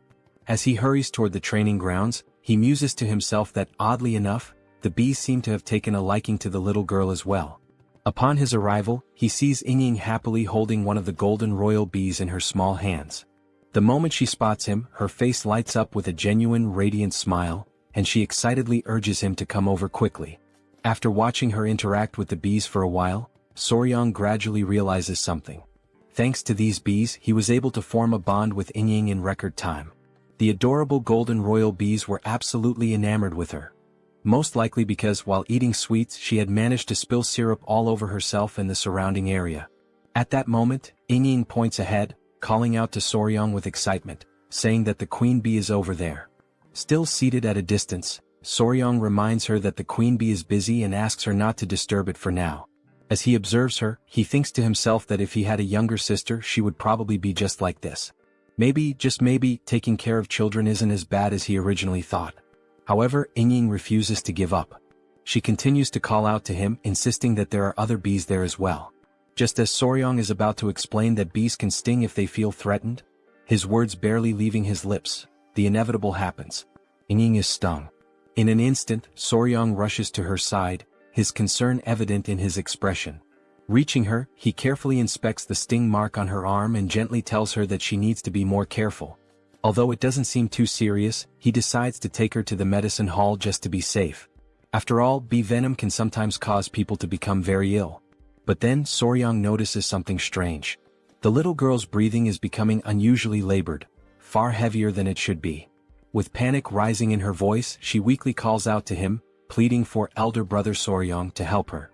And then, right in front of his eyes, she collapses into his arms. His chest tightens with worry. He recalls Muin mentioning that sometimes Ying would develop red blotches on her body and lose consciousness. And in that instant, everything clicks into place. Soryong finally realizes exactly what this reaction is. The reason Ying has been fainting all this time is anaphylactic shock. Anaphylaxis. Anaphylaxis is a severe allergic reaction caused by an overactive immune response.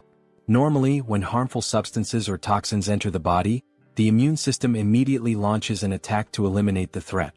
This immune response is known as inflammation. During this process, the body releases histamine, which dilates blood vessels, allowing white blood cells and antibodies to enter and neutralize the invader. However, problems arise when the body overreacts to certain harmless substances. When histamine is released in excessive amounts, the immune response malfunctions due to its hyperactivity. Blood vessels dilate too rapidly, leading to a dangerous drop in blood pressure. As the vessels expand, symptoms such as difficulty breathing and severe itching begin to appear. In extreme cases, anaphylaxis can be fatal. Realizing the severity of the situation, Soryong quickly lifts the little girl onto his back and starts running at full speed, aware that time is slipping away. As he sprints forward, he pleads with Miss Ying to hold on just a little longer. Reaching the palace entrance, he stops abruptly, his voice ringing out as he yells for help, urgently announcing that Miss Peng has lost consciousness. Hearing this, both the patriarch and Muin rush outside in a panic, their expressions filled with worry as they demand to know what has happened this time. Muin wastes no time. He takes his daughter into his arms, immediately sensing her struggle to breathe. Without hesitation, he pours his internal energy into her body, trying to help stabilize her condition. At that moment, a faint murmur escapes her lips. Soryong feels a wave of relief wash over him and silently thanks the heavens, realizing once again how truly remarkable internal energy is. Meanwhile, his mind quickly shifts to what he knows about anaphylaxis treatment. The primary goal is to stabilize blood pressure and keep the airway open. In modern medicine, various methods are used to achieve this, but in this world, qi-based techniques serve the same purpose. The patriarch, assessing the situation, notes that her symptoms appear to be the same as before and asks if Soryong saw what triggered it this time. Muin, equally curious, turns to him for an answer. Soryong states that young Ying collapsed after being stung by a bee. Both the patriarch and Muin react with immediate disbelief, asking if that is truly the case. The patriarch acknowledges that some people do faint from bee stings but argues that this does not explain the previous instances where she lost consciousness. Muin nods in agreement, pointing out that she had never been stung before. Already certain of his conclusion, Soryang takes a step forward, drawing their attention as he confidently states that he has already identified the true cause. His words leave his father-in-law visibly stunned, to the point where he asks if Soryang is being serious. Soryang affirms that the bee sting played a crucial role in helping him discover the real underlying issue. Muin, growing more anxious, urges him to explain further. Taking a deep breath, Soryang prepares to share his findings, though he already anticipates the reaction his next words will cause. Before continuing, he states that the first thing they need to do is remove the young lady's clothing. A short time later, Hwain appears and confirms that everything is exactly as Soryang had described. At first, the rashes covering her body had made it difficult to notice, but beneath them there were older marks, along with new ones that had recently appeared. Hwain raises her hand, signaling for everyone to remain silent since Inying has yet to regain consciousness. Without hesitation, everyone obeys her command. Lowering his voice, Muin speaks again, acknowledging that, just as mentioned, there were indeed other marks besides the skin rash. His voice tightens as he demands to know why his daughter has been fainting all this time. Soryang calmly explains that this time, the cause was bee venom poisoning. Muin furrows his brows, unable to comprehend. The previous episodes were not caused by bee stings. After all, a bee sting is not something that would go unnoticed. With his confusion deepening, he questions Soryang, asking how he can be so certain that the culprit is bee venom. The young warrior, fully aware of Muin's concerns, acknowledges his reasoning before firmly stating that there is no doubt. The symptoms Inying displayed are a textbook case of anaphylaxis triggered by bee venom. At that moment he realizes what must be done next. He must search the records and identify another creature, one with venom similar to that of a bee. Something that contains melittin or peptides capable of inducing swelling and respiratory distress. Recalling that Hebei, China has a temperate continental climate, the venomous creatures in such a region would likely include certain snakes, scorpions and ants.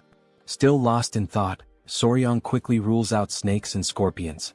Instead, he tries to determine where she could have been repeatedly stung by a particular creature. Somewhere she frequents and something she does often. And then it hits him. Eating sweets.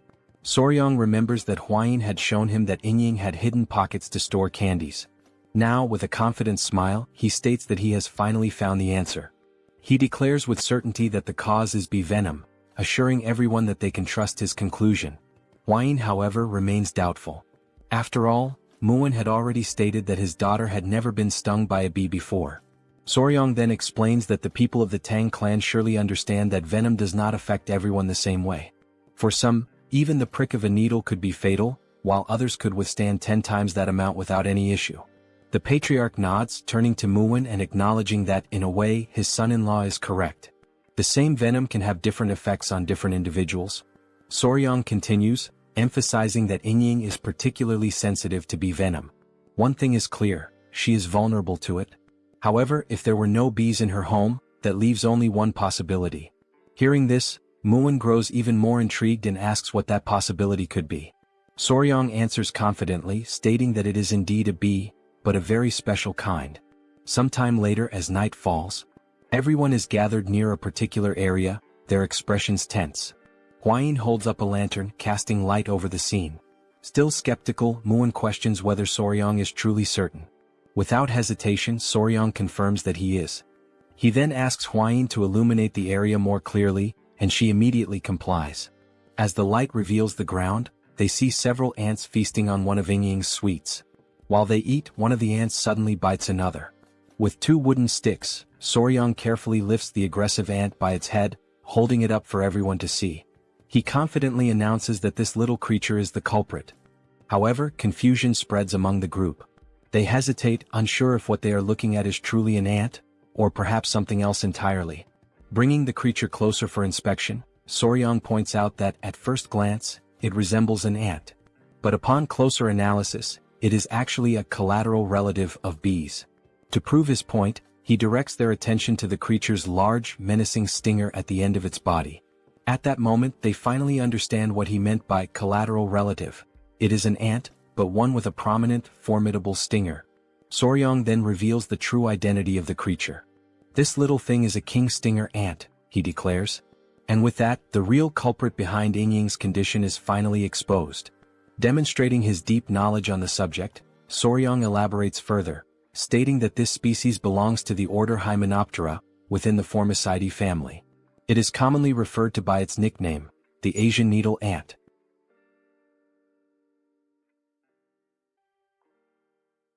A detailed description of the giant stinger ant appears, outlining its classification within the insect order, its family, and its genus within the category of ants. Then, the central question that has been lingering all this time finally arises: can an ant really have a stinger similar to that of a bee?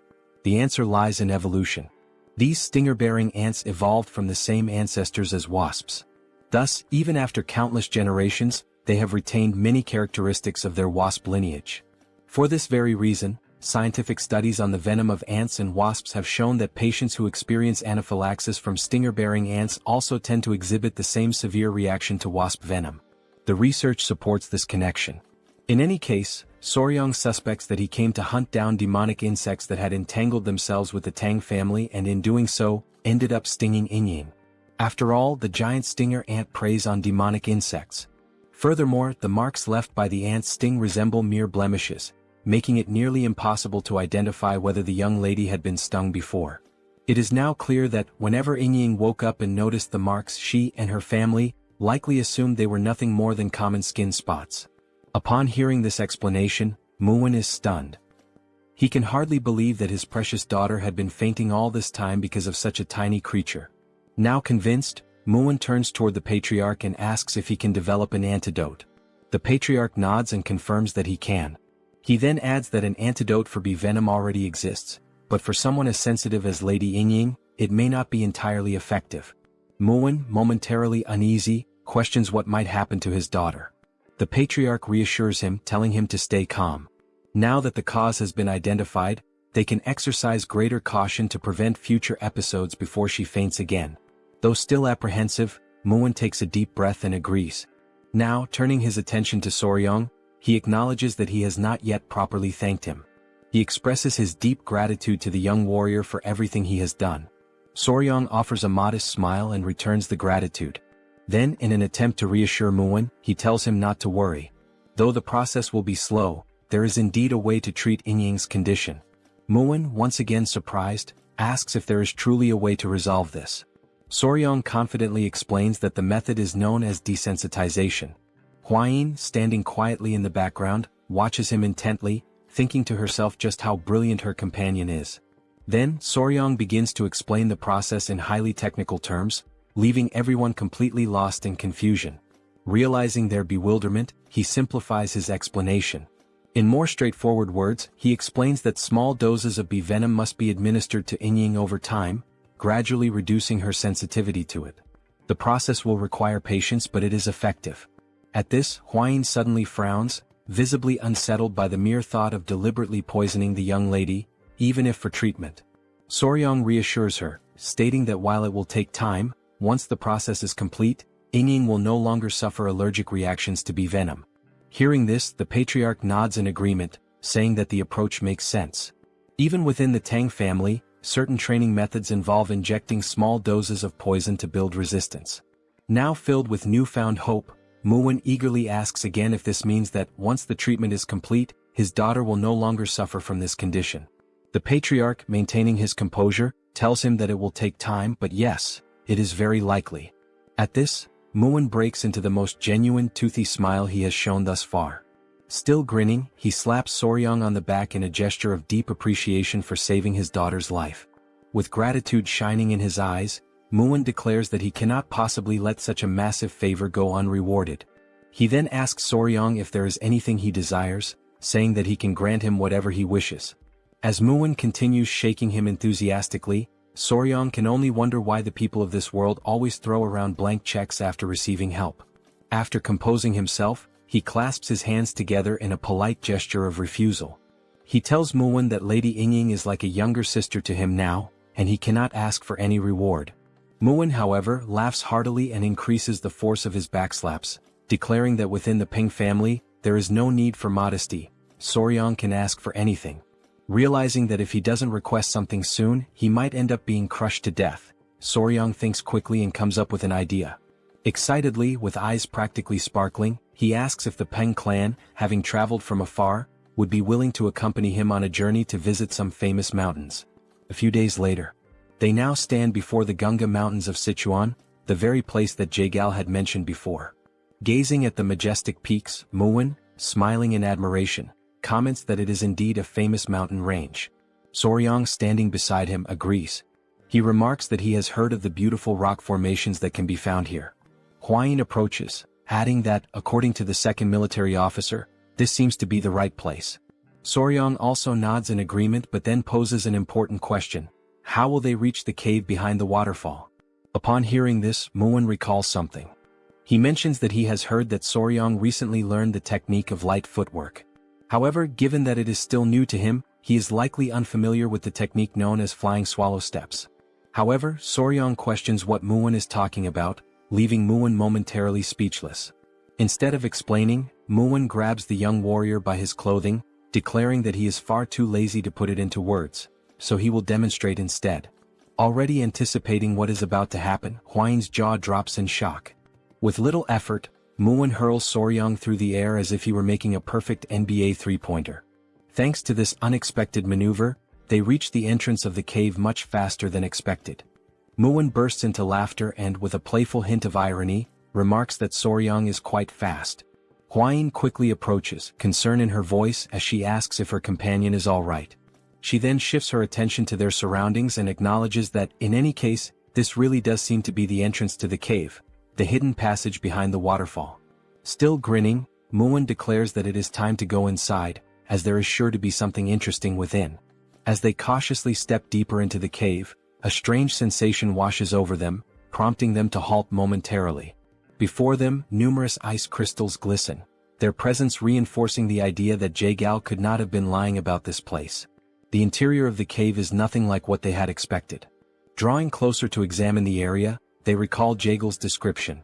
He had spoken of a light descending upon the center of the cave, illuminating a floor blooming with unfamiliar flowers. The way he had described it, it had seemed like something from another world, breathtaking and surreal. Yet, as they venture even deeper, they come to realize that the cave does not feel as otherworldly as Jaegal had made it sound. Though there is indeed a light in the center, there are far fewer flowers than anticipated. Taking in the sight, Muin wonders aloud whether the divine creature they are seeking is altering the surrounding environment. As he continues observing, he senses cold air flowing from a specific rock. Soryang immediately agrees, certain that this must be the case. He tightens his grip on his sword and warns the others to stay behind him and remain on guard. Muin, now holding the hilt of his own sword, realizes that whatever they are about to face is likely a powerful foe. At that very moment, a piercing cry echoes through the cave, sending a jolt of fear through Hwayin and Muin. Realizing the source of the sound is up ahead, Muin stiffens and once again commands them to stay close to him. Then, from behind the large rock, a pair of glowing eyes emerges, slowly making their way into view. Once more, the creature lets out the same eerie cry, leaving Soryang visibly startled. And then, when the mysterious being finally reveals its full form, Soryang's eyes widen in recognition. That's a fat-tailed gecko. The creature stands at around 30 centimeters in length, with large, round, golden-yellow eyes and a slightly plump tail. The young warrior's eyes sparkle, and he practically drools with excitement. This creature is both unbelievably fierce and ridiculously adorable at the same time. Hwayin, observing it closely, comments on how beautiful its shimmering blue scales are. Soryang, impressed, praises her for recognizing it instantly. Meanwhile, Muin is left in utter disbelief. How can the two of them be so calm when there is such a powerful enemy right in front of them? Still gripping his sword tightly, Muin urges them to stay on high alert, stating that there is another gecko deeper inside the cave. Given the circumstances, it is likely that this pair is a mated couple. Soryang, now more intrigued than ever, tries to get a better look further inside. Amazed, he remarks that this is incredible. If there are two of them here, they might be able to breed offspring. He then turns to Muin and pleads with him to capture them both alive, without harming them. As they remain fixated on the agitated blue gecko before them, a thought crosses their minds. Where is the other one? Peering deeper into the cave, they finally spot it. At that moment, Lady Hwayin voices her concern, asking if something is wrong. Soryong, his expression growing serious, responds that the gecko inside looks weak, possibly sick. This does not bode well. In fact, the more he looks at it, the more he realizes that the creature inside does not even seem to be breathing. But before they can fully assess the situation, the blue gecko outside suddenly lunges at them. Driven purely by instinct, it attacks the group, determined to protect its home and its ailing mate. Upon observing the dangerous instinct displayed by the creature, Soryong quickly turns around and says that he'll leave this matter in the hands of Commander Gu Pei, asking him to notify him immediately if anything happens. As he watches the furious lizard in the background, Gu nods and replies that Soryong can count on him. If that little creature shows any unusual behavior, he will be informed right away. With that decision made, the group agrees to withdraw for the time being. Once outside, it finally dawns on them that, first and foremost, they don't actually know much about the creature's habits, and trying anything now would be reckless and could potentially harm the already injured creature. While Soryong stands atop a rock, lost in thought and clearly worried, Hwayin sweetly calls out to him, inviting him to come eat as she tends to a few tiny centipedes in her hands. Watching her carefully handling the small insects, Soryong finds the scene incredibly gentle. It almost looks like she's caring for little children in her own home. They all gather as they wait for a stew to finish cooking. Muin then asks if there was any progress today, and Soryong replies that once again the injured creature didn't move at all. Muin adds that when he went to check on it earlier, it still didn't move, and wonders aloud whether a living being shouldn't at least eat or drink something.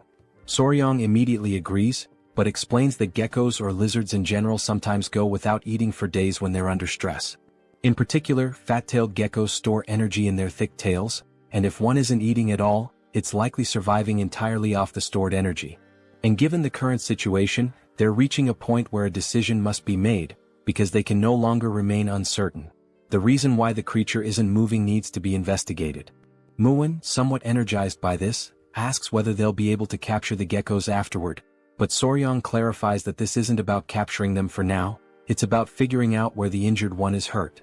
He adds that it would be great if Muin could distract the standing gecko, allowing Soryong and Hwayin to approach the weakened one. This makes Muin slightly uneasy, but then the eyes of both Muin and the other Peng family men begin to gleam, and Muin suggests that it might be easier to just knock down the healthy one as well. That way they'd have both, the strong and the weak. But all Soryong can think is that if these men hit those little creatures with their muscles, they would surely die instantly. To lighten the mood, Soryong jokes that if Lord Peng hits them, even the rock dividing them from Jaegal would probably just drop dead on the spot. Muin bursts into laughter at the comment. As he gives a few overly strong pats on Soryong's back, Muin remarks that it's surprising Jaegal was pressured enough by such tiny creatures to retreat. He then agrees with Soryong, one hit from him would absolutely kill the geckos. Muin's expression grows serious once again, and he confirms whether they'll go with Soryong's gentle approach. The young warrior replies that it seems to be the best option. Using a small stick, Soryong begins drawing a rough map on the ground, explaining the plan step by step. First, Muin will lure the healthy gecko away, while Hwayin and Soryong will go examine the one that seems injured. Hwayin shifts a few small stones, explaining how the division of the venomous mist could help block the gecko's path, preventing it from getting to Soryong. Muin nods in agreement, saying this truly does sound like the most effective plan. Already clear on what needs to be done, Muin asks if there's anything else he should be cautious about, and Soryong simply tells him to be careful and keep the gecko far enough away so it doesn't get close to them. With a warrior's confidence, Muin pounds his chest and says they can leave it to him. He urges everyone to get moving, stating that his body is burning with anticipation and eager for action. He dashes off excitedly, while Soryong calls out for him to calm down and hold back some of that enthusiasm. As they watch him go, Soryong and Hwayin can't help but worry. If the gecko inside truly is sick, it may not have much time left. A few minutes later, they're already back inside the cave, standing in front of the gecko, who now sees them as a significant threat and is ready to strike. Soryong whispers that it's time to begin the plan, and Muin, both excited and lucky, responds that he understands. He draws the massive sword from his back, and a powerful aura surrounds him, leaving both Soryong and Gu Pei momentarily stunned and unsure of what might happen next. As Muin advances toward the gecko, flanked by his men, he reminds everyone to follow the plan, and the group shouts in unison, affirming they're ready. Sensing the danger closing in, the small gecko lets out a furious roar, its eyes glowing as it bares its fangs. Then the tiny creature leaps toward the group, leaving a trail of ice in its path. Muin deflects the attack with his sword, and exclaims that he hadn't expected so much power. As the creature begins swinging its tail repeatedly in fierce strikes, Muin admits that its attacks are indeed powerful, strong enough to qualify it as a first-class warrior of the Peng family. The small creature takes a few steps back and instinctively leaps forward once again to launch another attack. Recognizing this as a perfect opportunity, Muin smiles, seeing a clear opening. And just as the gecko strikes his sword, Muin redirects the creature slightly off course, creating the exact gap they needed. He shouts that this is the best chance they'll get. While the men stay surrounding the creature, the little gecko senses that something is wrong. Realizing the humans are trying to execute a plan, it lets out another roar, while the men desperately try to keep it from reaching Soryang and Huayin, who are focused on acting quickly while they still can. They approach the spot where the injured gecko lies, and immediately notice that everything around it is frozen solid. As Soryang looks more closely at the stone the creature is lying on, something about it makes him feel uneasy. Huayin gently asks if the gecko is truly injured, and Soryang replies that it seems to be, yes. As they continue observing, they realize that the tip of its tail is necrotizing, due to an incomplete shedding process. The gecko was unable to finish shedding its skin, and now even its eyes are filled with pus. Soryang says they need to treat it immediately, and Huayin, a bit alarmed, asks how they're going to do that without any medicine available. Soryang smiles and calmly replies that it's alright, he'll remove everything himself, which leaves Lady Huayin slightly annoyed. She recalls that lately, Soryang really seems to want to remove everything, but in this situation, it actually is the correct method. Sensing movement nearby, the sick gecko stirs, trying to see what's going on around it. Soryang slowly brings his hand closer to the gecko's head, speaking softly and reassuringly, telling the creature that everything is fine, and that he's going to treat it, kindly asking it to stay still. Once he holds the gecko, Soryang notices that it begins to calm down, and just like the queen bee from earlier, it seems to understand his words to a certain extent. As he holds the creature, he gently tugs on a bit of its skin and explains that, just like snakes, geckos also shed their skin. He even gives an example. Wild fat-tailed geckos tend to eat their own shed skin, which is why it's rare to find remnants of it lying around. Impressed by his knowledge, Huayin says that it's truly fascinating. Soryang pulls out a small knife, stating that the gecko's skin appears to be incredibly tough, and trying to remove it with bare hands wouldn't be effective. Carefully, he brings the blade near the creature, beginning to remove the dead skin from its body. Watching closely, Huayin puts her hand to her mouth and says it looks just like a precious gemstone. As we observe, Soryang begins peeling away the skin from the creature's back, and the blue color underneath is strikingly beautiful.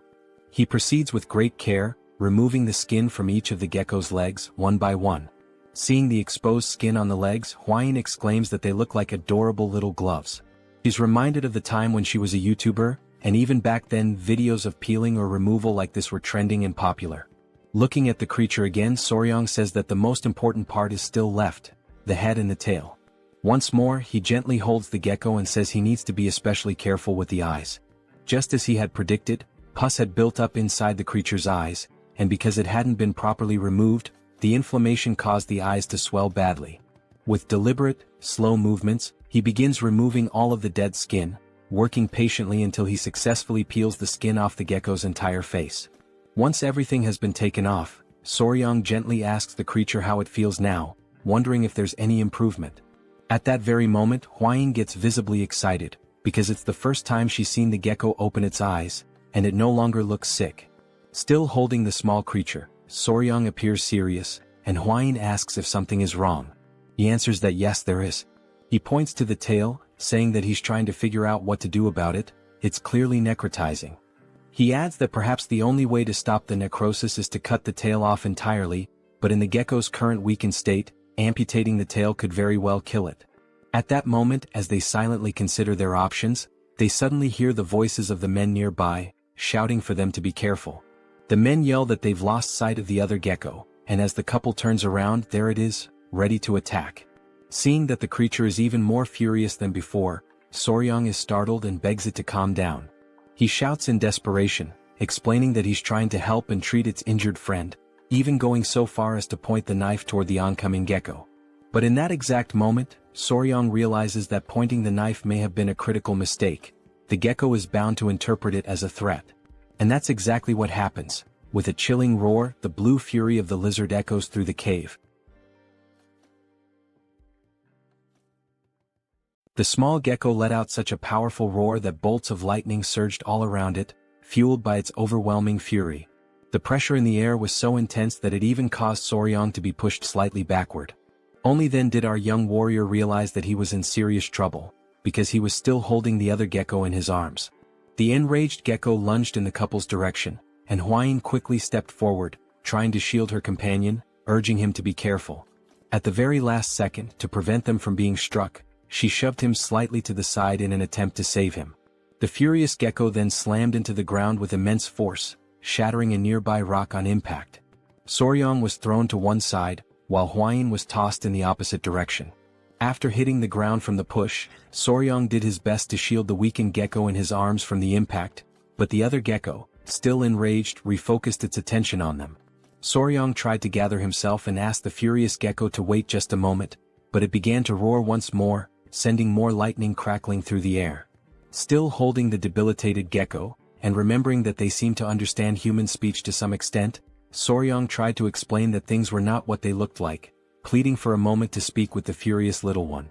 Right after saying that, he heard a strange sound, one he hadn't noticed before.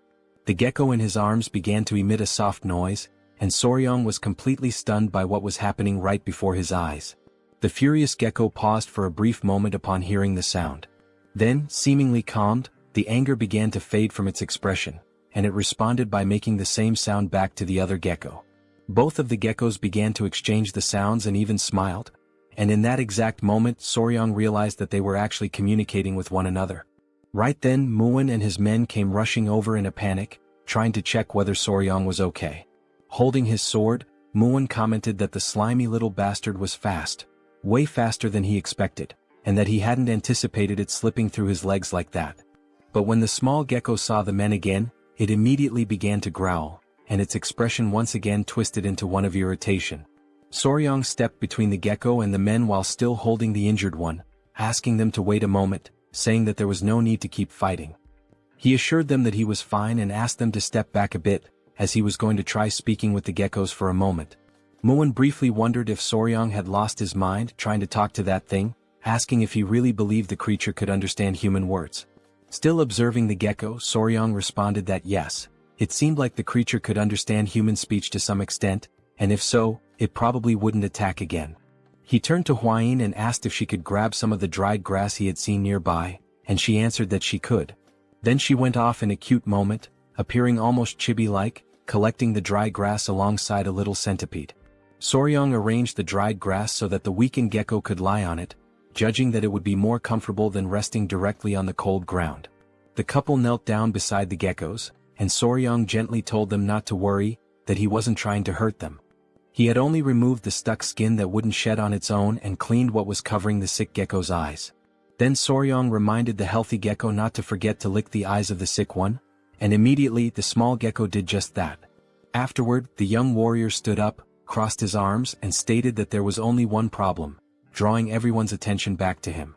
He explained that the sick gecko's eyes would likely heal just fine, but her tail was already necrotized, so licking wouldn't help at all in that situation. The sick gecko seemed to finally realize that her tail was indeed useless. She couldn't feel anything from it anymore. So Soryang continued, saying that, in other words, the only way to improve the situation would be, and while making a cutting gesture with his hands, he implied that they might have to remove the tail entirely. At that moment, one of the geckos imagined his partner's tail being cut off, and the vision of her crying out in pain filled his mind. He began to roar once again, and Soryang, growing nervous, made a scissor shape with his fingers to try to explain. The fury returned to the little gecko, who suddenly leapt toward the young warrior, taking him by surprise with the sudden mood swing. Realizing he wasn't fast or strong enough to stop this charge, the only thing Soryang could do in that moment was scream in desperation. Several minutes later, the couple sat on a rock with Muin beside them, while the men prepared a campfire. Hwayin was tending to some kind of wound on her companion's face, and he kept complaining that it hurt every time she touched it with her fingers. Soryang becomes a little irritated with the ungrateful gecko, since he was only trying to help. Hwayin tells him to stay still as she's in the middle of applying a healing balm, and if he keeps moving it might leave a scar. Hearing this, Muin crosses his arms and starts laughing, saying that now Soryang is finally beginning to act like a real man. After all, he earned a glorious battle scar. Realizing that this was not the right moment for jokes, Hwain turns to Muin with a terrifying glare. Along with Hwain, the little centipedes also fix their gaze on him, trying to intimidate him, and without saying a single word, Muin understands the message loud and clear.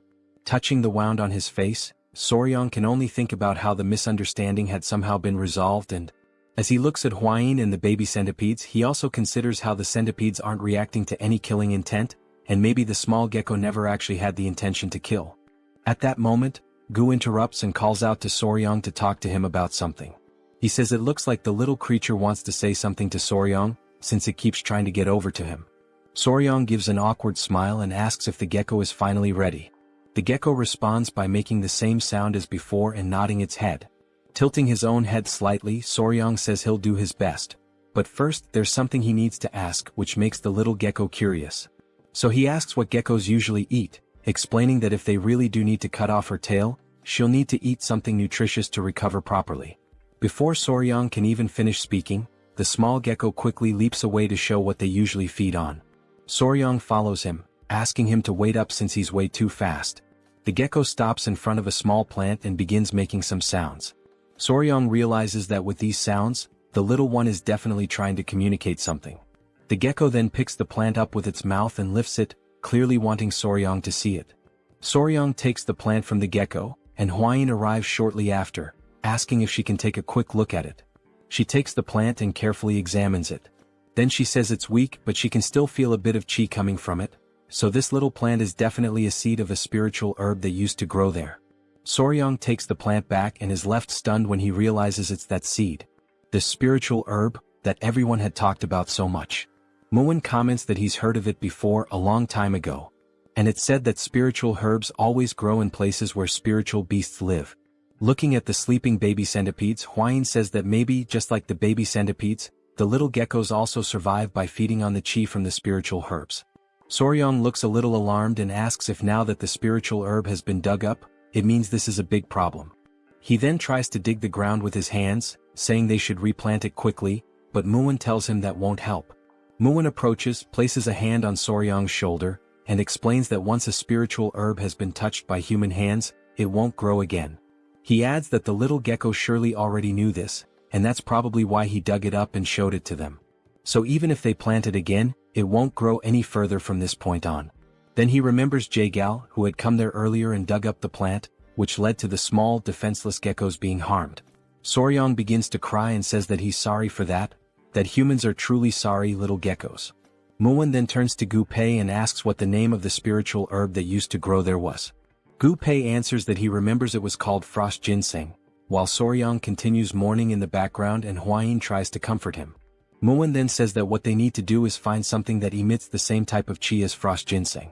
Hearing that instantly lifts Soryang's spirits, and he asks if such a thing really exists.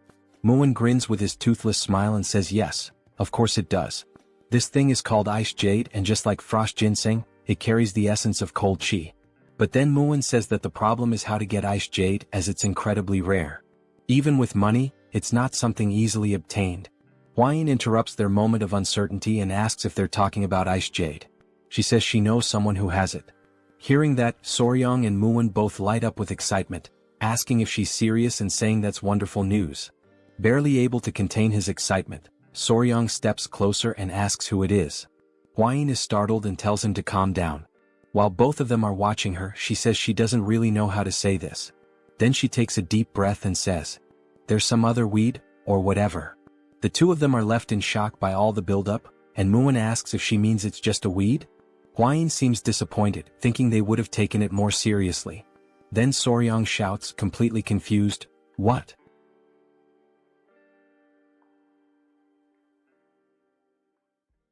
Both Soryang and Muin continue staring at her, completely shocked by this recent revelation, unable to process what they just heard. Muin asks if what she just said about the herb is really true. Soryang, knowing the partner he has, immediately starts to get nervous and begins to sweat. As the tension builds up, Soryang starts recalling how his father-in-law once gave Hwain the nickname Weed when she was just a child, and that most likely led to this very misunderstanding. Still utterly confused, Muin asks who this other weed is that supposedly possesses the ice jade. But Soryong, now fully understanding what might have happened, quickly tells him to stop before the situation gets worse. However, Hwain responds calmly and clearly, saying that it's one of the 3 flowers of Muism, the Flame Queen Peony. Her name is Seol, and she is the daughter of the Namgung clan. Hwain mentions that from what she's heard, Seol possesses the ice jade, although she isn't completely certain about it. It's only after hearing this that Soryong and Muwon become excited again. At that moment, the fat-tailed gecko approaches and starts making noises, trying to get the attention of the young warrior. Seeing the gecko's distressed expression, Hwain asks what the little one is saying, and Soryong responds that it seems like he's begging them to quickly treat the injured gecko. Soryong then suggests that they leave the rest of the conversation for later and focus on treating the gecko first. Hwain agrees, pointing out that the gecko looks very anxious, so it's probably better to speed things up. With that, Soryong turns his attention to the sick gecko, who is resting on the dry leaves they had carefully placed earlier. He picks the little one up to examine it more closely and assess its condition, while the gecko's companion watches intently. Hwain moves closer and says she heard that geckos can cut off their own tails. She asks if Soryong knows why this one waited until things got so bad. Soryong replies that she's right, geckos can do that, but not all of them. This surprises Hwain, since she had always heard that all geckos were capable of it. So Soryong begins to explain. When a gecko detaches its own tail, the process is called autotomy. But depending on the species, the characteristics can vary. Some are able to perform autotomy but can't regenerate afterward, while others can lose their tails and still grow them back. And then there are those that can do neither, they can't detach and they can't regenerate. That's why you can't make assumptions. You have to examine them properly. Bringing his hand close to the tail, Soryong says that once it's confirmed, they'll find the detachment segment, the specific area that needs to be pressed with a finger to trigger separation. Hwain asks what the detachment segment means, clearly confused by the term. So Soryong explains again, saying that while it might seem like a gecko's tail can be cut off anywhere, in reality, the spot where it actually breaks is predetermined. And that particular point is called the detachment segment. Once again amazed, Hwain admits that she doesn't know much about geckos since they're not venomous, and then she asks how Soryong knows so much about them.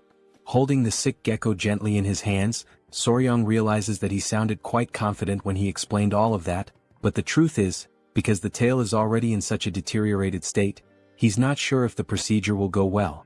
But regardless of the uncertainty, he knows he has to try.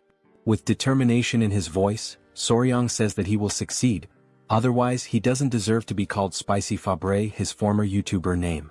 Sometime later, Muwon is left alone with the little gecko while the couple is working in the background, focused on the procedure. The small gecko starts making some sounds, and Muwon realizes that it wants to say something, so he turns around.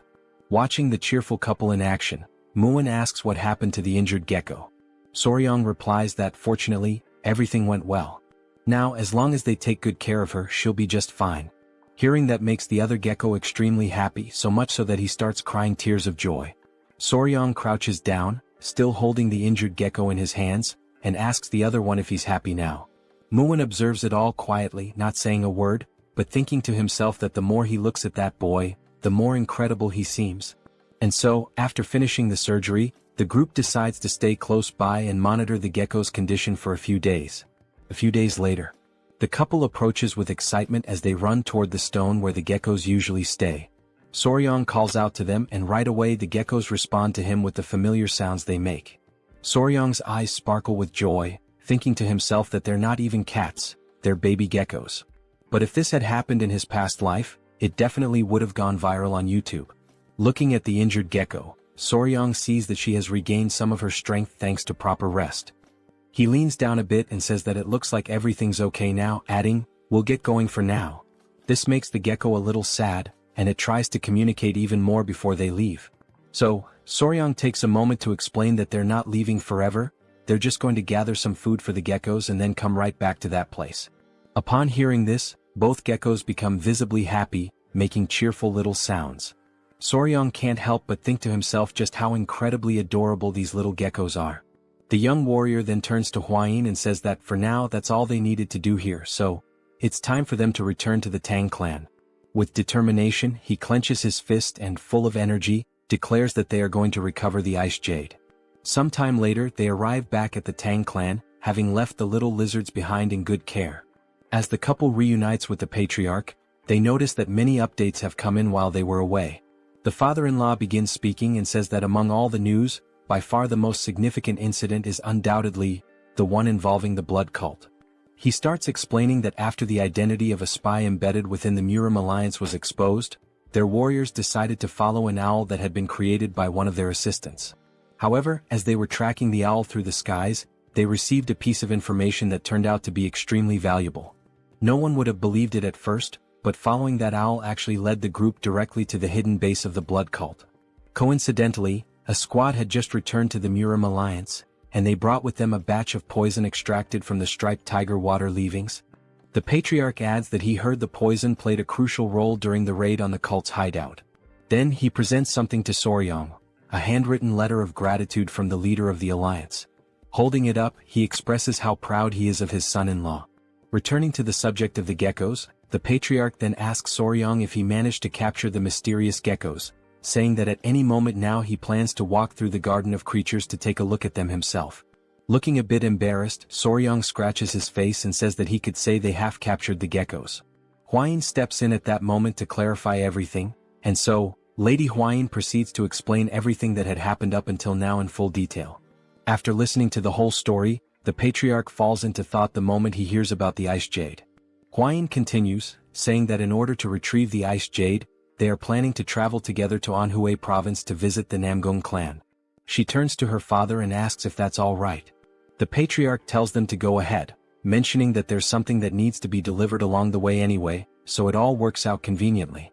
He adds that the current times are unstable due to the ongoing threat of the blood cult, but since Soryong will be with her, he feels reassured and can allow it without worry. Seeing his father-in-law smile as he says this, Soryong quietly wonders to himself if that kind of statement really deserves to be said with a smile on one's face. Then the patriarch pauses, telling them to wait for a moment, because now that he thinks about it, since they're heading to the Namgung clan, there have been some rather disturbing rumors going around lately. The couple exchange glances, already expecting that it must be something strange, and they ask what kind of rumors these are this time. The patriarch begins to recount what he's heard.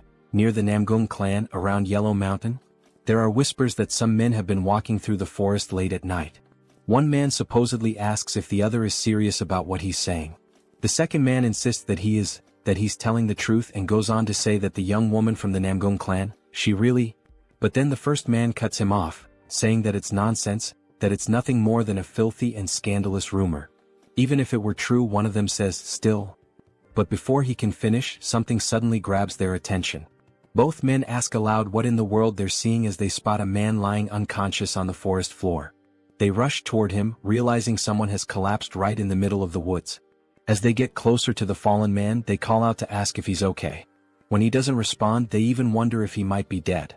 Suddenly, the unconscious man starts smiling, leaving the other two completely bewildered and unsure of what to think. The man on the ground has a creepy, perverted look on his face. He seems to be under some kind of spell or trance. Blood trickles from his nose, and he's drooling as if he's not fully conscious. The two who tried to help him look at each other, still unable to grasp what is actually going on. From a distance, a feminine figure watches the whole scene unfold. The men carry the unconscious man on their backs, asking aloud whether he was drunk or something.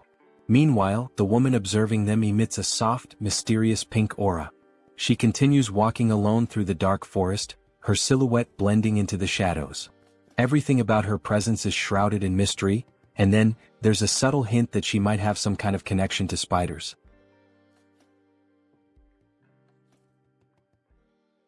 Still during that same night, a woman dressed entirely in flowing white garments remains intensely focused, emanating a concentrated chi as she firmly grips her sword, holding it poised and ready to strike at any moment. She senses deep within that this is the perfect moment she had been waiting for.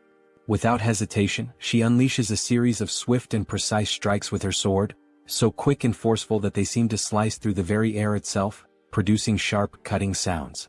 After executing the flurry of attacks, her hand begins to tremble uncontrollably, as though she has already reached the limits of her physical endurance. Moreover, her face has grown pale, and sweat is pouring down from her forehead, clear signs that she has completely exhausted herself. At that moment, she quietly mutters that once again she failed to cut through all the falling leaves, admitting to herself that perhaps she still requires even more training. Just then, another young woman approaches, calling out urgently to her as she prepares to make another round of attacks. The younger girl tells her that they must return now without delay, warning that if they linger any longer they will be caught. It becomes apparent from their conversation that the two are sisters, as the younger girl mentions that their father will scold her as well if they get caught this time. She continues, saying that although she knows her elder sister is an excellent swordswoman, she should also take better care of her own health. The older sister removes the traditional Hanfu hat from her head and in a gentle voice, responds that she understands, calling the younger girl Un. At that moment we are formally introduced to the elder sister, whose name is Seol, and it is revealed that both of them are daughters of the prestigious Namgung clan. Suddenly, Seol begins coughing harshly, causing Un to grow visibly concerned. Seol's cheeks flush red, and weakened by her earlier exertions, she appears clearly unwell. It is explained that this condition is known as an overflow of qi deviation. In the beginning, everyone in the family believed it to be a blessing. This condition occurs because her qi channels are extraordinarily open, allowing for the extremely rapid accumulation of internal energy, with no obstructions blocking the flow of pure qi. An elderly man who had been monitoring the sickly girl from her bedside explains that many of her vital blood points are wide open, causing her innate qi to be consumed at an alarming rate. Another man, almost desperate, asks anxiously if there is any solution to her condition. The elderly man contemplates deeply before speaking again, stating that what the girl truly needs is yin energy, a strong, pure form of yin energy that must be supplied before her innate qi is completely depleted. If not, he warns gravely, her life will be tragically short-lived. Returning to the present moment, Seol is still coughing heavily, and her younger sister anxiously asks if she is truly all right. Seol, trying to smile reassuringly, insists that she is fine and suggests they head back immediately. Un, not fully convinced, hesitantly asks if she is sure about that. As they walk together under the night sky, making their way back home, Seol's gaze falls upon the lantern that Un is carrying in her small hands. Seol makes a quiet analogy in her heart.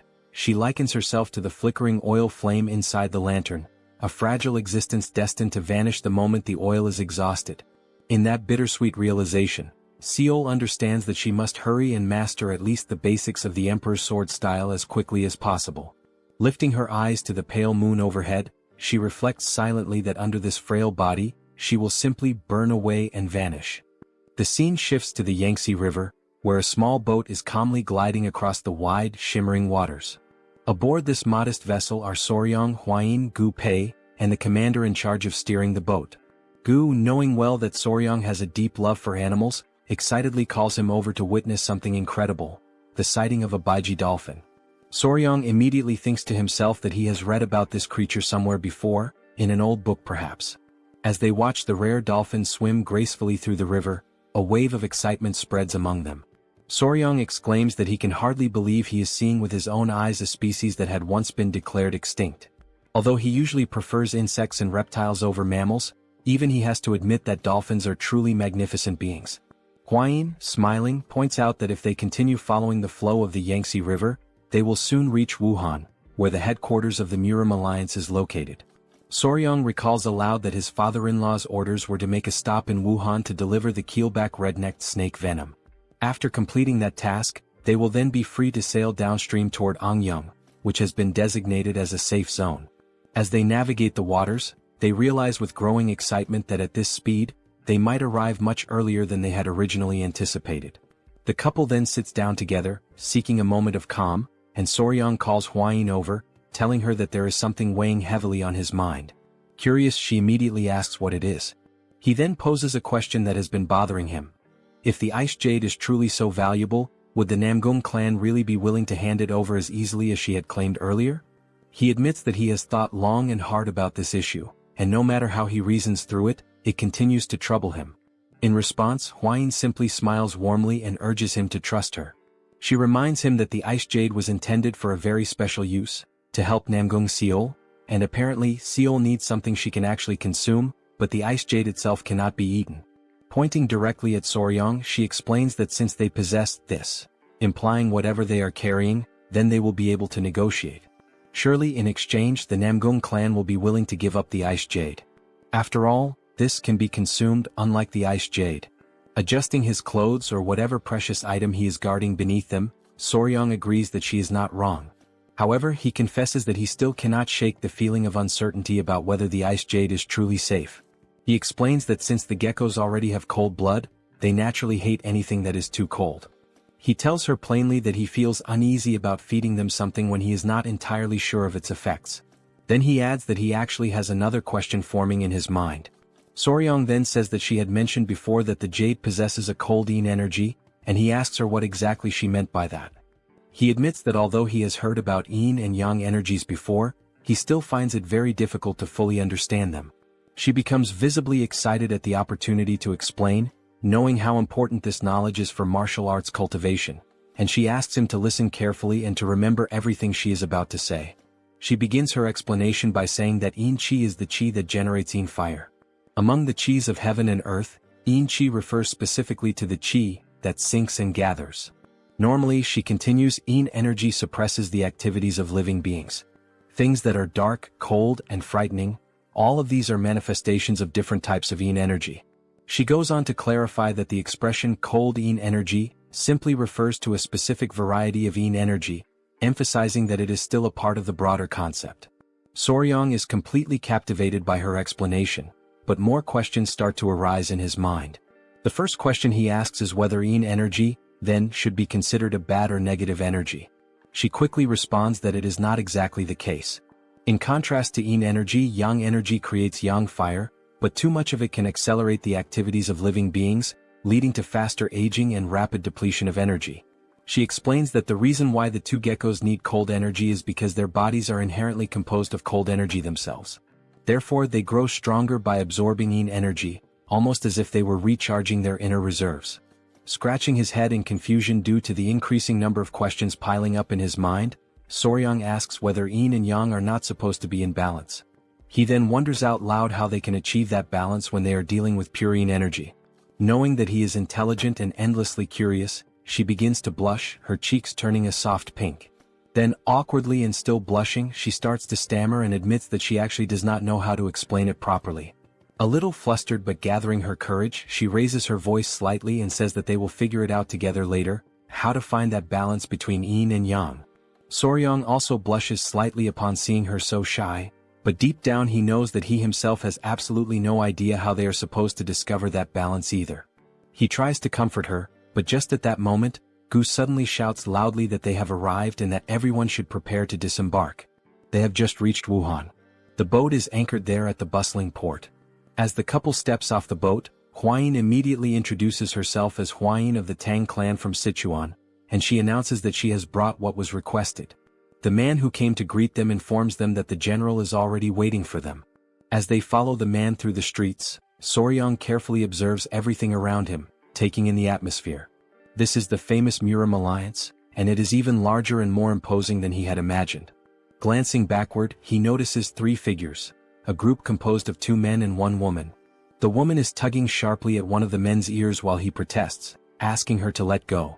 The man pleads for her to release him, calling her Sword Phoenix, and insisting that he had been just about to teach someone an important lesson. The woman sternly responds that he cannot duel against allies. The other man watching the scene, comments that indeed, their companion acted too rashly without verifying the facts first. The man whose ear is being pulled argues that he was simply trying to defend the honor of the young lady. At that moment he suddenly notices something, or someone, that captures his full attention. He immediately calls out to Huayin, using her well-known nickname, the Poisonous Flower. Huayin instantly recognizes the 3 individuals. The first is the Slaying Dragon, the woman is the Sword Phoenix, and the third is the Spear Dragon. Huayin remarks that it has been a long time since they last met, not since the Dragon Phoenix gathering, and she asks how they have been doing.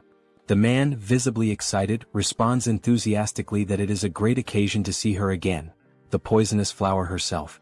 Watching them interact, Soryong realizes that only those with truly exceptional skills are allowed into the Murim Alliance, and that many of them earn prestigious titles like Dragon or Phoenix. All those gathered here are elite martial artists. The woman then says that there is something she would like to ask Huayin and mentions that a strange rumor has been circulating about her lately. Huayin asks if the rumor is truly about her, and the woman confirms it with a nod. The rumor, she says, is absurd, a ridiculous claim that Huayin has a lover. Hearing this, Huayin is left momentarily speechless, caught completely off guard. Soryang, overhearing the entire conversation, simply listens in silence, not uttering a single word. Lady Huayin then asks, seeking confirmation, if the rumor really is about her having a lover. The man immediately steps forward and, with visible agitation, says that all the warriors had been gossiping about it, and that he had been just about to challenge them to a duel to defend her honor. Soryang, silently observing the situation, begins to realize that this man is clearly in love with Huayin. Huayin withdraws slightly, and with a somewhat shy and embarrassed expression, she softly says that indeed, the rumor is incorrect. The man responds energetically, saying that he already knew it was false, and declares that he will now return and teach a lesson to the warrior who dared to spread such false gossip. At that moment, Huayin decides to settle the situation once and for all. She suddenly grabs Soryang firmly by the arm and pulls him close to her, taking everyone around by surprise with the suddenness of her action. She then corrects the rumor with clear and determined words, announcing that she does not have a mere lover, what she has now is a fiancé. She officially introduces Soryang as her fiancé. I personally found her action extremely cute and endearing, but judging by the expressions of the three onlookers, they certainly did not share the same opinion. All three of them stood frozen in complete shock upon hearing this unexpected revelation. The girl, wide-eyed, immediately asks if he truly is her fiancé, commenting on how young he looks. Huayin simply apologizes, saying that she should have introduced Soryang to them much earlier. Out of respect and politeness, Soryang clasps his fists together in the traditional martial salute and says that it is a pleasure to meet them, formally introducing himself as Wei Soryang. Two of the three individuals respond to the greeting, acknowledging him. Soryang begins to say that he looks forward to getting to know them better, but before he can finish his sentence, he is abruptly interrupted. When he looks forward to see what is happening, he sees the man who is clearly in love with Huayin practically engulfed in the flames of rage, glaring at him with burning eyes and demanding to know if he is truly Huayin's fiancé. The man demands confirmation of his name, asking directly if he is indeed Wei Soryang, to which Soryang calmly responds that yes, he is. Without hesitation, the man drops to one knee, but not in a friendly or honorable gesture. His aggressive and unfriendly posture causes his two companions in the background to become visibly alarmed. With a fierce expression, the man introduces himself as Yang Xianggu, the spear dragon from the Yang family of Sichuan. Still burning with fury, he calls out to the young Soryang and challenges him directly to a duel. The sudden and unexpected challenge to a duel left the couple completely stunned, as neither of them had anticipated such an impulsive and bold action. The man's companions, however, reacted with visible disappointment, as it appeared that this type of behavior was far more common for him than one might expect. Soryang, now sweating coldly with nervousness, asks for confirmation, questioning if the man truly intends to challenge him to a duel. The man, unwavering and intense, replies with a firm yes, he wants a one-on-one duel. Just at that moment, Yang Xianggu is pulled back roughly by his clothing, stopped by his own friend. Huayin grows visibly irritated at the very idea of a duel, and the other young woman also seems upset. Both of them demand that he calm down and take a moment to reconsider his actions. In the background, Soryang remains completely frozen, unsure of how to respond to the chaos unfolding around him. Suddenly, a thought crosses Soryang's mind. He remembers Murim and the men of the Peng family. He recalls how someone had challenged him to a duel the very moment they met, and now, once again, he finds himself wondering why he keeps encountering such strange and unpredictable people. At that very moment, another figure arrives on the scene, interrupting the growing commotion and asking what all the fuss is about between those gathered there. The newcomer is none other than General Jaegao, always holding his elegant fan, though this time his expression is more serious and commanding than usual. Soryang, maintaining etiquette, clasps his fists respectfully and introduces himself to General Jaegao. The man with the spear also greets the general, though his greeting is noticeably more casual and lacking in proper decorum. Perhaps in response to this lack of formality, General Jaegao uses his fan in an unusual way. He strikes the man's face with it in a sharp and pointed gesture. Jaegao then demands to know what on earth the spear-wielding man thinks he is doing, especially with the honored guests. The man offers nothing but a quick apology in response. Opening his fan once again with a calm but knowing smile, Jaegao remarks that he had been growing old while waiting for Soryang's arrival. He then formally invites Soryang to accompany him to the Celestial Martial Pavilion, where the leader of the Murim alliance is currently waiting for them. With that, the group begins to move, the couple following General Jaegal and leaving Yang Xianggu behind, his conflict unresolved. This unfinished business only serves to stoke the fire of Xianggu's rage even further. Meanwhile, his friends watching quietly seem unsurprised, as if they knew something like this would happen all along. Sometime later at the Celestial Martial Pavilion, Huayin informs Soryang that she will be waiting for him for a short while in the guest hall, and Soryang acknowledges her with a simple nod and a few words. A young girl who had been standing there ready to receive them, begins giving them instructions, including the directive that the first person they must greet is the leader of the alliance. Soryang, silently and inwardly, thinks that she must be some clueless novice. Jaegal seems to share a similar impression. He immediately comments that this is the girl who was brought in to replace the previous servant, who had turned out to be a spy. The girl appears visibly nervous, likely because of this high-stakes situation. Raising her voice, the young girl shouts toward the inner chamber, announcing that the general and the young warrior from the Tang clan have arrived. They soon hear a voice from within instructing them to come inside. They proceed forward slowly and carefully, and upon entering the chamber, they see the silhouette of the Murim alliance leader standing with his back to them. Once again demonstrating respect, Soryang clasps his hands and introduces himself, offering a formal greeting to the leader of the Murim alliance. The leader turns slightly, visibly impressed upon learning that this is the same Soryang he had heard so much about. He tells him to come in and says that he must be tired after such a long journey. However, as the leader looks at him more closely, something catches his attention almost instantly. The leader immediately asks about the tiny creatures on Soryang's wrist and waist, questioning whether those little beings have bitten anyone yet. Soryang, a bit startled by how quickly the leader noticed them, replies honestly that no, they have not bitten anyone. At that moment, all Soryang can think about is how they had said the alliance leader was one of the top 3 martial masters in all of Murim, and now he has no doubt. The man immediately recognized the venomous creatures hidden beneath his clothing. The leader gestures for them to sit, and once they are settled, he proposes they move straight to the most important matter. He then asks Soryang whether he brought the venom from the tiger-striped water snakes. Soryang replies that yes, he did bring it. He adds that he prepared as much as he could before leaving, managing to fill 3 full bottles. Jaegal, clearly impressed by the quantity, comments that he once witnessed the venom extraction process while in Sichuan, and he knows just how difficult and dangerous that task truly is. He expresses his gratitude for receiving so much. The leader then mentions that he heard Soryang became the son-in-law of the Tang clan in Sichuan, to which Soryang confirms that this information is correct. The leader asks about Soryang's family, and Soryang responds quietly that he has no family, that he is alone in this world and has no one he can truly trust. Jaegal comments that he had heard the young warrior lost all of his memories in an accident. Before being taken in by the patriarch of the Tang clan, he had lived by himself on an isolated island, catching snakes and selling them to survive. The leader expresses sympathy, saying that Soryang must have lived a difficult and lonely life. Soryang scratches the back of his head and offers a slight smile, saying that perhaps he wasn't as alone as everyone thinks. The leader, seeing no reason to dwell further on the topic, shifts the conversation back to business. He says that the main reason he summoned Soryang was because the young warrior played an important role in the recent incident involving the blood cult. For that reason, the leader says he would like to grant him a reward. Soryang, caught off guard by the idea of a reward, answers honestly. He says that he already told General Jaegal what he needed the last time they spoke.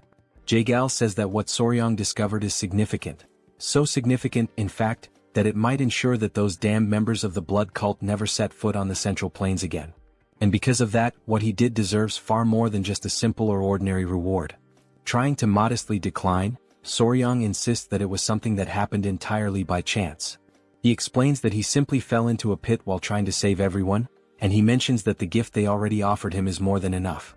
Hearing this, both the leader and General Jaegal are left stunned, their eyes widening in disbelief. Rising from his chair, the leader asks if Soryang really just said that he tripped while trying to save the Tang clan. As the leader pieces everything together, he crosses his arms thoughtfully and says that he's beginning to understand why he has felt such a strange sense of familiarity with Soryang. It has just now dawned on him how alike they truly are. Hearing that they are alike leaves Soryang in utter shock, frozen in place. The leader clarifies that he's not talking about physical appearance. With a more serious tone, the leader continues, revealing that he himself lost his clan and those he loved to those bastards of the blood cult. He then speaks about how he became stronger, doing everything in his power, pushing himself to the limits, all to try and save at least one surviving member of his family. And somewhere along that path, he experienced a moment of enlightenment and achieved martial mastery. He then asks if the rumors are true. Did Soryong really throw himself at an elder of the blood cult while he was poisoned, all in an attempt to save the Tang clan? Soryong affirms that it is true. With pride in his voice, the leader says once more that they are indeed alike, just as he himself had done 30 years ago. Approaching Soryong with a steady gaze, the leader comments that given Soryong's current strength, it should have been impossible. And yet he still gave it everything he had. He acted with nothing but desperation in his heart. He places a hand on Soryong's shoulder, an intimate and symbolic gesture, as if the two now share a bond that goes beyond words. He then announces that as a reward he will grant Soryong his unique martial technique, one that he alone possesses, called the Iron Coffer technique. Both Soryong and Jaegal are left dumbfounded by what they just heard, unable to immediately process the gravity of such a gift. The leader explains that he has never accepted a disciple before. When he dies, this technique would have disappeared along with him. But now it won't. He adds that he has no intention of taking on the role of a formal master, so the Tang clan need not worry about any kind of mentorship arrangement. Soryong still finds it difficult to believe the words he's hearing. It almost doesn't feel real. A bit overwhelmed but also clearly excited, Soryong expresses his gratitude and promises that he will make sure never to bring shame to the leader's great name. Smiling with his arms now crossed, the leader replies that it's good to hear and that he'll count on the young warrior. Later, as night falls, Soryong is seen walking while carrying a very heavy book in his arms. He can only think about how unbelievable it is that the leader of the alliance actually granted him his personal martial technique. He remembers how Jaegal instructed him to keep this a secret from everyone, except for the elders of the Tang clan, because if this information spreads, it could easily make Soryong a target of the blood cult. While walking and thinking about returning to the guest hall, because if he tells Hwayin what he received, she'll likely be overjoyed, someone suddenly calls out to him from behind. As Soryong turns around, he sees the spear-wielding man from earlier, still burning with the fury left over from the events of that afternoon. The man declares that they have met again due to fate, which only makes Soryong feel even more unsettled and anxious. He explains that he heard Soryong had left the Celestial Martial Pavilion, so he came looking for him. He says he still hasn't received an answer to his earlier challenge for a duel. Soryong can only think about how incredibly persistent this man is. Clutching his spear, the man says that he needs to know whether Soryong is truly a man worthy of Lady Tang Hwayin, the poison flower. He insists that Soryong must prove himself. Soryong replies that it's too dangerous and that they really shouldn't. But before he can finish, the man interrupts and gestures to his spear, saying there's no need to worry because he'll remove the tip and only use his hands gently. Soryong responds that this isn't what he meant.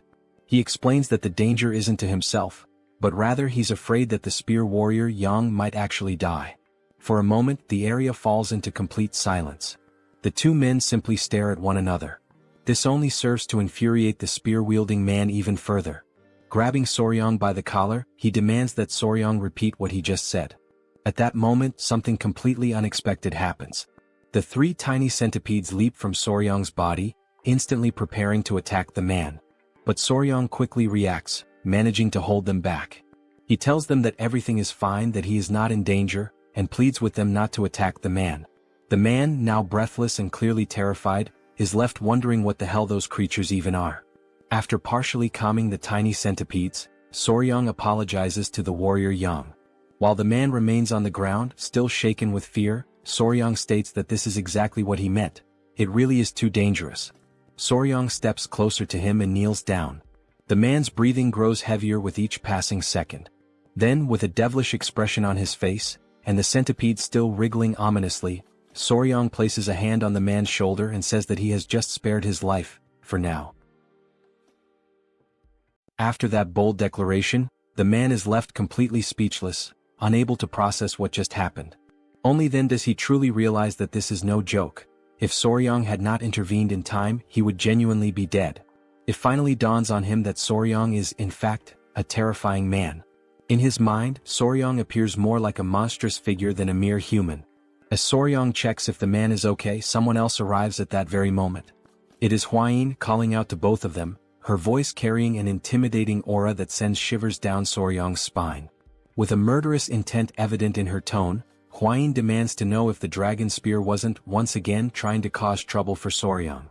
Realizing the dangerous path this could take, Soryang quickly makes up a story, saying it was just a misunderstanding. He lies, claiming that he got lost and that the dragon spear showed up to guide him back.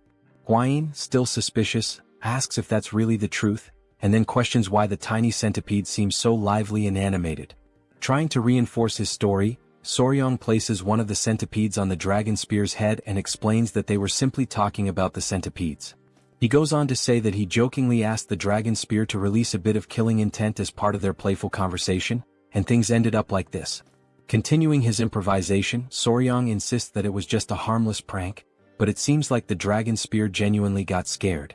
The man, still visibly shaken, gets up and awkwardly agrees with Soryang's fabricated version of events. Although Huayin doesn't seem entirely convinced, she remains silent, merely observing them. Then she thanks the dragon spear for guiding Soryang and calls the young warrior to return to the guest hall. Soryang quickly dashes to follow Huayin, leaving the man behind, still in shock and disbelief. With a long, deep sigh, the man can only think about how that situation almost escalated into a far greater disaster. While running, Soryang calls out to the dragon spear and reminds him that he has saved his life twice now. This comment leaves the spear-wielding man even more bewildered, struggling to process the events. The next morning arrives. The couple, along with Gu Pei, are already prepared to set out on their journey. Huayin bids farewell to the group, saying that she has matters to attend to and they must leave now. She adds that it was a pleasure to see them again. The young woman also expresses her gratitude and tells them to be careful on their travels. As the couple turns to leave, the girl calls out to Soryang, asking him to wait for a moment.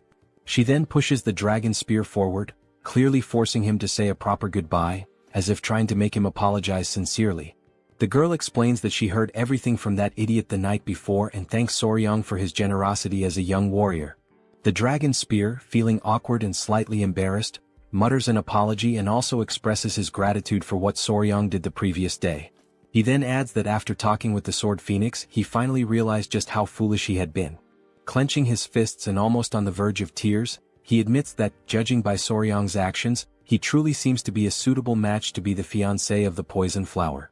The man then bows respectfully, thanking Soryang earnestly and asking him to please take good care of Huayin from now on.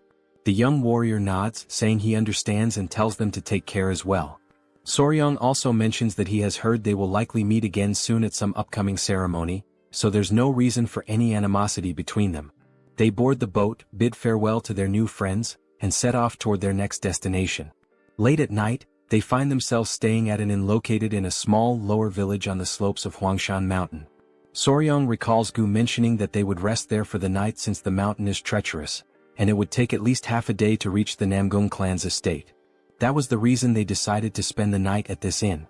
After Soryang shares the details of his encounter with the leader, Huayin is left utterly shocked.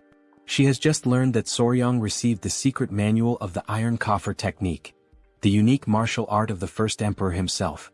Soryang casually remarks that the emperor said they seemed alike. However, he also mentions that he heard the training required to master this technique is painful. Yet, once fully mastered, it can even block blades and withstand chi-based attacks. Huayin explains that the emperor's exclusive technique rivals the legendary indestructible diamond technique of the Shaolin.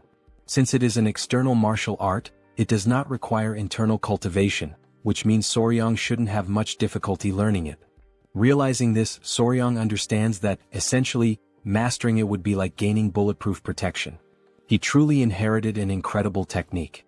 Then Huayin offers to help him train in the new technique. She mentions having heard that the emperor used to whip his own body every morning as part of his rigorous practice, and she enthusiastically volunteers to assist him with that. Soryang is left utterly speechless, his jaw dropping as he processes what Huayin just said. He then asks in disbelief if it's really true that the emperor used whips as part of his training.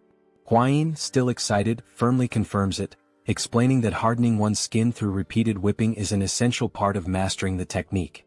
Soryang, who has a vivid imagination, suddenly envisions Huayin wielding a whip while wearing a more daring outfit. This mental image makes him hesitate for a moment, but then he rationalizes that if it's for the sake of cultivation and becoming stronger, he would be willing to accept it. Just then, an elderly man who works at the inn interrupts their conversation. Apologizing for the intrusion, he asks if they are planning to climb Mount Huangshan. Huayin responds affirmatively and inquires why he's asking such a question. The old man explains that he is the owner of the inn, and judging by their appearance and equipment, it seems that they are heading towards the Namgung clan. Rising from his seat, Soryong cautiously asks if there is any problem they should know about. Before the old man can respond, Huayin recalls that her father had mentioned some unsettling rumors circulating lately. Curious, she asks if those rumors are related to what he's about to say. The elderly man then reveals that, in truth, over the past few months, people who have ventured up the mountain have mysteriously disappeared. Fortunately, those who went missing were later found safe, but something disturbing had happened to them. They had their yang energy completely drained. Both Soryong and Huayin feel a slight chill at this revelation. Huayin, clearly puzzled, remarks that it sounds rather strange and questions what this has to do with the Namgung clan. Blushing slightly and appearing somewhat embarrassed, the old man hesitates before confessing that all those who regained consciousness after the incident said the same thing. The person they spent the night with was none other than Lady Namgung Seol. This shocking statement leaves both Soryong and Huayin completely stunned. Huayin immediately questions whether this could possibly be true. Outraged, she continues, asserting that this is clearly a malicious trap, a vile and baseless accusation. Seeing that she is becoming increasingly agitated, Soryong gently urges her to calm down. The old man, equally taken aback, reassures them that, naturally, everyone reacted the same way at first. However, before he can finish his sentence, the scene transitions to the Namgung clan. Inside the clan's estate, Lady Seol is meticulously practicing her manual skills when she hears approaching footsteps. A young girl pushes the door open and calls for Lady Seol's attention. The girl informs her that the patriarch has summoned her to the hall immediately.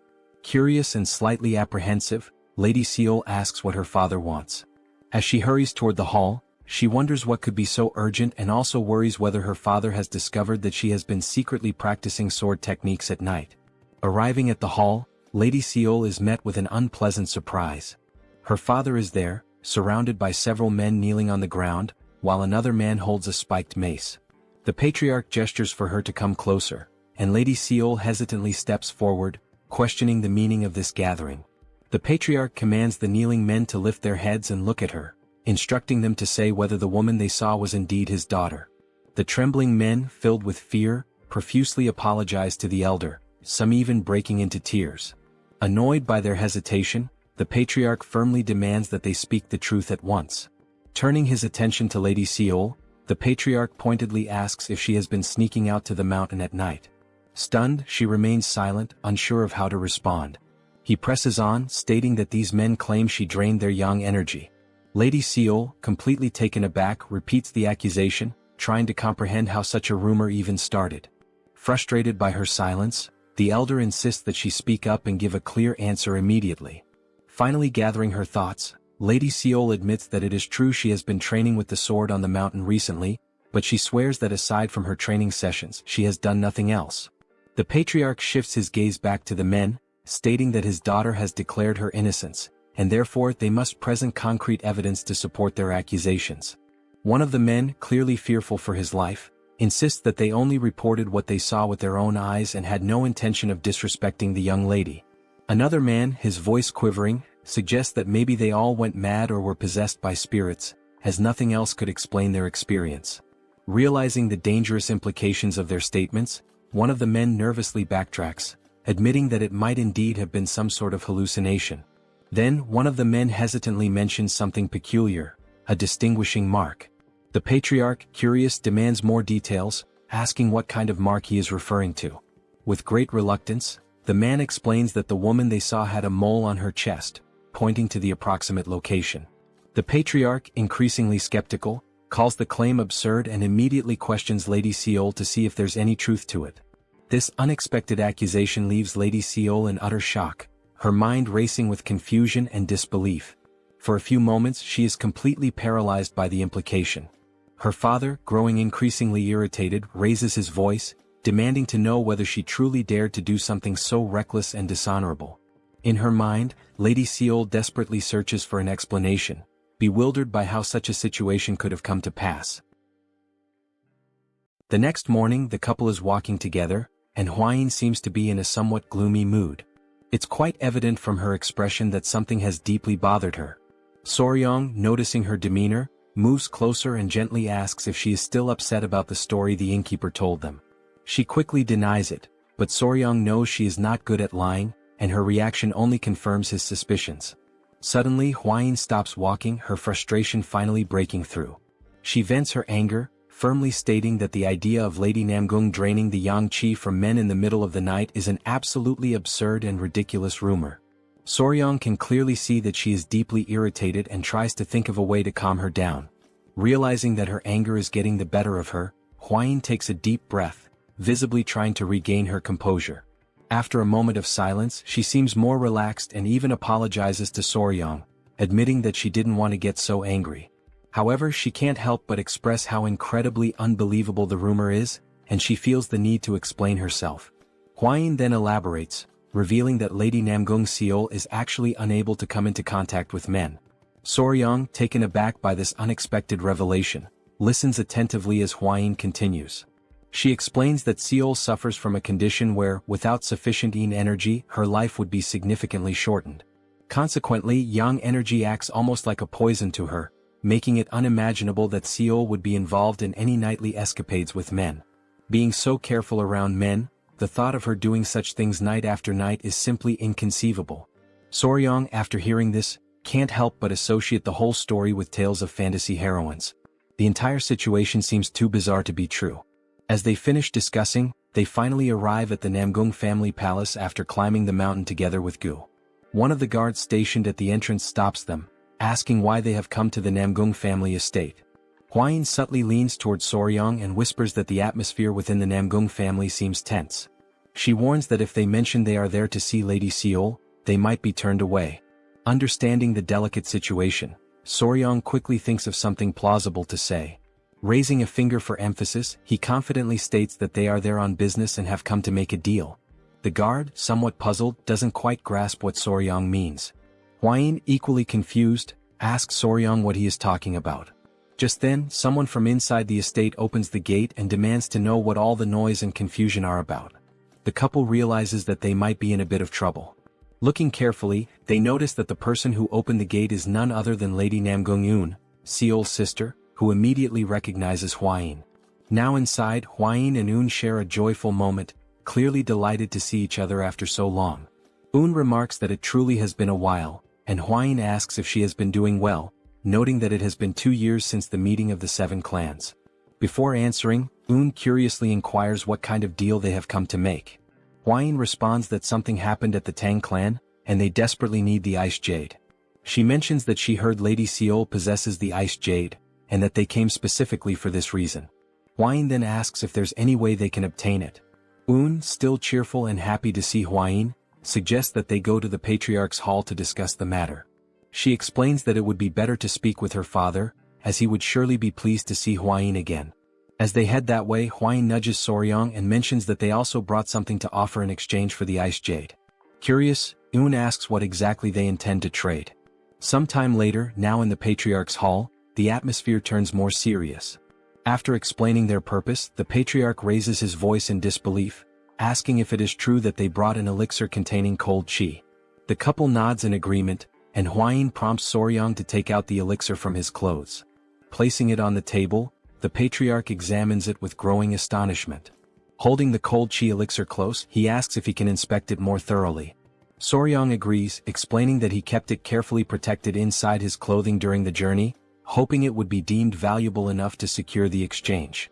After a careful examination, the Patriarch marvels at the elixir's purity, remarking that it is remarkably high quality and that, with it, Seol could live at least 10 more years. Yoon, equally intrigued, asks if it truly is that amazing. Feeling a sense of relief, the couple is overjoyed when the Patriarch agrees to trade the Ice Jade, recognizing the elixir's immense value. However, the Patriarch then notices something peculiar within the crystal of the elixir and questions what it might be.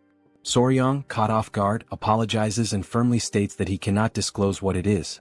Understanding the need for secrecy, the Patriarch nods, acknowledging that revealing the nature of the object might inadvertently give away its origin. Soryong expresses his gratitude for the Patriarch's understanding. At that moment, Soryong recalls that, in reality, the reason for his secrecy isn't just about the origin. It takes him back to a time when he was walking with the Great Patriarch. Soryong was walking and every now and then he would complain about how cold it was. The great patriarch, noticing his discomfort, asked him what was wrong. In response, Soryong took out from within his clothes the object that was causing the cold, revealing it to be a tail. Showing it to the great patriarch, Soryong explained that there was something peculiar about it. It looked like ice crystal forming on the tail of the gecko he had kept as a keepsake. Intrigued, the great patriarch carefully examined it and remarked that it possessed an incredible cold chi energy. He acknowledged that it could indeed be a valuable material for practitioners who had mastered ice techniques or cold chi martial arts. Soryong could only think that perhaps geckos stored nutrients in their tails, and in this case it turned out to be cold chi. Realizing its potential worth, the great patriarch asked if Soryong wanted to try transforming it into an elixir. Returning to the present, Soryong decides that it is not worth mentioning the shriveled gecko tail. The patriarch, still enthusiastic, instructs Un to inform her sister to exchange the elixir for the ice jade. He then suggests that the guests should rest, as he intends to prepare a celebration to welcome the guests from the Tang clan. Curious, he asks if Hwayin is close to Seol and she confirms that she is. The patriarch continues, explaining that his daughter Seol has recently been through something distressing, and perhaps Hwayin's presence could help comfort her during their stay. Un then offers to guide the couple to the guest residence, and the patriarch entrusts this task to her. As they walk, Un mentions that thanks to Hwayin, her father's mood has improved somewhat, as in recent days, it felt as if they were walking on thin ice. To clarify, Hwayin cautiously asks if something happened to Lady Seol. Hwayin then shares that she has heard some troubling rumors and admits that she has been worried. Un, a bit disappointed, asks if Hwayin really heard about the rumors. With a hint of frustration, Un confesses that she doesn't believe Seol would do something like that, but unfortunately, they haven't been able to find any clues to prove her innocence. As a result, Seol had to be confined in the seclusion room and marked with virginity sand to prove her purity. Hwayin is utterly shocked by this revelation, while Soryong, confused, can only ask what on earth virginity sand is. Un and Hwayin proceed to explain that virginity sand is a substance that women apply to their bodies to demonstrate their purity. If one raises a gecko and feeds it with cinnabar, the gecko's body will turn red. The gecko's body is then ground into powder and stamped onto a woman's skin. If her body is pure, the mark cannot be washed away, not even with water. Hearing this, Soryong feels a surge of indignation, thinking that identifying a woman's purity should be the job of a unicorn, not a gecko. To him, this practice seems like an outrageous violation. Un then points out that Seol is just ahead, prompting the couple to turn their attention towards her. For a moment, the young warrior is speechless. Even from a distance, it's clear that Seol's beauty is truly unique. As they move closer, they see her sitting there, seemingly untroubled, though on her hand remains the mark left by the virginity sand. Hwayin feels relieved to see Seol and quickly approaches her, catching Seol by surprise as she didn't expect to see Hwayin there. Un takes the opportunity to explain that Hwayin brought an elixir containing cold chi, and that their father has agreed to exchange it for the ice jade. Observing the elixir up close, Seol comments that she can indeed sense the powerful cold chi emanating from it. The couple's spirits lift as Seol gratefully acknowledges the gift, revealing that she has the ice jade with her right there. She takes out the ice jade and shows it to them. Soryong takes the jade, and both he and Hwayin feel an immense sense of relief at having secured it. However, before they can fully rejoice, Seol lets out a deep sigh, interrupting their moment of celebration. Noticing Seol's apparent sadness, Hwayin cautiously brings up the rumors, expressing that she still finds it hard to believe that Seol could do something like that. Seol, appreciating the concern, softly admits that there were indeed many witnesses. She wonders aloud what exactly those people saw and, more puzzlingly, how they knew about the location of her mole. The young warrior's eyes light up with a sudden spark of excitement, as he is now convinced that this must be a truly mysterious case. An enthusiastic grin spreads across his face, and he can't help but burst into hearty laughter. Seeing this unexpected reaction, Hwayin looks at him with concern and asks if he is feeling all right. Quickly shifting his expression to one of confident seriousness, Soryong proudly declares that he is an expert in such matters. In fact, he even goes as far as to claim that in his past life, he was famously known as Sherlock Fabre when it came to solving cases like this. Then, seemingly out of nowhere, Soryong asks Seol if she has ever bathed alone in a pond or river at night. The sudden and random nature of the question leaves all the girls puzzled, unsure of where this line of reasoning is leading. Hwayin tries to make sense of it and cautiously suggests that maybe, in doing so, someone might have spied on Seol. However, Seol shakes her head and confidently states that she has never washed her body outside the house. Even if someone had seen her, they would have no reason to spread such malicious rumors. After all, even the people living in the lower parts of the mountain are considered family to her. Upon hearing this explanation, Soryong realizes that his deduction was completely off the mark, and a heavy sense of disappointment settles over him. His enthusiasm drains away as he contemplates his failed reasoning. Hwayin, on the other hand, suddenly appears thoughtful, as if an idea has just struck her. She confidently says that maybe she has figured something out and asks if there could be another, more plausible explanation for this entire situation. Still sitting on the ground and lamenting his lack of deductive prowess, Soryong lifts his head and notices that Hwayin is speaking with a renewed sense of determination. It seems she might have a clearer idea of what could have actually happened. Hwayin begins to create an air of suspense, building up the moment with dramatic mystery, leaving everyone tense and curious. Then, with a serious tone, she finally reveals that the most likely identity of the culprit is a ghost. Hearing such a declaration leaves the two sisters wondering, exchanging uncertain glances as they question whether it really could be a ghost. Soryong is left speechless, completely stunned, his mouth slightly agape, as he had been expecting her to say something far more profound and grounded. Instead, she comes up with the idea of ghost. Bringing one hand thoughtfully to his chin, he reflects for a moment and says that perhaps it might make some sort of sense. He then remembers that he once encountered the ghost of the centipede in a dream after it had died, so perhaps believing in such a thing isn't entirely absurd. Turning to Seol, Soryong calls her name and asks if she has touched or done anything unusual recently, something strange or out of the ordinary. He gives an example, suggesting maybe she accidentally consumed the inner core of a mystical beast. Seol asks for a moment to think carefully. After a pause, she replies that recently she touched an acorn and also a tree branch. Soryong, upon hearing this, can only think to himself that this might be what people call an idiotic charm. Then, Seol seems to recall something more significant. She explains that while she was training alone during the night, she felt the distinct presence of someone near her. It was as if this presence was watching her the entire time, silently and closely. Un asks if that's really true, and Seol confirms it without hesitation. At first she had even thought it might have been Un nearby, but when she checked there was absolutely no one around. While Seol starts to question whether she was just feeling overly sensitive at the time, Soryong is quietly convinced that this is an undeniably suspicious situation. At that exact moment, a young girl rushes toward them in a panic, breathless and shouting for Lady Seol. The little girl is clearly out of breath and struggling to speak. She tries to catch her breath as Seol asks her to calm down and explain why she is running around in such a panic. The girl finally manages to say that another villager has disappeared, and the clan's warriors have already left the estate to begin the search.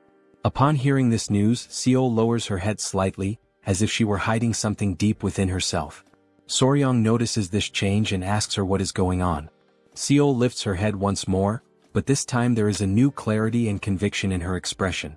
She declares that no matter what, she must personally capture this ghost and avenge the humiliation of her lost chastity.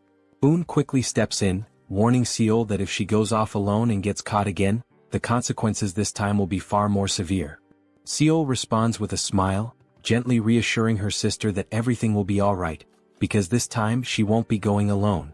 Confused, Un asks what exactly Seol means by that. In response, Seol takes Hwayin's hand and asks both her and Soryong if they would be willing to help her. The couple is left momentarily speechless, caught off guard by the unexpected request to venture out into the mountains in the middle of the night. But in the end they cannot bring themselves to refuse her, and they agree to go. Nightfall arrives and they find themselves walking through the mountains under the dark, quiet sky. Un, not hiding her concern, mutters that if she gets caught this time, she will certainly be locked away in the cultivation chamber for half a year as punishment. She turns toward Soryong and says that he could at least try to stop Hwayin. Then she asks how he even managed to fall in love with her in the first place. Soryong simply replies with a sarcastic smirk, saying nothing more. A little earlier that same evening, Seol had shown them a small golden ornament and explained that it was a naragi made of knots, a traditional charm where the ice jade could be safely stored. She had gone on to say that she wasn't entirely sure why they wanted the ice jade, but if they were planning to take it with them, this naragi would certainly help. Hwayin had been mesmerized by the delicate beauty of the item. She had opened the small golden charm down the middle and remarked that it could serve as a symbolic gift between the couple.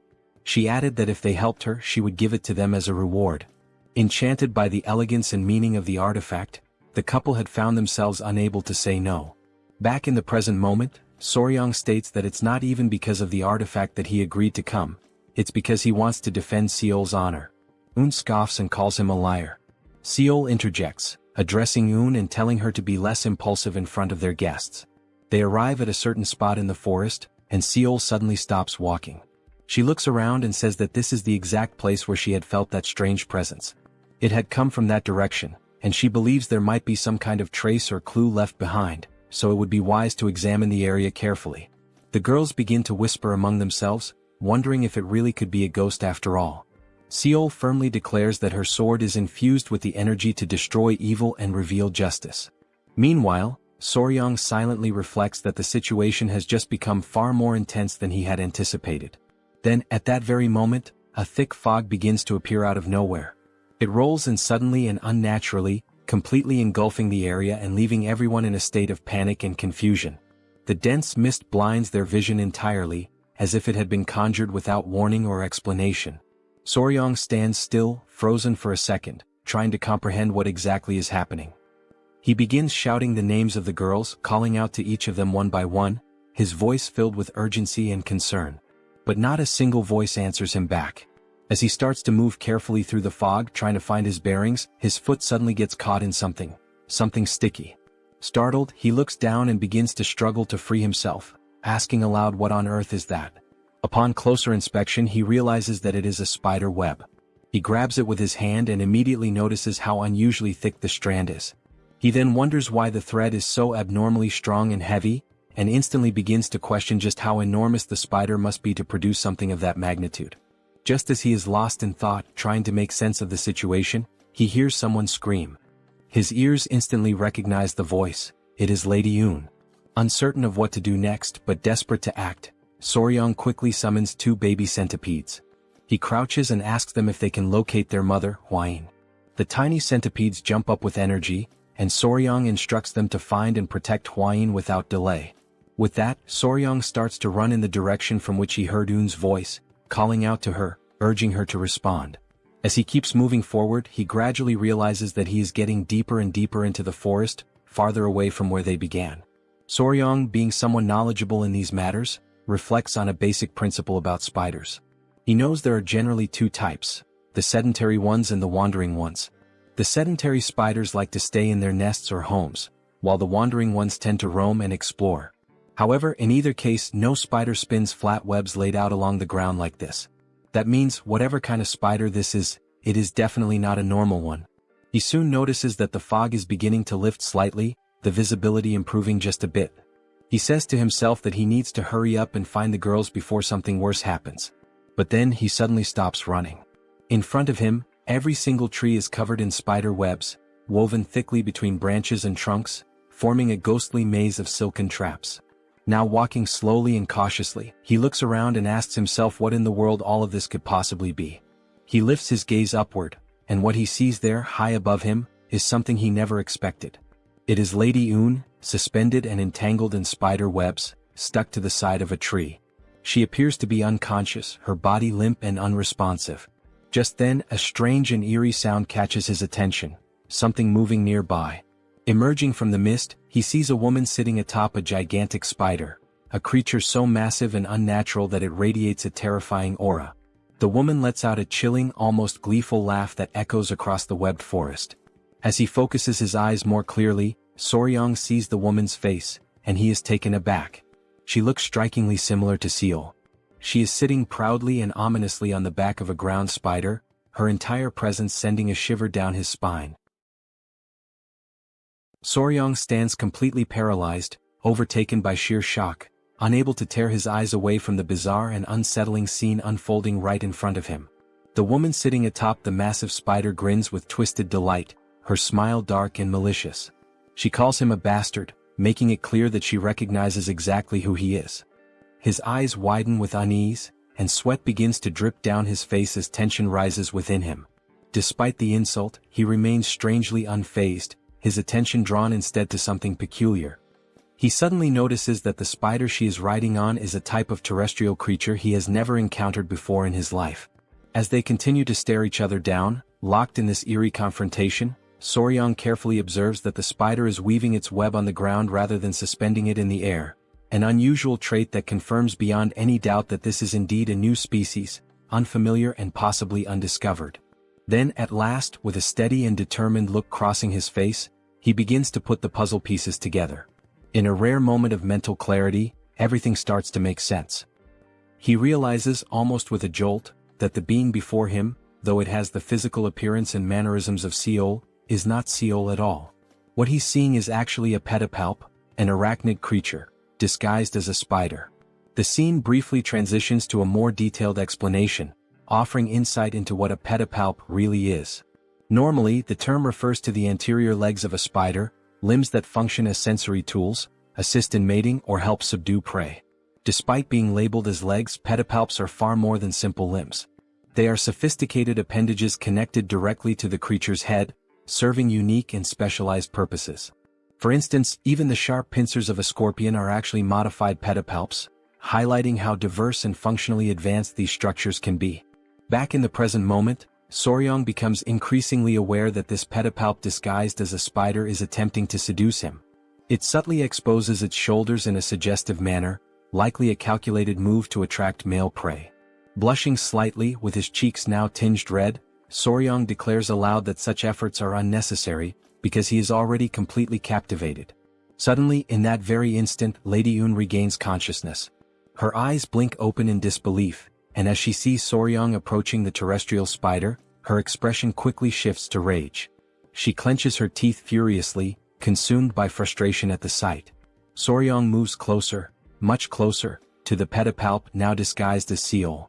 With his hands gently interlocked and a flushed face, he begins to sing praises of how astonishingly beautiful she is.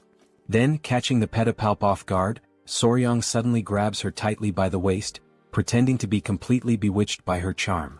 The pedipalp, feeling triumphant and confident that it has successfully lured its prey, raises its arms in preparation to strike. The moment it prepares to launch its attack, Soryang sharply lifts his head and issues a clear and commanding order for his centipede to attack. Without a second of hesitation, the centipede leaps forward at full speed, catching the pedipalp completely off guard and leaving it paralyzed in shock. With ferocious precision and unwavering speed, the centipede sinks its fangs into the creature's body. The pedipalp lets out a gut-wrenching scream of pain, its voice echoing across the forest.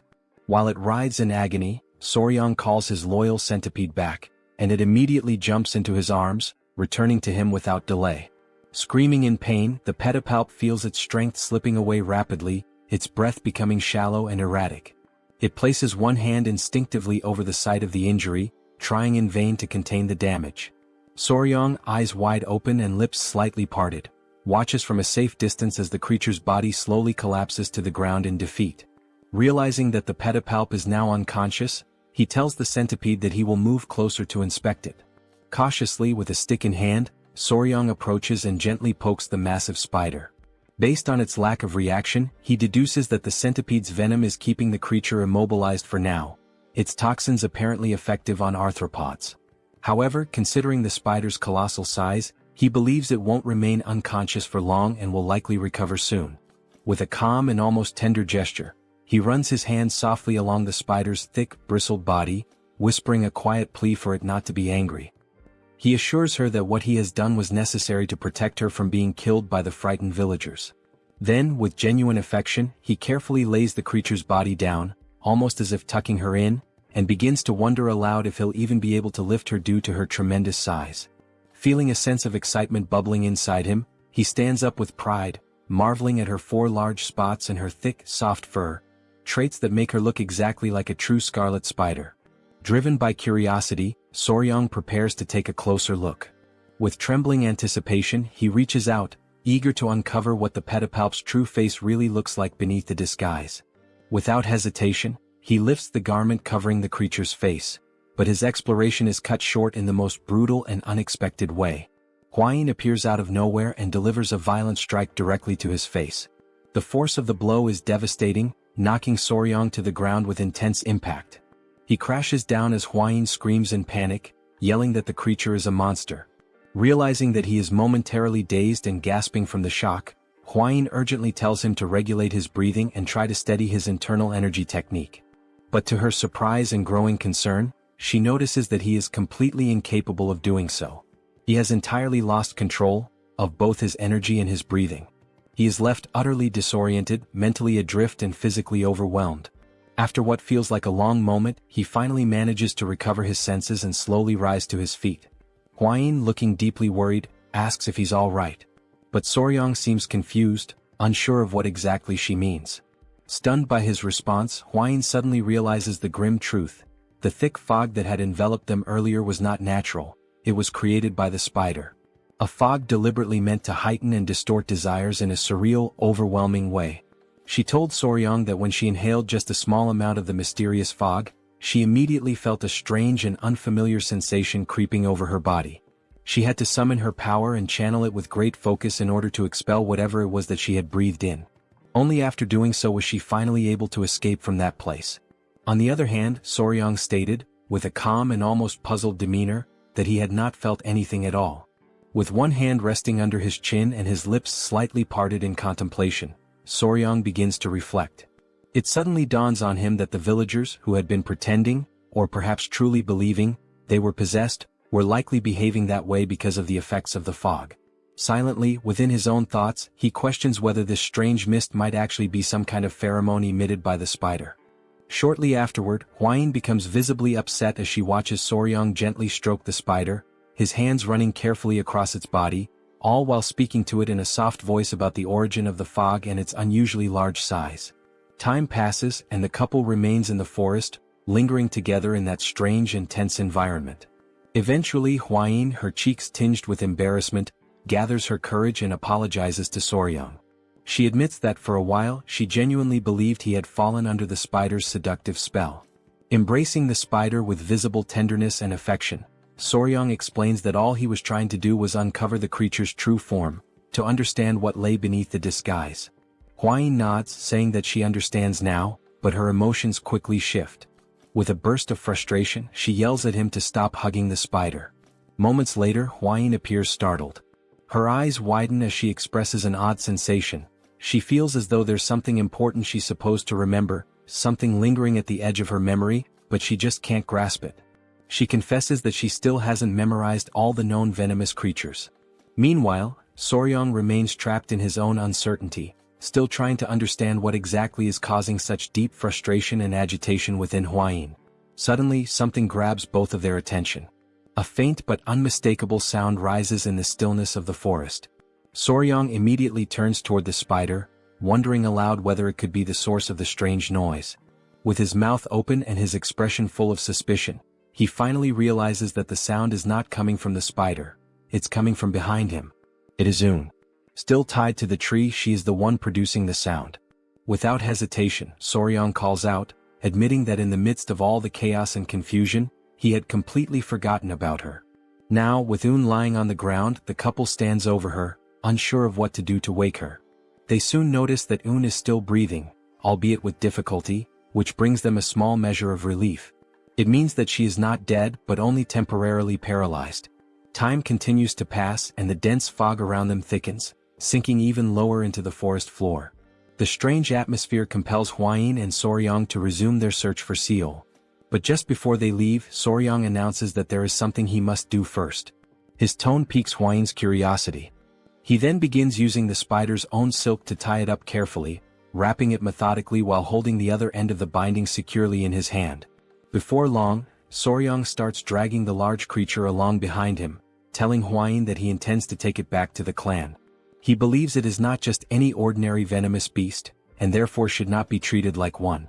Suddenly, a scream cuts through the air, and Huayin immediately spins around, alarmed and tense.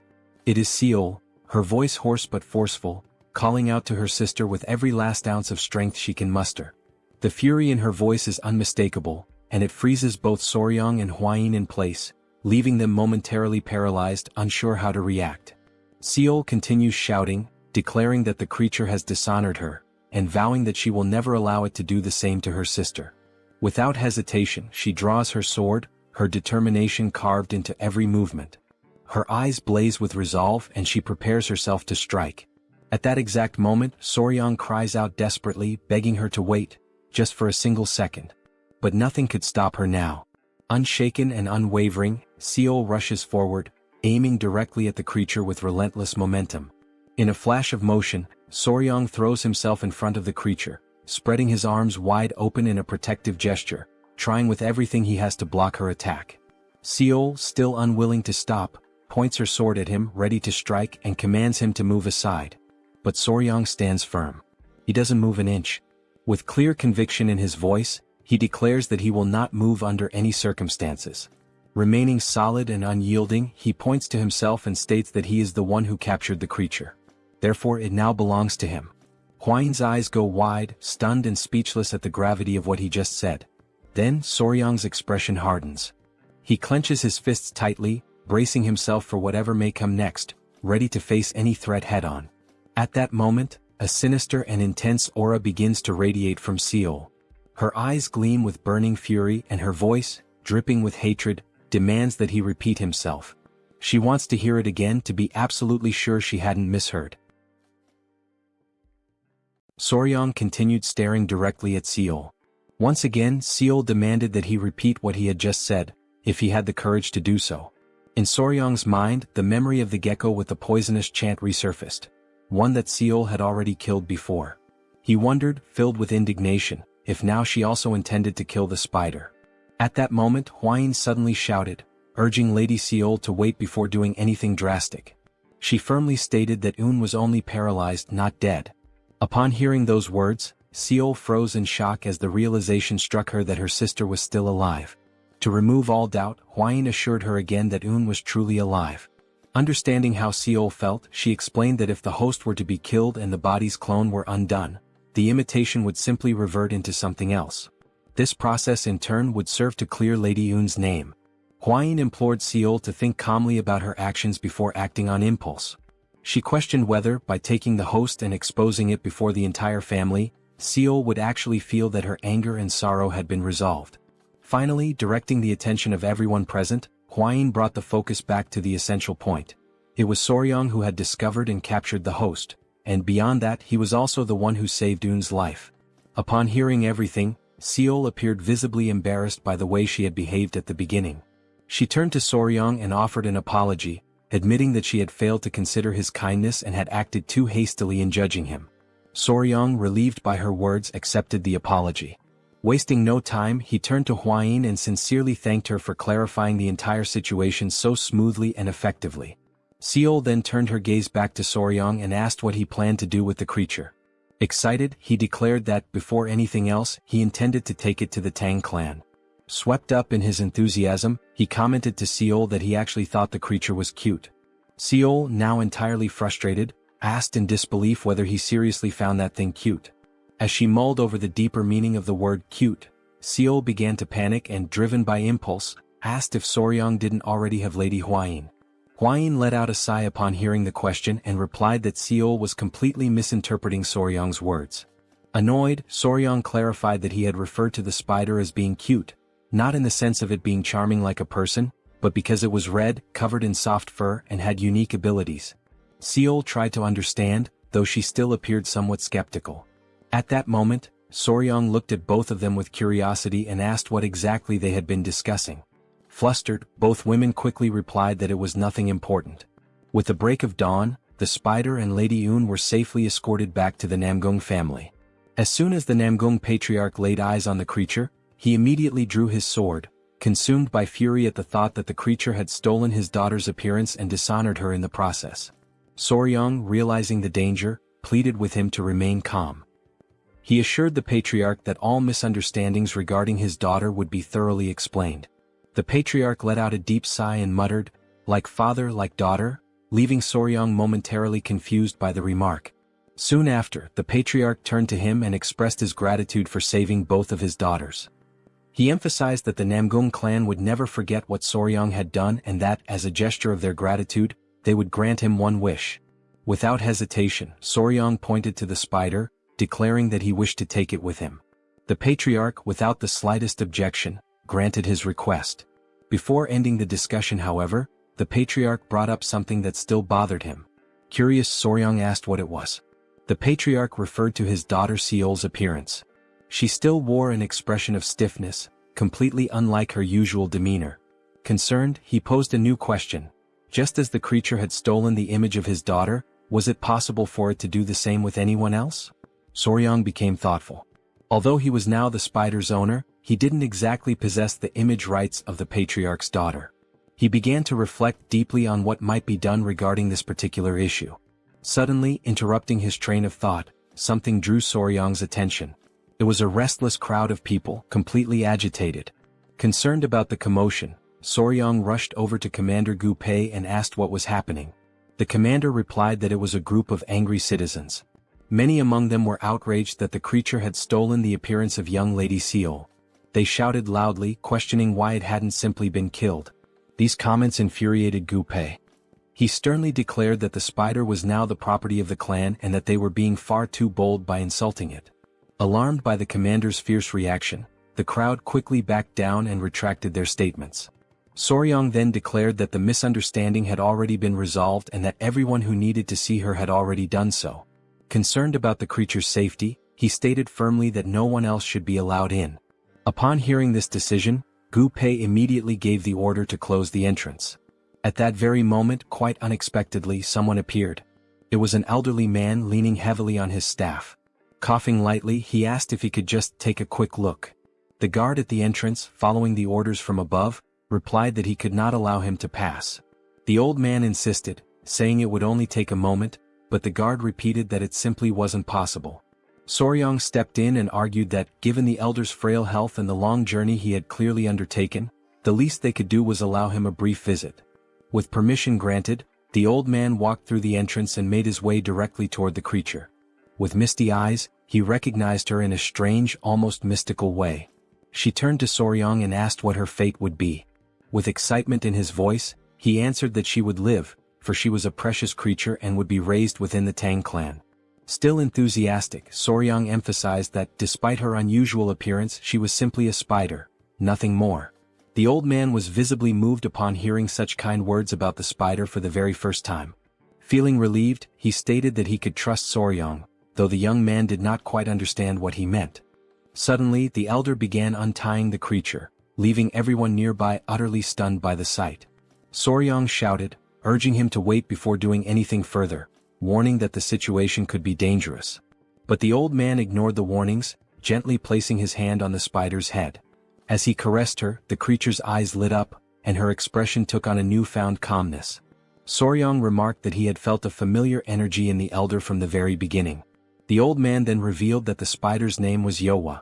With a nostalgic gaze, he began to recount the story of how they had met. The encounter had taken place more than 20 years ago, just after he had lost his entire family to a devastating plague. It was during that period of despair that he found Yowa, still very young and small. At the time, while he still had vitality in his body, he had fed her with his own qiyang. However, as the years passed, his strength waned and he could no longer sustain her. Back in the present, the old man admitted, filled with regret, that Yowa had done terrible things, and he blamed himself for them. Soryang tried to console him, speaking firmly that it had all simply been an accident. The elder then said that Soryang, as a kind-hearted knight, would now care for Yowa in his place, and that he could finally rest in peace, asking that he take good care of her. Without hesitation, Soryang responded immediately, promising that she would be in good hands. With a warm, loving look, the old man told Yowa that he was far too old to continue accompanying her, but he trusted that she would be well cared for. He advised her to follow the knight and live a long and happy life. The old man and the creature embraced in a heartfelt farewell. Soryang observed that, for a spider to understand a human so well, they must have spent a great deal of time together. He imagined that their journey had been one filled with affection and deep companionship. Moved by this sentiment, Soryang invited the old man to come with him to Sichuan, but the elder politely declined, explaining that he no longer had the strength for such a long journey.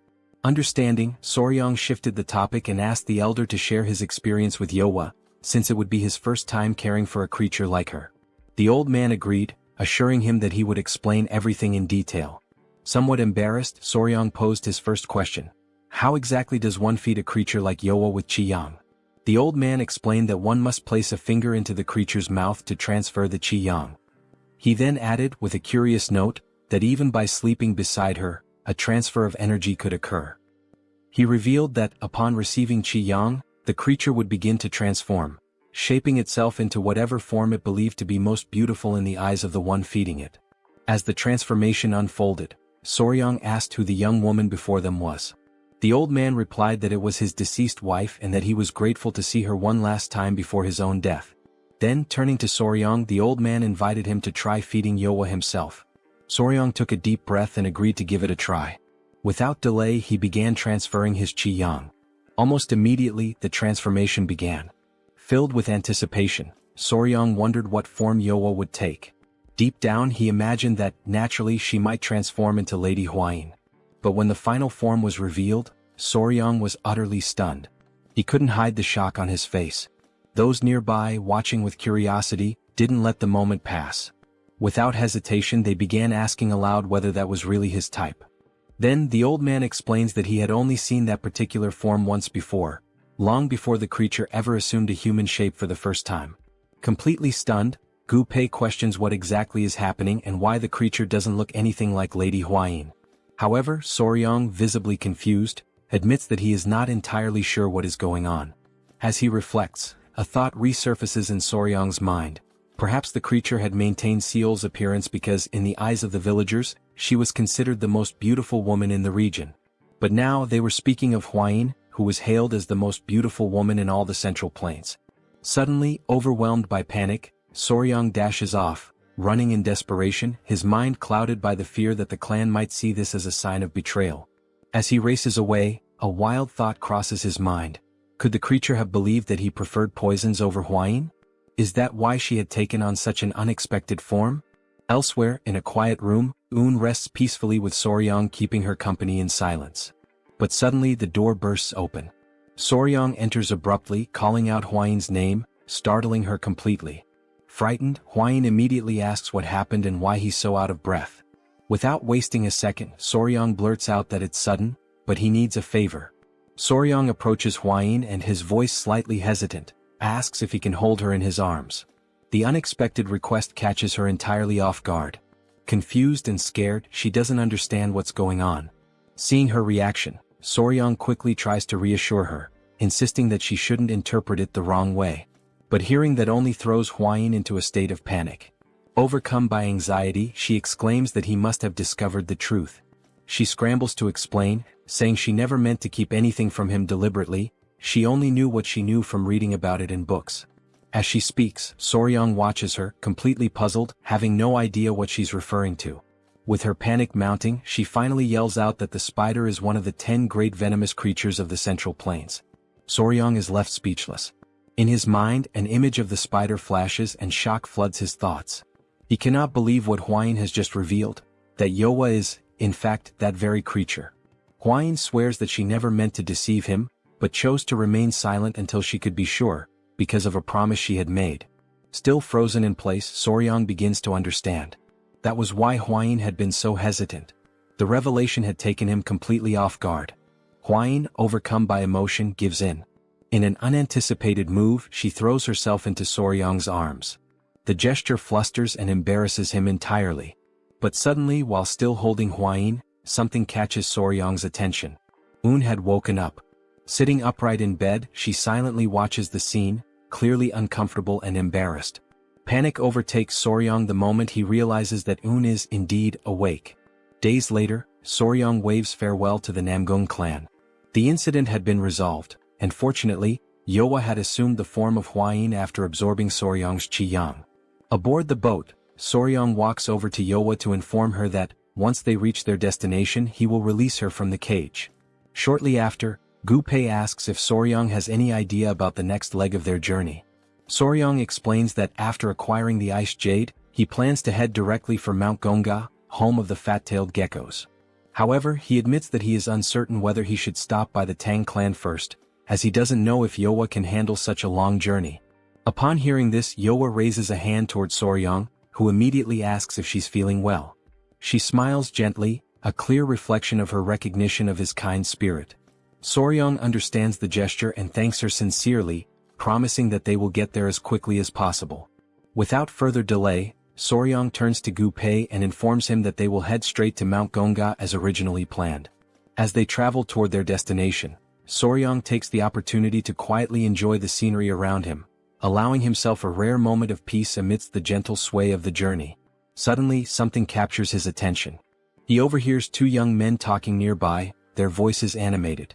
One of them says that the leader of the alliance had personally led the Azure Dragon unit on an expedition, and that captured prisoners from the Blood Cult had begun to reveal crucial information about the locations of other strongholds. Right after that, the boy with yellow hair adds with excitement that there are rumors going around about someone who managed to create a poisonous mist that only affects members of the Blood Cult. Instantly, Soryang turns toward them with enthusiasm written all over his face, realizing that they were talking about something he himself had accomplished. The scene shifts back to the boys and Soryang, now clearly intrigued, asks them who was responsible for creating such a thing.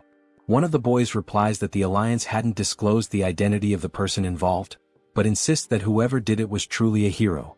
Soryang is left stunned by the praise. As the words sink in, his mind drifts back to his days of uploading videos, and for a brief moment he relishes the feeling of having once again made an impact, albeit from the shadows. Eventually they arrive at Mount Gonga. Soryang admits, somewhat embarrassed, that since he's not particularly skilled in the art of lightness techniques, he won't be able to climb the mountain himself. Because of that, he suggests that Huayin and Gu Pei go instead to retrieve the fat-tailed geckos. However, Gu Pei raises a valid concern. Would the geckos even respond without Soryang present? Huayin agrees with the reasoning, suggesting that it would be best if Soryang could go himself. Then, out of nowhere, something draws their attention. It is Yowa, gracefully ascending the mountain on her own, while Soryang shouts desperately for her to come back down. One of the rocks on the mountain breaks apart, causing Yowa to descend rapidly, but she lands calmly and smoothly on the ground below. Everyone stands in awe at the sight, completely stunned by her ability to fly. Soryang suddenly remembers a phenomenon known as ballooning. He begins to explain with an air of fascination that although few people are aware of it, some spiders are capable of flying by releasing silk threads and surrendering themselves to the wind. He adds that sometimes when walking through the street and brushing against a random web in the air, it's likely the trace of such a flight. Now fully excited, Soryang gives Yowa permission to carry him through the air. As she takes off with him, Gu Pei and Huayin follow close behind. Upon reaching the top, Soryang embraces Yowa warmly and praises her for being such an incredible and versatile creature. Huayin, visibly irritated by the scene, immediately reproaches him, saying that hugging her like that is strange, especially since the form Yowa currently wears is her own. Hearing that, Soryang quickly apologizes, understanding the awkwardness of the situation. Without delay, he begins to explore the area in search of the geckos. After a little while, Soryang spots them in the distance. With joy and great enthusiasm he calls out to them. Instantly, the fat-tailed geckos leap toward him, full of energy and visibly thrilled to be reunited. Soryang is taken aback by how affectionate and healthy the geckos seem, much more so than before. Their condition fills him with a quiet sense of accomplishment. He then shows them the ice jade he brought and assures them that he will take good care of them. He calls them to follow him. As a personal touch, he decides to name them Snow and Ice. After naming them, he gently carries both in his arms. And just like that, they officially become part of the family. A while later, back at the Tang Clan during the late hours of the night, the guards are taken aback by what they see in front of them.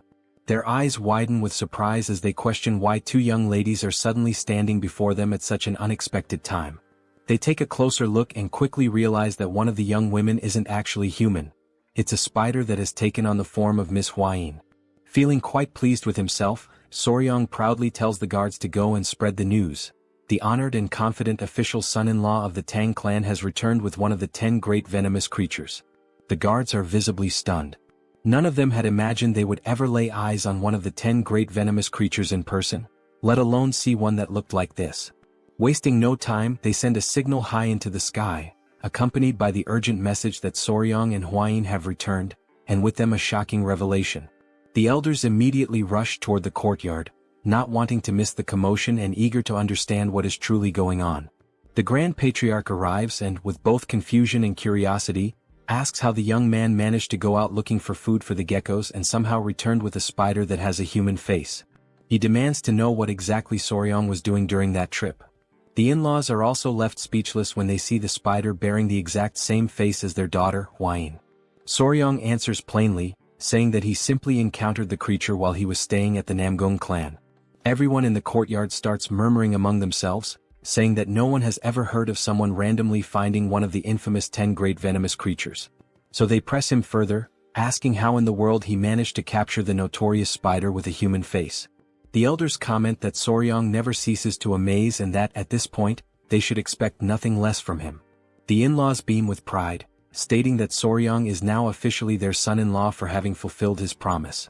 Soryong, caught off guard, is surprised that his mother-in-law already knew about the arrangement, while Hwain stands beside him, flustered and unsure of how to react.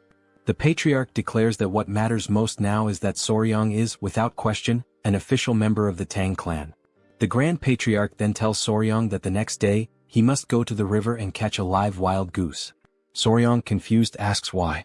The elder responds that it is the young man's responsibility to prepare the goose for the upcoming ceremony. He adds with a wise tone, that while Soryong is still too young for marriage, it is time for him to hold an engagement ceremony.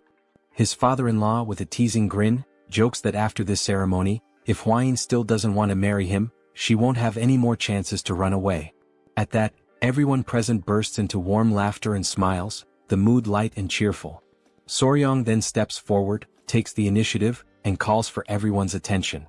He clasps his fists together in a respectful gesture and in the name of the Tang clan of Sichuan, and now as an official son-in-law, he expresses heartfelt gratitude for all the support and kindness he has received. After the formalities and celebrations, the very first thing he does upon arriving home is to decide where the children will live. Yowa, the spider, chooses a tree near a well as her new residence. As for the geckos, which behave much like loyal puppies, instead of placing them in the creature courtyard, Soryong decides for the time being, to let them stay in his own room. Once everything is set up and organized to a reasonable degree, Soryong gathers them all and asks if they're happy with their new home. He tells Yowa that if she ever feels hungry she should go straight to her chosen tree. Yowa, pointing at something that resembles a spider sneaker, seems to want to communicate something important. No one quite understands, but what she is trying to say is that if bad people come to that place she will personally teach them a lesson. Soryong and Hwain pretend to understand what she means. Then to confirm, Soryong asks her if that's really what she's trying to say. Yowa lights up with joy, thrilled that he understood her message. The geckos also begin trying to express themselves, and Hwain smiles warmly, realizing that they too are attempting to say that they will help protect the place. The new little family begins to settle into their lives, bound by trust, loyalty, and a deepening sense of belonging.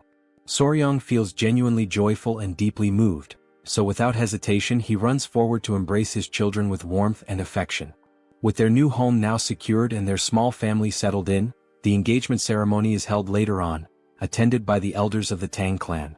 It is a simple and modest affair where the couple exchanges heartfelt vows, and only the ceremonial offerings are presented as part of the tradition. However, before all that, a minor confusion arises during the preparation of the offerings. The young warrior is caught completely off guard when Hwain declares that she wants the geckos as her engagement offerings instead of traditional jewels.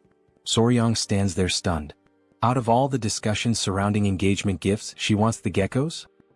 He reflects to himself that for quite some time now, he had noticed how her eyes lingered fondly on the geckos, but never did he imagine she would openly say something like that.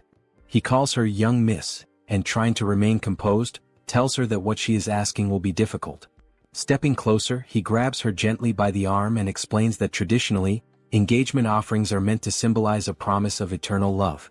He adds that while the geckos are indeed wonderful and dear, the offering should be something unchanging and enduring, like the ice jade. He continues, emphasizing that once the engagement ceremony concludes, everything he owns will naturally be considered hers as well. Moved by his words and taken aback by the way he held her arms so intimately, Hwain blushes deeply, her cheeks flushed. She softly responds that she understands and agrees to follow his guidance. But just as the moment calms, she calls out to him again and says that there is another matter she must address. She declares that from now on, he must stop referring to her as young miss. Since they are now officially engaged, such a title is no longer appropriate. This request also catches Soryong completely off guard, and now it's his turn to blush. As the geckos snuggle adorably in her arms, he manages to nod and replies with a simple affirmation that he understands. Shortly after, in the patriarch's main hall, the father-in-law greets them and casually asks whether they slept well the previous night. Soryong, however, can only think about why exactly he has been summoned. The father-in-law soon clarifies that the reason for calling him in is to speak about Soryong's great art. Hwain elaborates, explaining that this great art involves learning a qi cultivation technique unique to the Tang Clan, one that involves internalizing poison. Soryong then asks whether they're referring to the ritual of taking the 10 poisons that had previously been mentioned. The Grand Patriarch confirms this and comments that it was fortunate Soryong captured the human-faced spider, as her venom is considered the weakest among the poisons from the 10 great venomous creatures. Soryong then asks whether he should begin immediately, but his father-in-law replies that the time hasn't come just yet.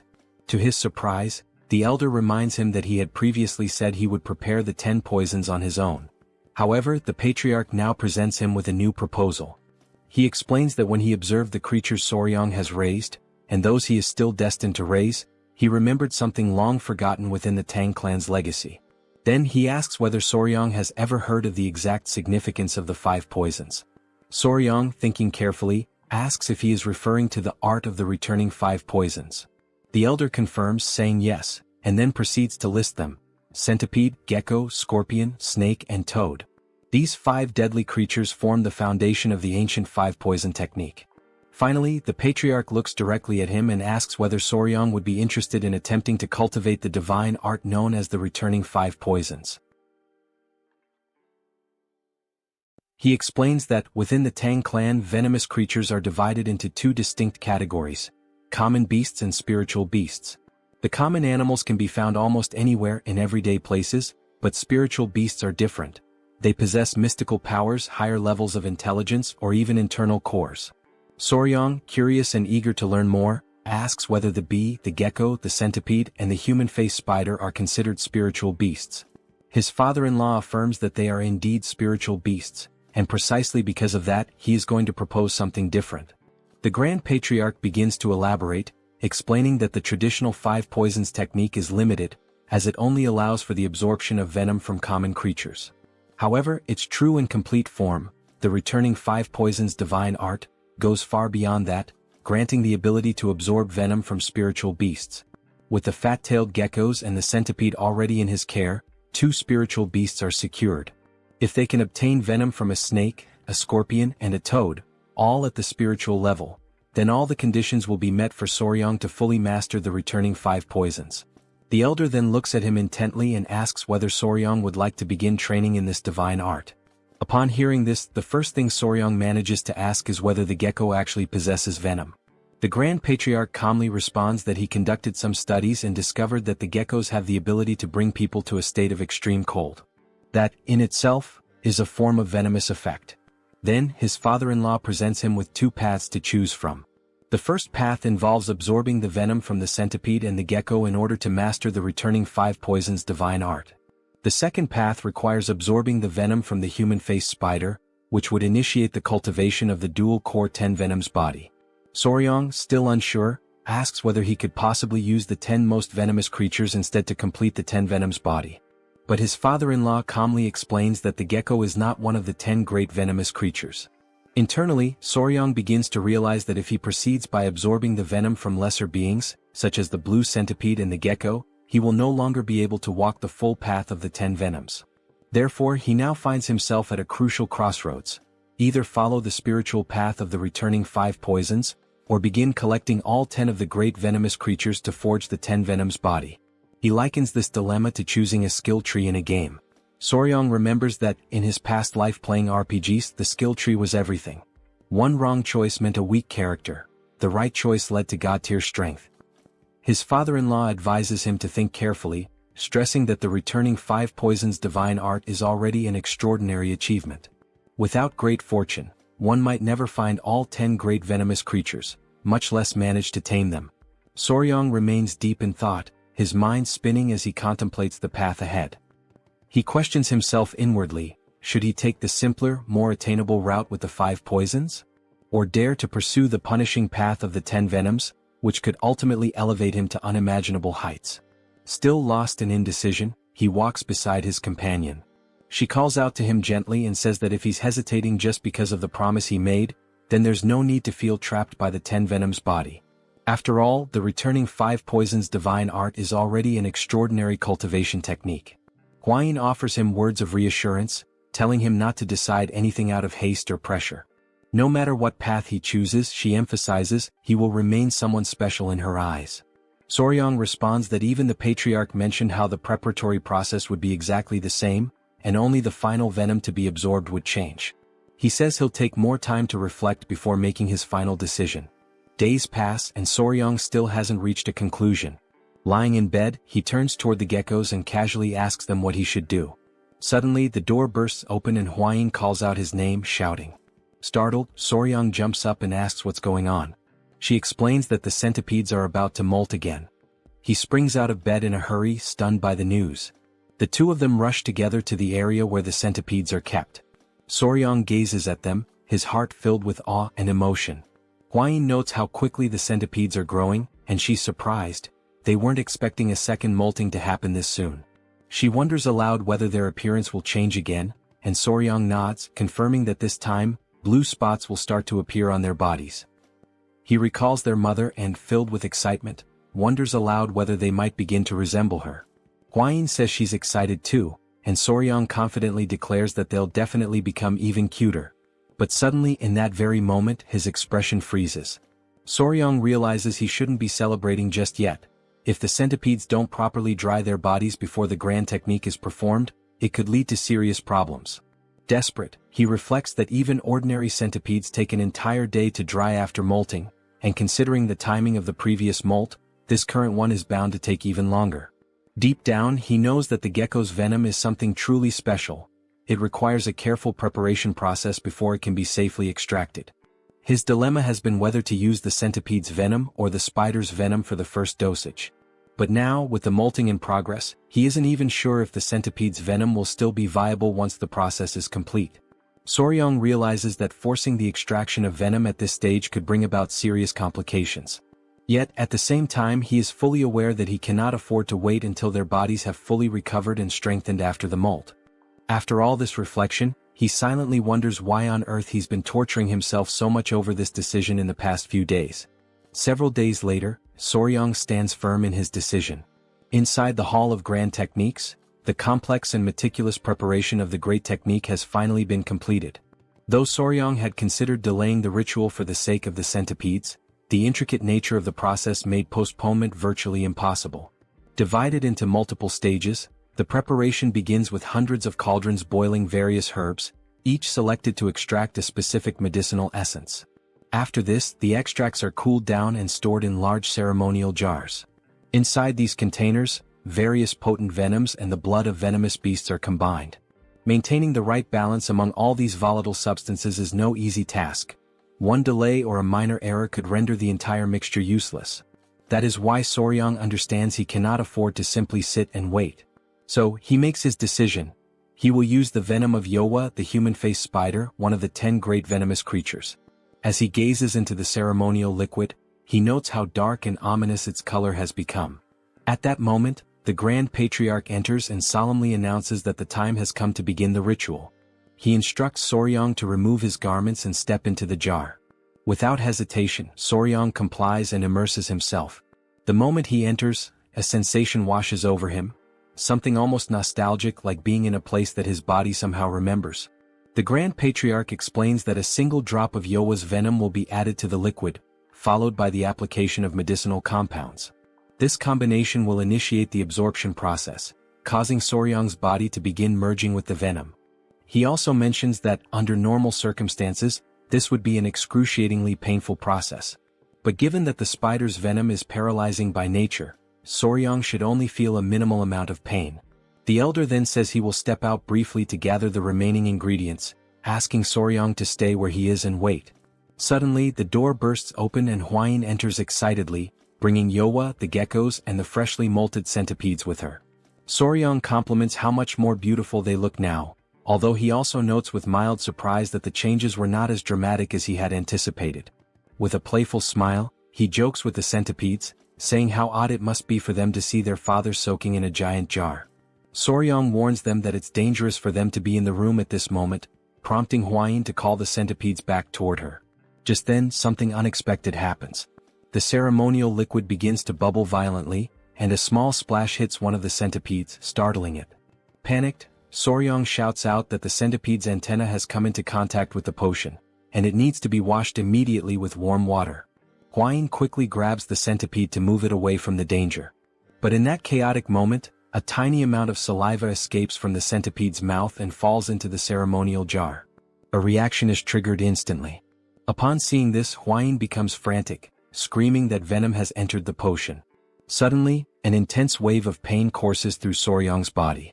Every fiber of his being begins to absorb the venom, while the dark liquid surrounding him bubbles and churns with an almost violent intensity.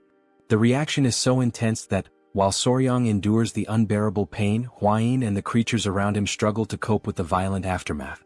Hwain, overwhelmed and in a state of panic, shouts for Soryong to maintain control with every ounce of strength he has. Amid the agonizing sensations ripping through his body, Soryong says it feels as though his skin is being flayed and his insides are burning from within. In the midst of this chaos, he recalls the critical instruction: do not move during the great technique. But his instincts scream at him to flee to escape the torment. Clenching his teeth, he resists the overwhelming urge, anchoring himself in place, even as his mind insists that it is all too much to endure. Hwain, stunned by his condition, desperately wonders what she can possibly do to help him. Her heart pounds in helpless fear. Suddenly, his father-in-law and the Grand Patriarch return to the chamber. They both freeze, momentarily paralyzed by the scene before them. As they hurry closer, Hwain hurriedly explains that the centipede accidentally spilled a small amount of venom into the solution. Right then, Soryong collapses against the edge of the ceremonial jar, his strength failing. With a trembling voice, he pleads for someone to save him. The Grand Patriarch quickly urges Soryong to stay conscious. At the same time, the Patriarch instructs him to calm his breathing and focus his mind, warning that losing consciousness now could be dangerous. Suddenly, Soryong coughs up a thick, dark liquid. His body begins to convulse and he feels his control slipping away. Around him, familiar voices call out his name, desperately trying to pull him back, but everything becomes distorted. His vision blurs, the faces around him twist into indistinct shapes, and the words melt into unintelligible echoes. His awareness drifts into darkness, dragged deep into the recesses of his own subconscious. When he opens his eyes again, Soryong finds himself face to face with the centipede. Unexpectedly, an intense, radiant light bursts forth from the centipede's body, leaving him in a stunned trance. Back in the real world, Hwain cries out in relief the moment she notices Soryong regaining consciousness. Slowly, Soryong's eyes flutter open. His vision stabilizes, and he sees the Grand Patriarch and Hwain standing before him, watching intently, visibly filled with anticipation and hope. Without delay, Hwain asks if he's all right. The Grand Patriarch explains that fortunately he was able to guide Soryong's chi flow in time, and that the great technique appears to have completed successfully. He notes that Soryong's body has now accepted the centipede's venom. Then, with a soft chuckle, he remarks that perhaps the centipede wanted its father to understand the essence of the 5 poisons. Soryong quickly asks if the centipede is okay, visibly concerned that it came into contact with the volatile substance. Hwain reassures him gently, saying she washed the affected area as quickly as she could. But her expression shifts to a somber one, and she admits she had no idea whether he would survive or not. She turns her head away, unable to look him in the eye. At that moment, Soryong recalls how, after returning from the wedding ceremony, the very first thing he did was rush to check on the centipedes, before even turning to see his bride. He raises a hand to his forehead and lets out a groan. Hwain immediately asks if the pain is coming back, her worry returning. But with a resolute expression, Soryong looks up and asks again if the centipede is safe, taking both Hwain and the Grand Patriarch by surprise. Noticing this shift in his behavior, Hwain comments that it seems like he still hasn't fully recovered his senses. The Grand Patriarch quickly calls for the physicians. Meanwhile, Soryong realizes this moment of confusion was a perfect opportunity to play things to his advantage. Days pass, and only after every drop of medicine in the jar has dried does the great technique finally come to a proper end. The Grand Patriarch once again checks on Soryong, asking if he truly feels well, and suggesting they may still need to examine him in more detail. But Soryong assures them that he feels perfectly fine. The Grand Patriarch declares that Soryong has now officially set foot on the path of the 5 poisons and has begun to cultivate the divine art. For that reason, he says it is time to hand him the appropriate martial arts manual. Startled, Soryang asks what kind of manual. The Grand Patriarch explains that there are 5 manuals in total. Each one corresponds to a venomous creature and a specific technique. The venomous fang claw of the centipede, the venomous snake grasping hand that seizes life itself, the fast-legged scorpion tail technique, the wall-climbing gecko step method, and lastly the exploding toad palm. He adds that each technique governs a different discipline: claw technique, hand technique, leg technique, movement technique, and palm technique respectively. Soryang becomes visibly excited upon hearing that this martial art allows its practitioner to become one with poison, forming a true unity between body and venom. The very idea stirs something deep within him, igniting his curiosity and determination. The Grand Patriarch notices Soryang's reaction and remarks that he seems enthusiastic. Soryang confirms that he is indeed excited, but also admits that he's surprised. It's not exactly the kind of venom-based assassination techniques or deadly arts he had originally imagined. In response, the Grand Patriarch begins to explain the origins of this martial tradition. He reveals that this particular martial art did not originate within the Tang clan itself. The divine art of the returning 5 poisons, along with the 5 venom techniques, actually stemmed from an external lineage, from the now extinct 5 Poisons sect. He recounts a story from 2 centuries ago. Back then there was a second son of the Tang family, known far and wide as a prodigy of his generation. That young man fell in love with the daughter of the lord of the southern barbarian beast palace. Despite fierce opposition from both powerful clans, the 2 lovers defied their families and fled together. In exile they founded the 5 Poisons sect. The couple went on to create an entirely new martial art, one that fused the venom arts of the Tang clan with the beastly fist techniques of the Beast Palace. This fusion led to the birth of a unique and powerful martial system. However, because they incorporated forbidden techniques into their new style, they attracted the wrath of the martial world. The sect became a target of persecution and was ultimately annihilated around 100 years ago in the depths of the jungle. The Grand Patriarch concludes by explaining that after the sect's fall, both the Tang clan and the Beast Palace reclaimed fragments of the lost arts. The 5 poisons and the 5 venom techniques were eventually restored.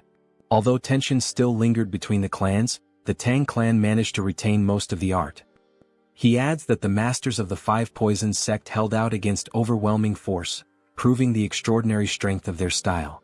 The Grand Patriarch emphasizes that he has always believed this martial path would be a perfect fit for someone like Soryang, someone with a natural inclination and affinity for poisons. In that instant, Soryang realizes this was the Grand Patriarch's plan all along. He expresses his sincere gratitude and assures them that from this moment on, he will commit himself fully to training. The Grand Patriarch nods, stating that as long as he remains dedicated, greatness is destined to follow. And so, with resolve burning in his heart, Soryang takes his very first step onto the path of the divine art of the returning 5 poisons. Elsewhere, he strolls quietly, suddenly noticing how long it has been since he last felt sunlight on his face. Just then, much to his surprise, a centipede comes crawling rapidly in his direction. It's Nova, the same centipede that had spilled the venom into the ceremonial jar. Soryang wonders aloud if she had been waiting for him all this time. He looks at her gently and says he understands everything she went through, urging her not to blame herself. None of what happened was her fault. Moved by his words, the centipede suddenly leaps into his clothes. Startled, Soryang notes that her body is still rough and spiky from shedding her old skin, and he would really prefer if she stayed on top of his clothes rather than pressing directly against his bare skin. She looks at him for a moment and then climbs out of his clothes, leaving him full of assumptions and questions. Soryang grows anxious and wonders what is going on. A strange thought flashes through his mind. Could the centipede actually be reading his thoughts? Trying to shake off the notion, he reassures himself that it's probably just a coincidence. After all, animals that spend a long time together often develop uncanny synchronicities. He holds her gently in his hand, telling himself that he's just an emotional fool without a solid sense of reason. There's no way an ordinary creature from the Venom clan could do something like that. But suddenly, the centipede looks at him with a piercing, serious gaze. Then she radiates a powerful red aura, shocking Soryang to his core. He mentally gives her a command, to go to his head. Instantly, she obeys without hesitation. He then mentally commands her again, to find him. And again she follows the instruction precisely. Soryang stands frozen, stunned. 1 time might be coincidence. 2 could still be chance. But 3 times? That was beyond reason. Eyes wide, he stares at her, overwhelmed and confused, trying to make sense of the impossible. In that surreal moment, a mysterious light begins to form, connecting the two of them. Elsewhere, Huayin was calling out desperately for Nova, her voice filled with urgency as she asked where the centipede had gone. Coming across a few other centipedes, she asked if they had any idea about Nova's whereabouts, knowing that after recently shedding her skin, it would be more difficult to track her down. At that moment, Soryong suddenly appeared, emerging unexpectedly as he ran toward Huayin with Nova resting on his shoulders. Seeing how visibly exhausted he looked, Huayin immediately asked if he was alright, while simultaneously scolding Nova for wandering off so far, a behavior she had explicitly forbidden. Catching his breath, Soryong lifted Nova gently and pointed out something far more important at that moment. Nova now understood human language. Huayin, stunned and momentarily speechless, was taken aback by the statement. She then questioned what he meant, arguing that Nova had always been able to understand spoken words. Soryong explained in more detail, Nova was no longer limited to simply understanding spoken language. She now understood thoughts as well. The shock on Huayin's face was instant.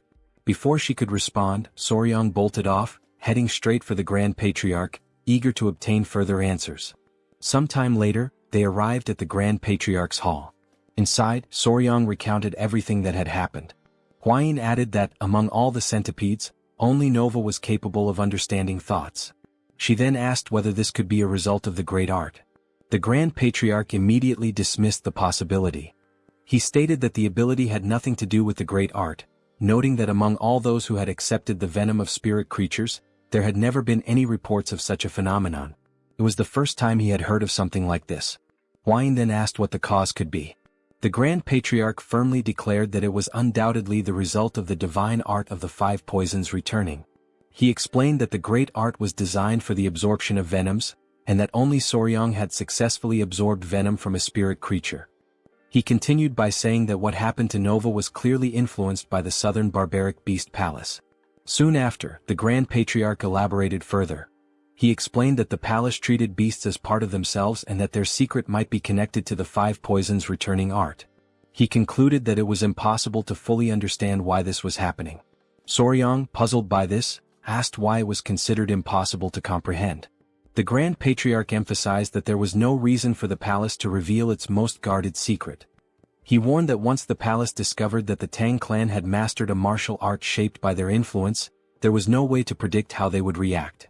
Distressed, Huayin asked whether there was any way to prevent this from escalating. The Grand Patriarch replied that it wouldn't be easy, unless the palace owed them a significant favor. Later on, Soryong walked in silence, feeling disappointed by the entire situation. He thought back to his original hopes of gathering his animals and forming something like the Brementown musicians. Suddenly, his thoughts were interrupted by someone calling out to him. It was Commander Gyupi who greeted him warmly, expressing how glad he was to see Soryong in better health. Suspicious, Soryong listened as Gyupi explained that there was an issue in the venomous creature garden and asked if Soryong could accompany him there. Soryong quickly considered that they should deal with the garden issue first and only then think about the palace. He also remembered that he had forgotten to go there after returning. Smiling, Soryong agreed to go with him. Before they left, Gyupi said he wanted to leave someone with Soryong. Hearing that, Soryong was surprised. What did he mean by someone? At that moment, to his amazement, the small Inying came running toward him, full of joy and longing. As they walked together, Gyupi explained that he brought the girl because she wouldn't let go of him, so he decided to bring her to the venomous creature garden. Still skeptical, Soryong asked the real reason Inying was there. Gyupi clarified that she had come for treatment and would be staying with the clan for a while. Interrupting, Inying asked why Soryong hadn't visited her yet. But Soryong only noticed that she was missing a tooth. He apologized, saying he didn't know she had already returned. He guessed she must have been bored being alone, but she denied it. To prove it, she smiled with her toothless grin and raised her click, the creature she had been playing with. Seeing it in her hands, Soryong was surprised. It was a click beetle. Click beetles are known for the snapping sound they make when they flip over. Though considered a crop pest, they're adorable in the eyes of children. Surprised, Gyupi asked if that really was a click beetle. Inying, slightly upset, insisted that it was much more than that. It was click. Soryong recalled that when he was younger he used to call them click insects, and this one was the very first he had ever raised in his past life. Then he asked Inying if she truly liked bugs. She enthusiastically replied that she did, especially the rage bee in the clique. Upon hearing those words, Soryong couldn't help but think that the little girl seemed like a smaller version of himself. The idea crossed his mind to teach her how to handle venomous creatures. He then invited her to explore and learn more about insects, and to his delight, she absolutely loved the idea. However, Gyupi could only think about how he would explain Soryong's decision to Patriarch Peng. Later that day, in the Garden of Venomous Creatures, little Ying watched with curiosity as a snake slithered inside a glass container. Meanwhile, Soryong and Gyupi were discussing the colony of rats they were raising, which would soon exceed 1,000 in number. During their conversation, Soryong inquired about the water snakes, having heard there was an issue, and wanted to understand what was going wrong. While the two men talked, Ying remained preoccupied with the surrounding animals. Gyupi explained that while the snake's diet had been stabilized, the number of crickets was falling short, causing some creatures to go hungry. Soryong then reflected that, in truth, no matter how many crickets they had, it would never be enough, and the only real solution was to find an alternative food source. Suddenly, Ying let out a loud scream and burst into tears, drawing both men's attention instantly. Soryong quickly asked what had happened, but before the girl could explain, he noticed an unfamiliar smell. Through her sobs, Ying raised her hand and said she was sensing a strange odor.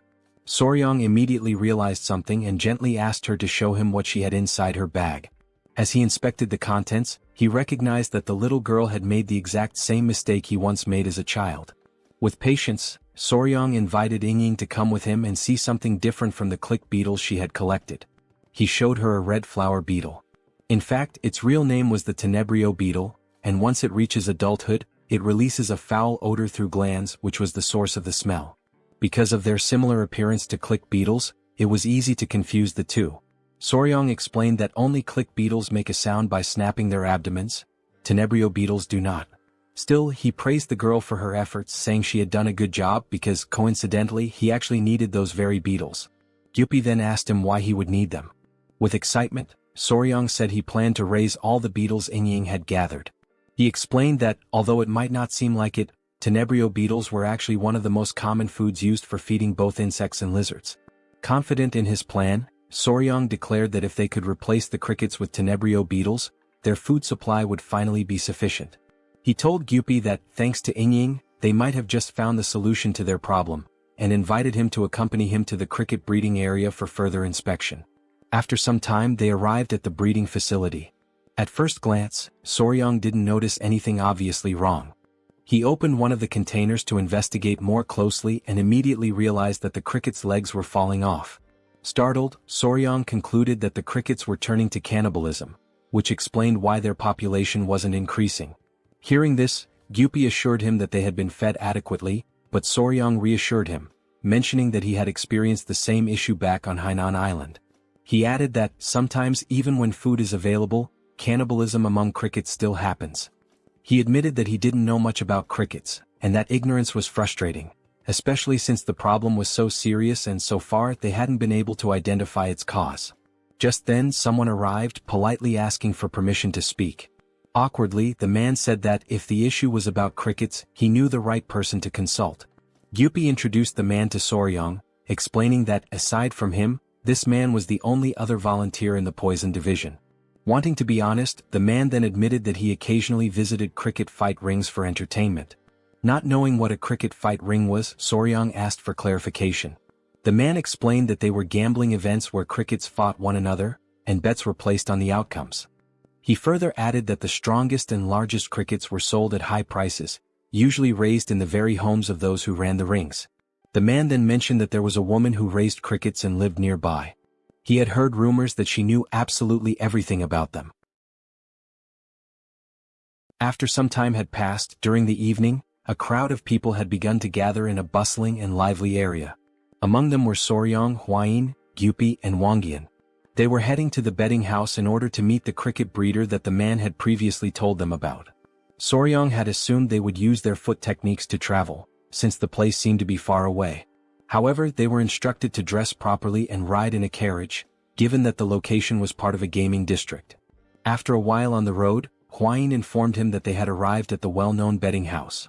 Gyupi approached a man and informed him that Hwayin, a direct descendant of the Tang clan, was present there with her fiancé.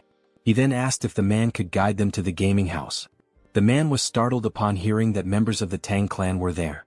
But he quickly composed himself, respectfully greeted them, and thanked them for visiting the establishment, of which he was the owner. Wangyan then asked if they could see the crickets. Excitedly, the owner confirmed and informed them that on that particular day, there would be a match between General Crickets.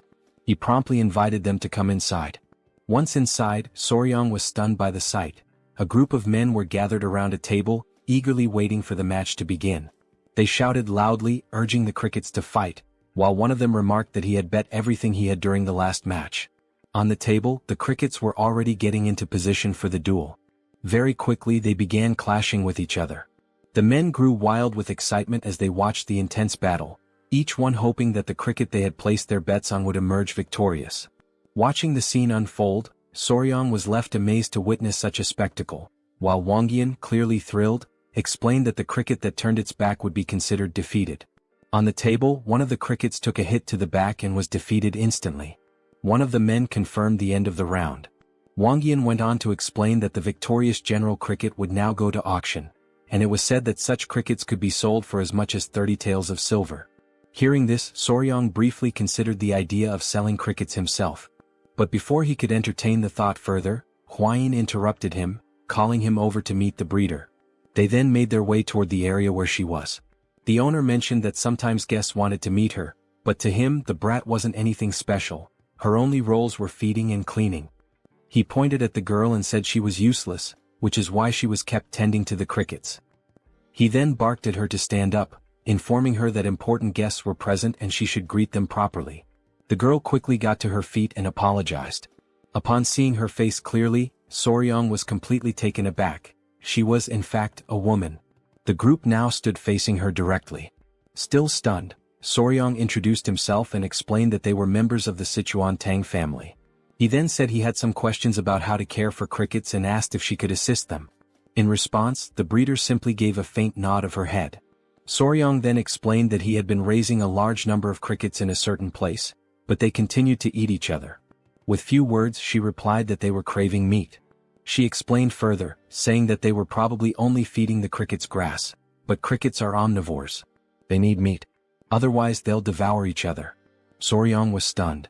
Inwardly, he realized that he had completely overlooked the possibility that a lack of protein was causing the cannibalism. Right then, Soryong began to question if this was what a true cricket specialist looked like, and he concluded that he needed to keep a close eye on her.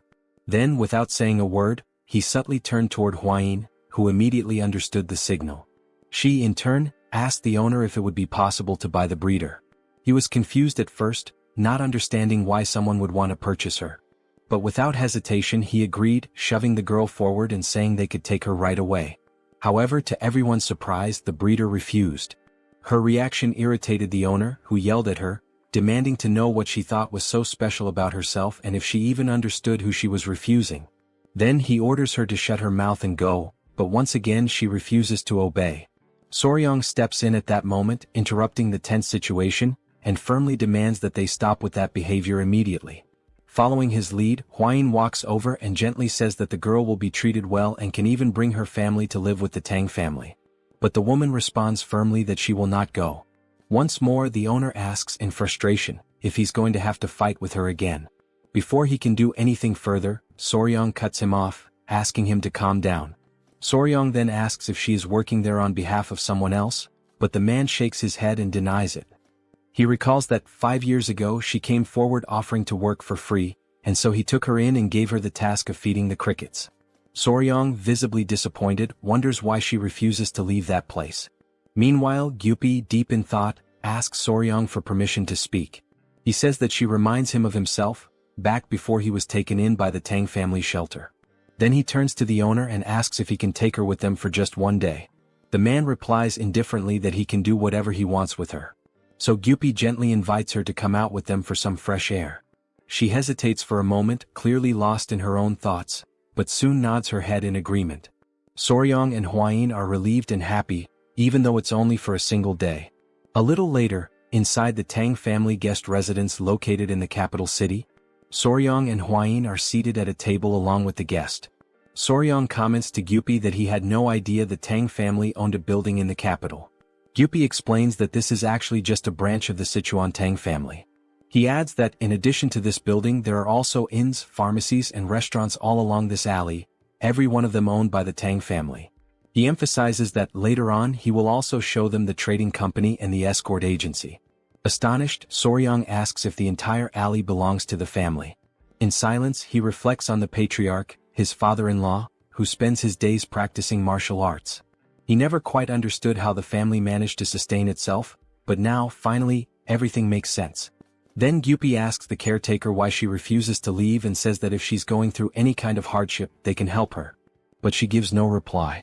Soryang leans over and whispers to Hwayin that she's still not saying anything. Hwayin observes that the woman hasn't even touched the food or tea placed in front of her. Gyupi notices that she seems to be harboring some kind of resentment. He kindly tells her not to worry and assures her that she can trust them. In that exact moment and quite suddenly she rises from her seat. She kneels down, bowing her body and lowering her head until it is almost touching the floor. She introduces herself, saying that her name is Song Naok and that she comes from a village called Song.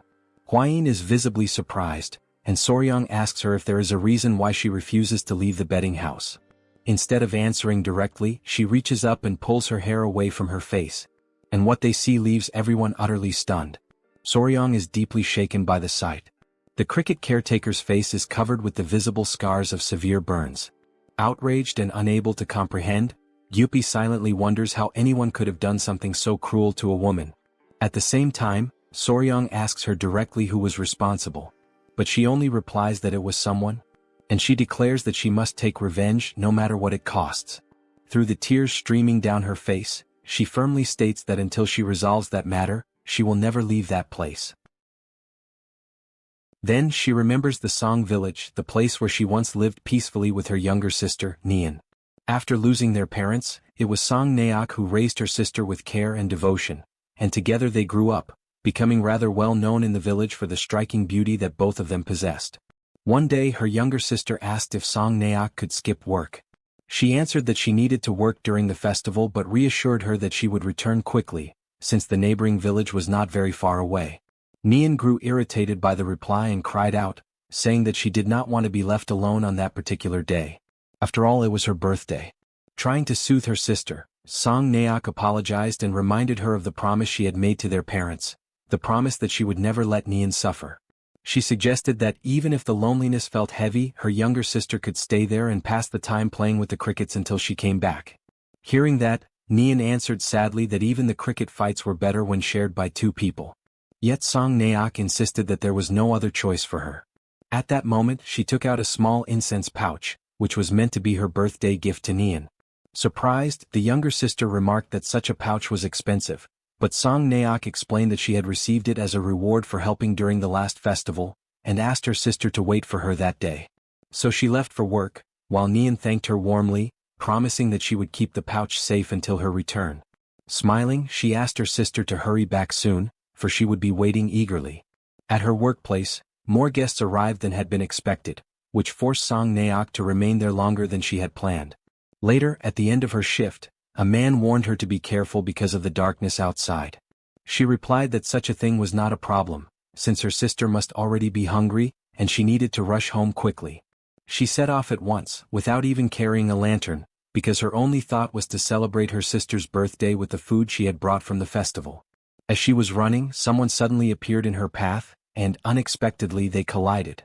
Without hesitation, Naok apologized, but the man scolded her, complaining that she should watch where she was going. Yet in that instant, something caught Song Naok's attention. It was the scent of the incense pouch, coming from him. But she decided to ignore it and hurried on her way home. When she finally arrived, she called out for her sister, announcing that she had returned. The silence unsettled her, and she wondered if Nian had grown tired of waiting and gone to sleep. So she lit a candle. And as she opened the door, she asked softly if her sister was there. To her shock, Nian was lying on the ground, injured, bruised, and covered with wounds.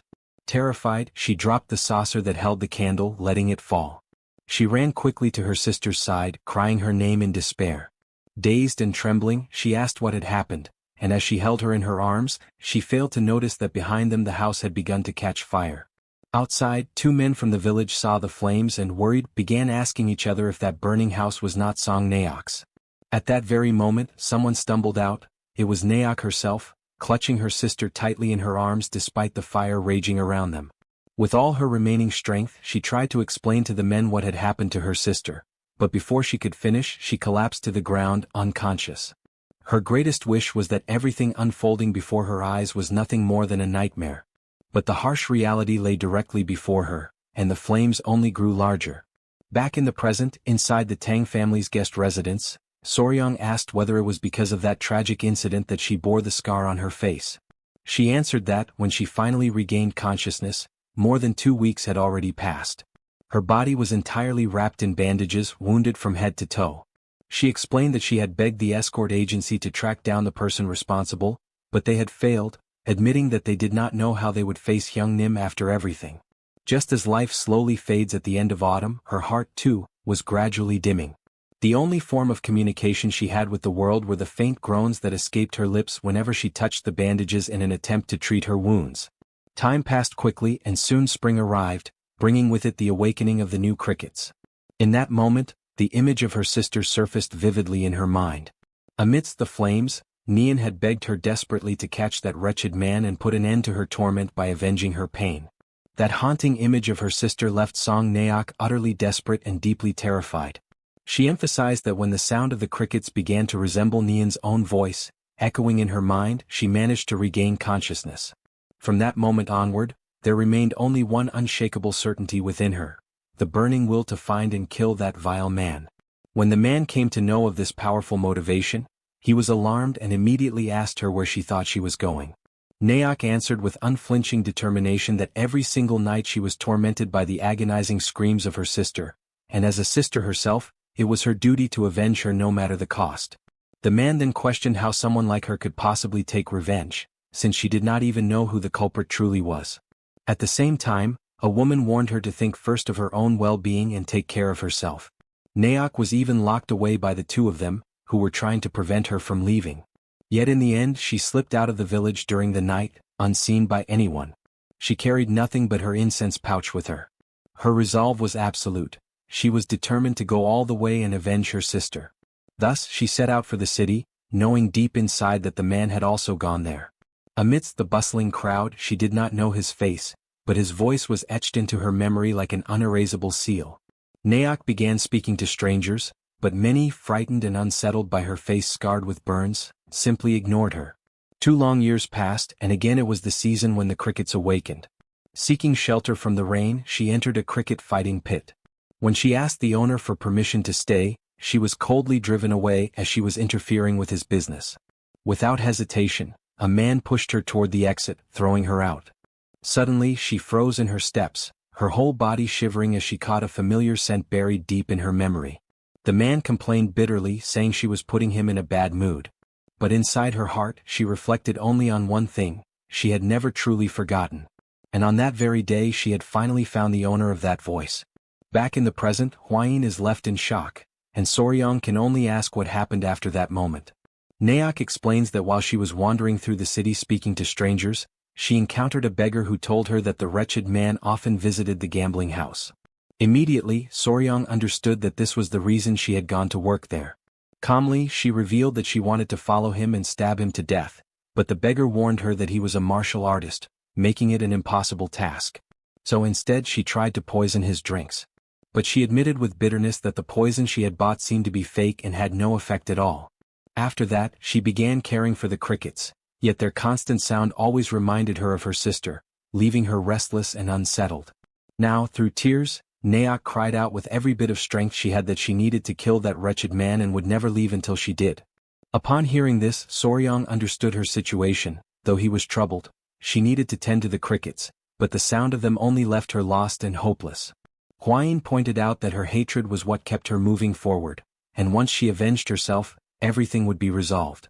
Helping someone with such a fierce spirit meant that person would never betray the clan. At that moment, Gyupi recalled that before avenging his parents he used to speak alone in the rain, but when the Tang family finally avenged them, everything changed for him. He added that now he finally understood why he had felt such a strong connection with Naok.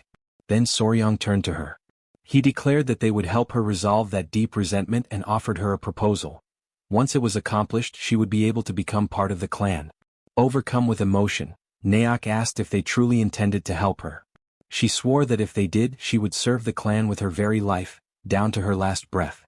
With gravity, strength, and unwavering determination, Soryong finally asked her the crucial question. Who was that wretched man? For a brief moment, she hesitated to reveal the truth about who she truly was. But soon after, she confessed that it was none other than the third son of the Great Harmony sect, Jim Dizung. Upon hearing those words, Soryong grew excited, almost eager, as if ready to confront him immediately, while Hwayin was struck with astonishment at such a revelation. Still suspicious, she sought confirmation, and Suk's response once again reinforced the certainty that it was indeed Jim Dizung. Soryong, intrigued and unsettled, could not understand why it should be a problem for him to belong to such a lineage.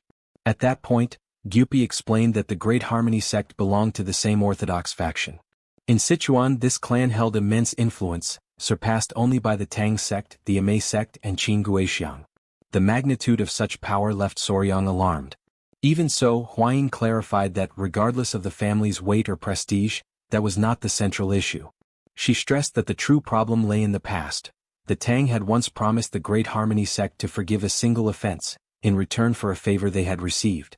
This information horrified Soryong, leaving him unable to believe in the burden of such a binding promise. Hwayin then added that, in the Murim world, oaths sworn upon martial arts, the family name, or an inherited title could never be broken. Meanwhile, Suk, who had been watching from behind, asked if there was some kind of problem. Soryong denied it, explaining that he simply had not expected that individual to turn out to be such a significant figure. Hwayin then declared that the wisest course of action would be to begin the fight first, and she advised Suk to rest without worries, assuring her that they would take care of the matter. Soon after, Suk expressed her gratitude for the support she had received. But without warning, her body weakened, and she suddenly collapsed to the ground, fainting before everyone's eyes. Hwayin immediately concluded that the fall was caused by the strain she had endured and decided it would be best to take her to the Tang residence so she could rest properly. Still, Gyupi perceived the seriousness of the situation, and Soryong insisted that they needed to report the matter both to the Patriarch and to the Great Patriarch. Sometime later, in the main hall of the Tang family, everyone was gathered. The Great Patriarch spoke of the prestige of the Great Harmony sect, but he lamented the disgrace brought by the son who now stained its lineage. At the same time, Soryong's father-in-law expressed sorrow for the circumstances, yet he reinforced that the vow once made by their ancestors was deeply tied to the honor of the Tang family. He emphasized that if actions were to be taken out of mere pity, then no one would ever again trust the word or future agreements of their family.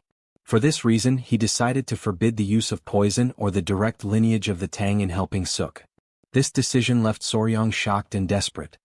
He tried to persuade them otherwise, but his father-in-law remained firm and unshaken.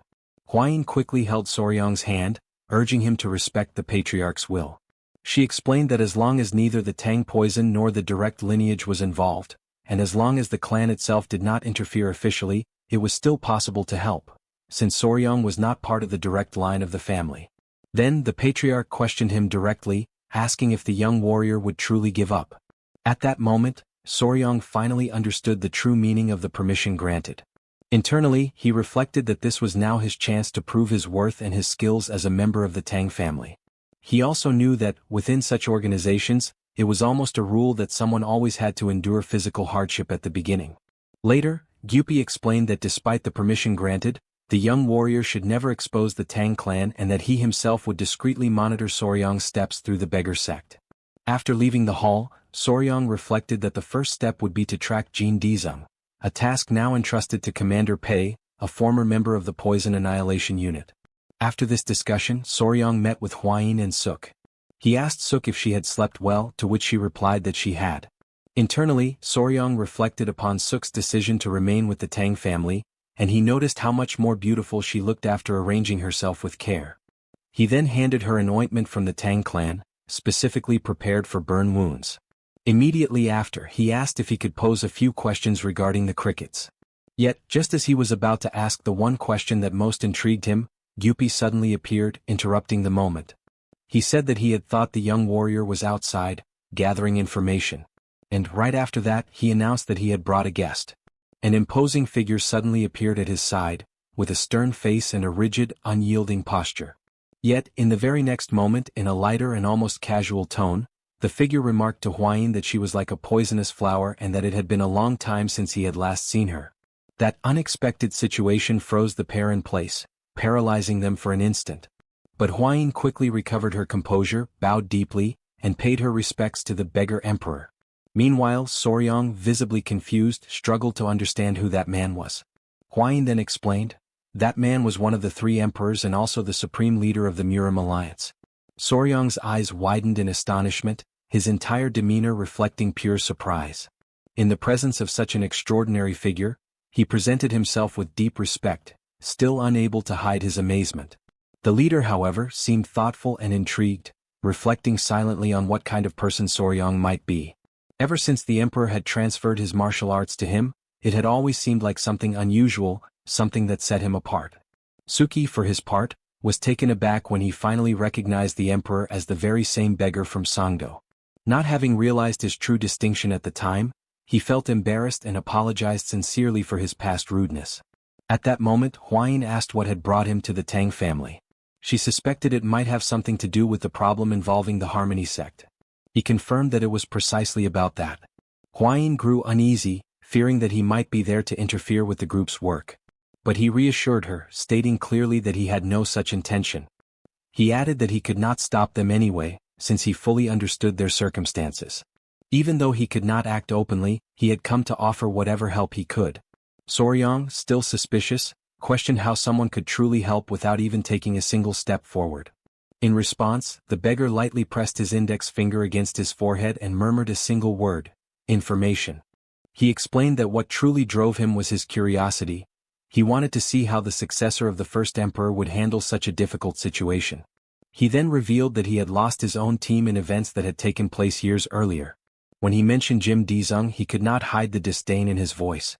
He described Jim as vile and corrupt, a man shielded by the power of his family, with 2 cases involving the deaths of women tied to his name. Upon hearing these revelations, Soryang concluded that, even for the Great Harmony, Jim was an even greater headache, perhaps an even more disgraceful piece of filth than he had imagined. The emperor then stated that, ever since the incident in Song Village, Jim had kept a low profile and limited his movements, only visiting the gambling house. That was why the emperor had recommended poison to the young woman. Soryang then observed that the only possible way to confront Jim would be within the gambling house itself, though he wondered whether it would be necessary to stage the poisoning as Suk had once done. Huayin reminded him that they would not be able to use the Tang family's poison this time. Turning to Naoki, he asked her how she was able to identify Jim's food or drink among so many different choices. She explained that Jim always made complicated and highly demanding requests, and the kitchen would receive a special message for each one of his orders. Soryang, curious, pressed further, asking what kind of complicated orders these were. Naoki detailed that he always requested his meals without certain ingredients, specifically crab and shrimp. At that point, the leader remarked that he had heard something unusual happen to Jim's body whenever he consumed such foods. Internally, Soryang immediately realized it was most likely a severe seafood allergy. Sensing a golden opportunity, he wasted no time. He immediately called for Commander Gupai and instructed him to go to the garden of venomous creatures to bring back flower beetles. Gupai, puzzled by the sudden and unusual order, asked why. Soryang then explained calmly, yet with a hint of grim determination, that his plan was to provide Jim with a death that would be both pleasing and delicious. At that moment he named the plan Operation Tasty Death. He carefully explained that Jean Dizung's allergy to seafood came from tropomyosin, a muscle protein. In invertebrates, this protein bore a strong resemblance to the human version, and it was precisely this similarity that triggered such a severe allergic reaction. He went on to emphasize that the crucial element of their strategy was the flower beetle, an insect carrying even higher levels of tropomyosin than shrimp or crab. Following his command, Gupai returned carrying the flower beetle. The young man then gave precise instructions: remove the larvae, boil the beetles, and lightly brown them in a pan. Before long, the preparation was complete, and he urged everyone to taste a piece of the fried beetle. Huayin hesitated at first, her expression betraying uncertainty, but he reassured her, insisting that it was truly delicious. Slowly, Huayin reached for one of the beetles from the plate and tasted it. To her astonishment, the flavor was surprisingly rich, and beside her, even the emperor widened his eyes in admiration, completely taken aback by the recipe's unexpected excellence. Soryang remarked with a faint smile that it was indeed delicious, which was precisely why the beetles had earned the nickname Crazy Larvae. The leader praised the remarkable taste, though he quickly raised the question of how such a delicacy could possibly kill Jin Dizung. Soryong explained patiently that for Jin Dizung, the flower beetle functioned as nothing less than poison, since it contained the same allergenic component as shrimp and crab, just as Ying Ying was dangerously sensitive to bee venom. He then suggested grinding the beetle thoroughly into a fine powder and mixing it into another dish, adding only a faint nut-like flavor, subtle enough that no one would ever suspect a poisoning. Upon hearing this clever stratagem, the emperor laughed heartily and immediately understood why the operation had been given the name Tasty Death. Soryong added that the more powder they used, the more certain the result would be, and he asked directly in which dish it should be placed. Naoki raised her hand and proposed adding the beetle powder into a recipe called ladagum, a delicacy served at the gambling house. She explained that ladagum was made of glutinous rice stuffed with sweet bean paste, then covered with syrup and a coating of bean powder, and that with the addition of beetle powder, no one would ever notice the difference. Soryong reflected inwardly that such a glutinous rice cake, cloaked in beetle powder and syrup, would be the perfect trap, ensuring death through an inevitable choking reaction. Without wasting a moment, Naok demanded that she herself be the one to prepare the recipe, stressing that she would not feel truly free until she had taken her vengeance with her own hands. The leader accepted her determination, convinced that revenge could only hold true meaning when carried out by one's own blade. With the plan set in motion, Soryong arranged to negotiate with the owner of the gambling house. He would bring him a courtesan in exchange for a single day of access to the kitchen. To reinforce the plan, the allies would disperse among the gambling tables, blending in with the crowd and keeping the entire environment under control. In his mind, the scheme was flawless, nothing could possibly go wrong. Several days later, inside the bustling gambling hall, two men entered together. One of them was the very target of Naok's vengeance. The establishment's owner welcomed them with reverence, but the demand of the newly arrived guest was firm: wine, women, and his usual reserved seat. Not long after, the owner returned, visibly uneasy, explaining that the seat had already been taken by other special guests. The young master was utterly taken aback, surprised by what he considered an unforgivable affront. From across the hall, Naok's eyes immediately spotted Soryong and Hwayin seated at one of the tables. The unmistakable presence of the feared venomous flower drew Jin Dizung's attention at once. He approached with confident ease, his voice carrying the tone of someone impressed to find such a distinguished figure in that place. The young woman, however, looked at him with puzzlement, not recognizing right away who he was. He soon introduced himself as the third son of the Great Harmony sect, reminding her that he had visited her once before, though he doubted she would recall.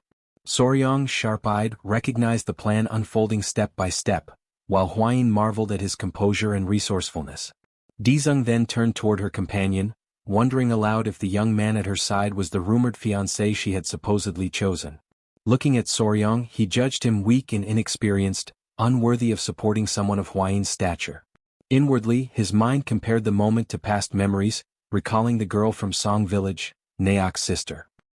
He reflected bitterly that, had she not fought with such ferocity, she would not have ended up dead. He regretted deeply that the elder sister, said to be even more beautiful, was not present.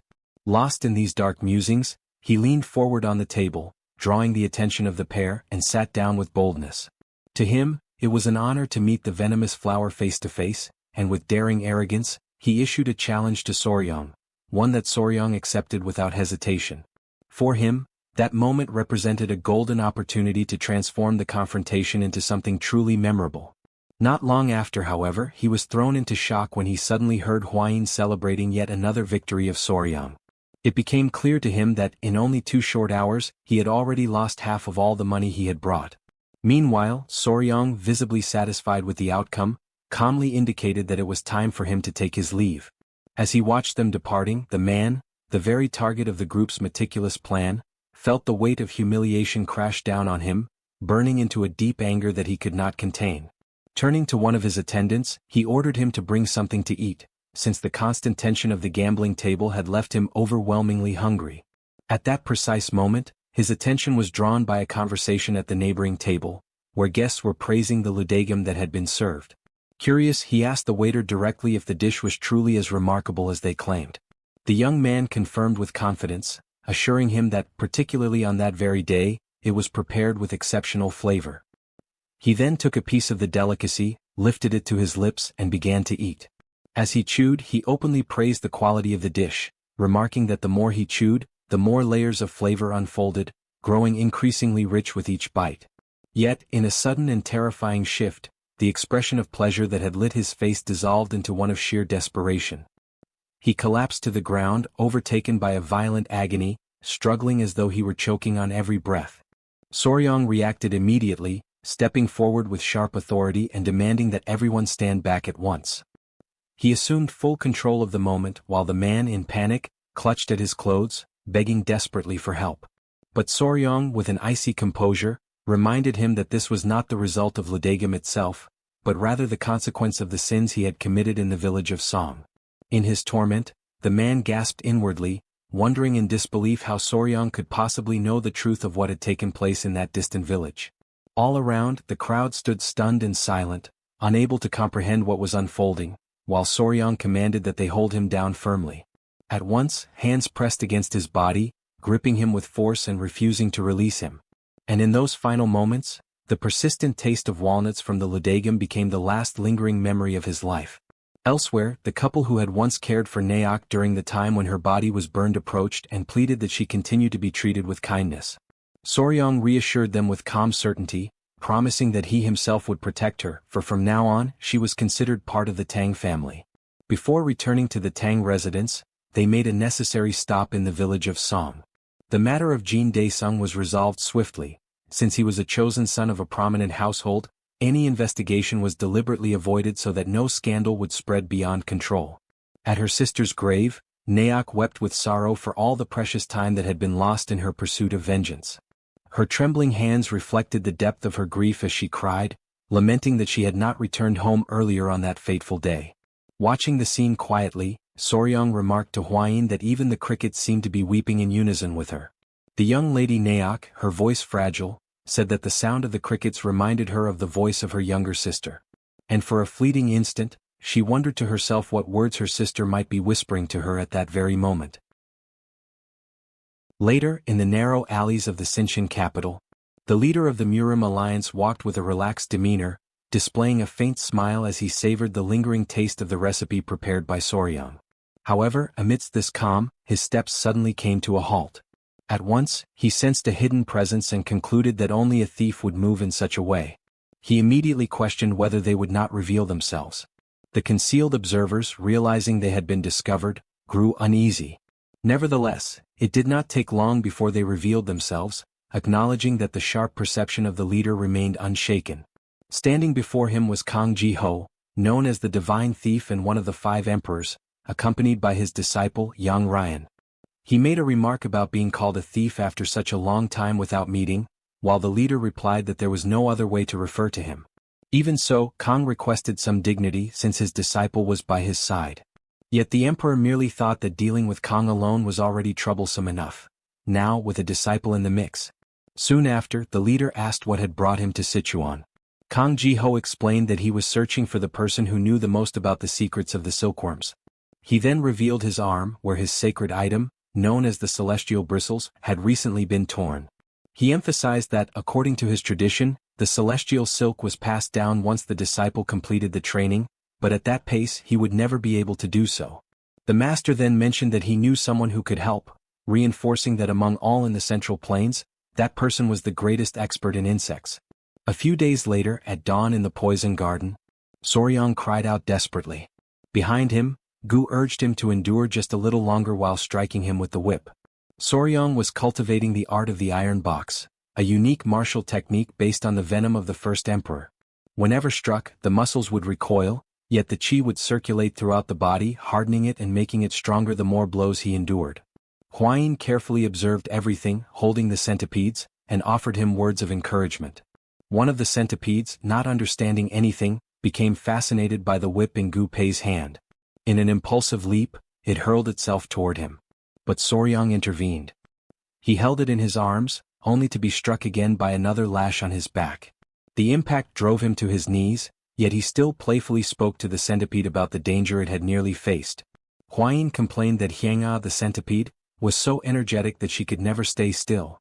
Whenever she opened her eyes, she was already causing trouble. She recalled that, on the last occasion, Hyanga had chased after a butterfly and triggered complete chaos. Soryong reflected that each animal possessed its own personality, and Hyanga was both curious and spoiled. Since the recent incident caused by Cho, she had maintained the informal title of the resident troublemaker. He also remarked on Cho, the eldest, who kept the younger ones in line and showed sternness whenever necessary. Bin-ah, on the other hand, was usually the quietest and the one who showed the most affection toward him, although she slept a great deal. Despite their similarities, each of the three centipedes had a personality of her own, and Soryong sincerely hoped that they would grow to be strong and beautiful, following the example of their mother, Hwain. At that moment, Gu Pei appeared, looking for Soryong, accompanied by Suk, who carried a jar. He acknowledged the dedication of the pair, admiring how they had been working together since early hours, and then asked Suk what life was like within the Tang clan. Dressed in the uniform of the poison unit, she explained that she was well treated and privileged under the guidance of Gu Pei, who had been teaching her martial arts. Soon after, she revealed that she had brought what Soryong had requested. For a brief moment he did not understand what she meant. Then she presented countless crickets inside the container, all in perfect condition. Gu Pei explained that the quantity was excessive, but this was due to Naoke's meticulous care in tending to the crickets. Upon hearing this, Soryong reflected on how excessive competence in one's work could sometimes become a problem. Yet he immediately announced that new offspring would soon arrive at the poison garden. Gu Pei then asked whether he would finally be going out to capture new venomous creatures. Soryong confirmed, stating that he was planning to bring new species to raise, emphasizing that the best way to feed them was with live animals. At that instant, Hwain called to him, suggesting that, before taking any action, it would be prudent to wait for news from the Martial Alliance. With the expedition requiring official permission and the ongoing situation with the blood cult, leaving would not be simple. She further pointed out that the leader of the alliance had attacked the border of Daewil, but no news had been heard since then. This left Soryong seething with anger. Suddenly someone came running, shouting loudly as he called out to the pair. Hwain, intrigued by the messenger's urgency, questioned what had happened to make him arrive in such haste. The man informed them that the clan chief was summoning them to the hall, claiming that he had something important to reveal to both of them. This left the two of them suspicious and wondering what exactly this matter could be. Shortly afterward, in the hall, the patriarch and the pair sat down at the table together. Soryong noticed that, under normal circumstances, his father-in-law would be far too occupied at this hour, and this only heightened his curiosity, making him increasingly eager to discover the reason for such a summons. The patriarch announced that he was bringing news Soryong had long desired to hear. At once, Soryong grew alert, his attention fixed on what was to come. Finally, the patriarch revealed that he had received reports from the Martial Alliance. The expedition had been a resounding success. This caused both Soryong and Hwain to widen their eyes in pure joy. The father-in-law then went on to explain that the leader of the alliance had invaded a village at the border of Daewil, completely annihilating the base of the blood cult. Half of the cult's followers had been either slain or captured, while the rest had fled deeper into Daewil. Upon hearing this, the realization struck both Soryong and Hwain instantly. The patriarch confirmed that they could now proceed with the capture of venomous creatures, granting them permission to form the long-awaited expedition. The couple celebrated enthusiastically, though in the back of his mind Soryong reflected that, had he known what awaited them, he would have planned their course with greater foresight. The father-in-law, who had remained silent until then, mentioned that there was a place he wished to recommend. He explained that for the first expedition of the Tang clan's poison division, there was truly no location more appropriate. Throughout its territory, countless venomous creatures roamed freely, and even along its roads travelers often encountered fearsome beasts of the Golden Phoenix class. It was a land which, because of its abundance of such dangers, was renowned as a veritable paradise for venomous beasts. Its name was Yunnan.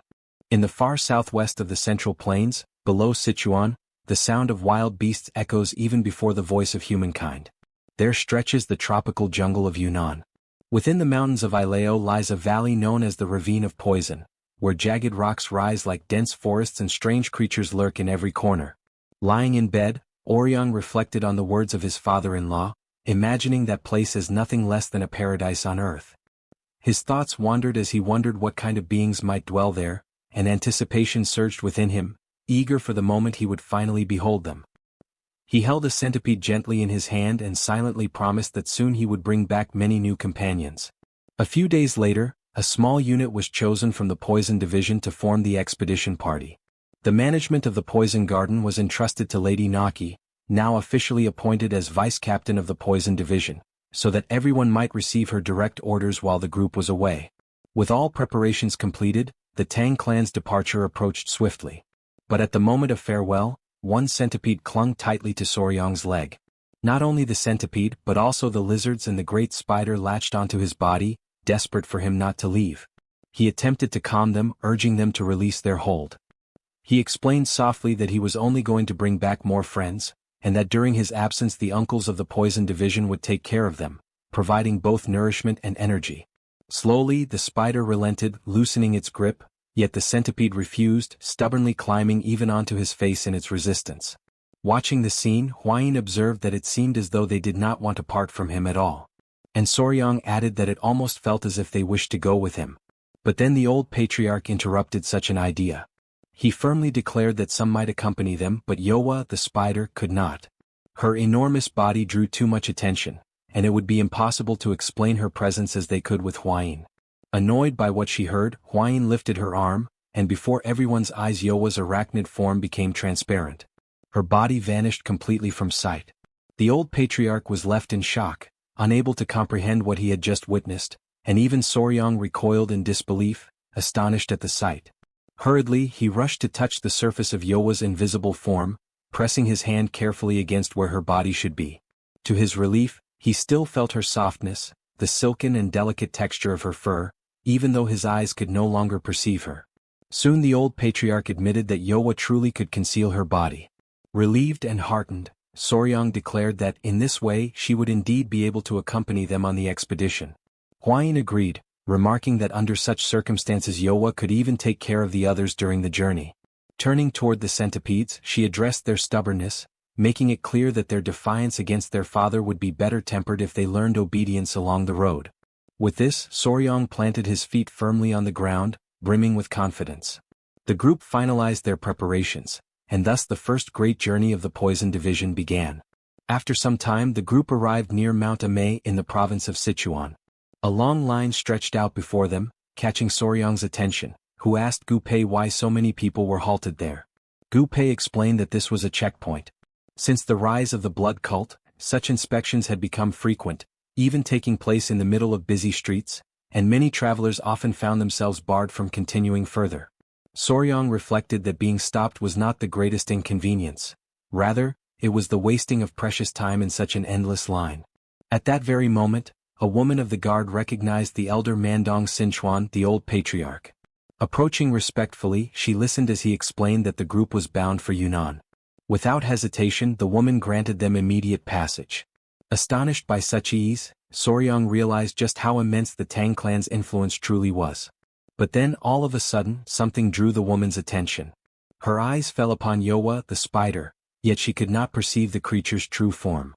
With the body rendered invisible, to her it appeared only as though Hwayin, Soryang's wife, was floating gracefully in the air. Panic stirred in Soryang as he recognized the confusion. The guard, however, interpreted it differently. She believed she was witnessing a sacred technique, a divine leap into the void, mastered by Hwayin herself. Startled and awestruck, she admired the supposed ability, remarking that such prowess was only to be expected from one of the three flowers of the martial world. Cutting short the misunderstanding, Hwayin tugged Yowa forcefully back toward her side. And with composed courtesy, the group distanced themselves slightly, offering apologies to the guard before moving along on their way. Hwayin insisted that Soryang should clear up the misunderstanding, worried that people might confuse his wife with Yowa. Soryang, however, urged her to remain calm. He reminded her that, to avoid suspicion during their journey, she had been dressed in men's clothing and her face kept veiled. In the Central Plains, superstition painted twins as ignorant beings, akin to demons, and because of that, such precautions were necessary. Amidst small incidents such as these along the road, the group eventually reached their destination in Yunnan safely. Soryang was struck with awe at the sight of the Ileo mountain. The old patriarch remarked that if they advanced a little further, they would soon reach the barrier of poison. Suddenly, Soryang glanced back, his gaze sharp, and noticed something unusual. Gu Pei, curious, asked what he was thinking, and the young man explained that the place was abnormally silent. There was no sound from the cracks of the caverns, no chirping in the trees, no trace of life anywhere. The old patriarch observed that such a feeling was not new to him, recalling the past hunt for the sovereign of the blue venom. Intrigued, Soryang asked who this sovereign was. The grandfather remembered clearly that around the den of the sovereign of the blue venom, even insects had disappeared. They had either fled or been devoured as prey.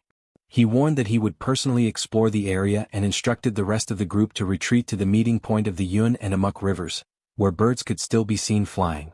Soon after he departed. Huayin confirmed that in the area they had crossed, there were still birds and insects present, while Gu Pei commented that it seemed as though something was dividing the territory along the river. Soryang pondered that some powerful creature must be dwelling in the Ileo mountain. Huayin approached, asking what felt so strange to him. Soryang explained that, for a beast to occupy such a vast expanse as its lair, it would have to be enormous, comparable to the sovereign of the blue venom. He reflected further, noting that the absence of all signs of life, save for the river, raised troubling questions. How could such a creature hunt in an environment seemingly incapable of sustaining enough prey? Gu Pei agreed, remarking that now that Soryang had pointed it out, the situation was indeed concerning, and he hoped fervently that the old patriarch would return with answers. Not long after, the elder did return, accompanied by 2 men from the area he had gone to investigate. The grandfather declared that the situation was truly problematic, for even at the entrance of the Ileo mountain they had found nothing at all. Soryang was shaken by this report. The patriarch continued, warning that the ravine of poison was likely in the same state. He emphasized that the sun was nearly setting, and they would do best to stop for the day and resume the search on the following morning.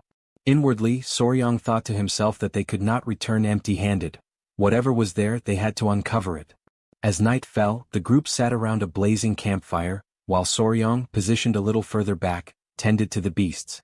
Huayin arrived carrying a dish of food, insisting that he eat, and gently asked the creatures to allow their father to rest.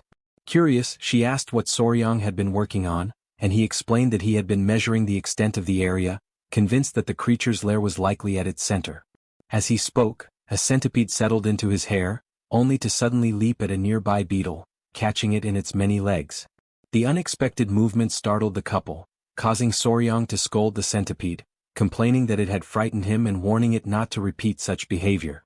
Huayin wondered aloud if the centipede had been trying to catch the dragonfly that was hovering in the air, while the young master reasoned that it was likely because they were now close to the river, where dragonflies gathered in great numbers, something they had not seen before. All at once, Soryang rose to his feet, alarm flashing across his face, his thoughts racing about the dragonflies. He quickly called for the old patriarch's attention, urging that they return to the site they had examined earlier and count how many dragonflies were flying now. The patriarch appeared confused, asking what he meant by this. Soryang explained that creatures on the ground could easily hide, but dragonflies flew freely in the air. If something had threatened them, they would have fled for a time, but once the danger had passed, they would return. From this reasoning, he concluded that the reason they had not encountered any living creatures earlier was not because the territory was truly empty, but because something had already swept through the area before their arrival. The group realized the gravity of the situation and immediately broke into a run. The old patriarch emphasized that there was a dense jungle ahead and warned of the poisonous creatures that might appear, urging everyone to remain vigilant.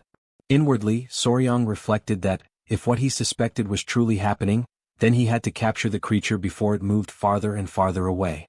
The grandfather asked whether Soryang was growing tired from all the running, but the young man denied it, insisting he was fine.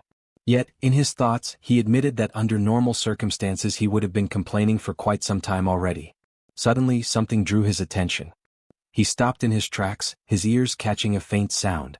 Gu Pei noted that the noise resembled bamboo swaying in the wind, which was strange since there were no bamboo forests in the area anymore. Swiftly, the old patriarch moved ahead and warned that a cliff lay before them, and that there was something unusual at the bottom. Soryang and Gu Pei peered down into the ravine and saw countless creatures moving across the ground. In shock, the patriarch wondered aloud if the entire surface was covered by ants. Gu Pei observed that, judging by their size, they did not appear to be ordinary insects. Intrigued, the grandfather declared that he had never seen anything like them, not even in the ancient records of the Tang Clan. He quickly asked Soryang if he recognized such creatures, and the young man admitted he had never witnessed anything so massive, but confirmed that they bore a striking resemblance to legionary ants. The mention of the name left the patriarch frozen in place, for he knew that legionary ants were a species native to Africa and the Americas, nomadic and feared for moving in overwhelming swarms. Unlike most ants that built fixed nests and led sedentary lives, these migrated when food became scarce, advancing like an organized army. Beyond that, they were naturally aggressive, and to confront them recklessly meant courting disaster. The group remained hidden among the trees, watching in silence, while Soryang urged them all to stay quiet. Then one of the Tang clan men accidentally stepped on a dry branch, producing a sharp crack that echoed through the forest. The group turned instantly, alarm flashing across their faces. And in the very next moment, the inevitable unfolded. Countless ants surged toward them, advancing with terrifying speed. Fear paralyzed them for a heartbeat, but Soryang commanded them to flee. Without hesitation, everyone dashed away, desperate to escape the oncoming threat. Amid the frantic escape, an unfortunate animal lingered behind. The ants swarmed it mercilessly, tearing it apart within seconds. Witnessing the sight, Soryang realized that the creatures tracked their prey through vibrations, and if they continued moving in such a manner, they would certainly be attacked as well. The old patriarch urgently asked what they should do, since running alone was no longer enough to save them. At that moment, Soryang's mind sparked with an idea. He remembered the river and declared that they needed to cross it, for the ants would be unable to pass through water. Upon hearing this, the grandfather pointed out the direction of the river, guiding the group toward the banks. They ran with every ounce of strength that remained, plunged into the rushing waters, and struggled across to the other side. Once they reached safety, they turned back to see the ants massing along the riverbank, watching them without moving any further. Slowly, the swarm began to retreat, incapable of advancing past the barrier of water, and a wave of relief washed over the group. Soryang checked on Nova, the centipede, and promised to dry her quickly. The old patriarch, meanwhile, admitted that the ants had truly unsettled him, confessing that although he was used to never fearing any adversary, even he had trembled before them. Soryang then recognized that such creatures devoured every living being without distinction, and that this explained the absence of animals throughout the region. The grandfather agreed, concluding that, in the face of such an immense population, everything they had experienced now began to make sense. Looking around, he declared that, for the time being, the area appeared safe and instructed the group to take advantage of the moment to rest. Excited, Soryang moved closer to Gu Pei and suggested that, once darkness fully cloaked the forest, the two of them should approach the ants in order to observe them more closely. Gu Pei was astonished and questioned whether Soryang truly wished to return so close to the creatures. Without the slightest hesitation, Soryang responded with certainty, affirming that of course he wanted to see them up close. The proposal left everyone utterly bewildered, for they were still carrying the weight and shock of having barely survived only moments earlier. Gu Pei, still shaken, reminded him that they had just managed to escape and asked whether Soryang intended to capture the ants in the same manner he had once done with the bees. With a calm and steady tone, Soryang denied such an intention, yet emphasized that he would like to take hold of only a few. Determining the course of the night with an air of quiet authority, he declared that all of them would accompany him. Thus, under the cloak of darkness, the group returned once more into the depths of the jungle. It marked the beginning of what they later called the Midnight Abduction, an audacious act that proved to be a success, for each one returned carrying a living ant. Gu Pei, exhausted and visibly stressed, declared that he would never have imagined doing something so reckless ever again. He went on to mutter in disbelief that he had expected the ants to be asleep during the night, not fully awake and active.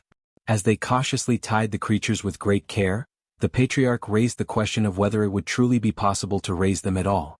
Soryang, thoughtful and analytical, admitted that the task would be exceedingly difficult. The ants possessed only a very short memory, one that lasted merely a few days, which rendered any attempt at training them completely useless.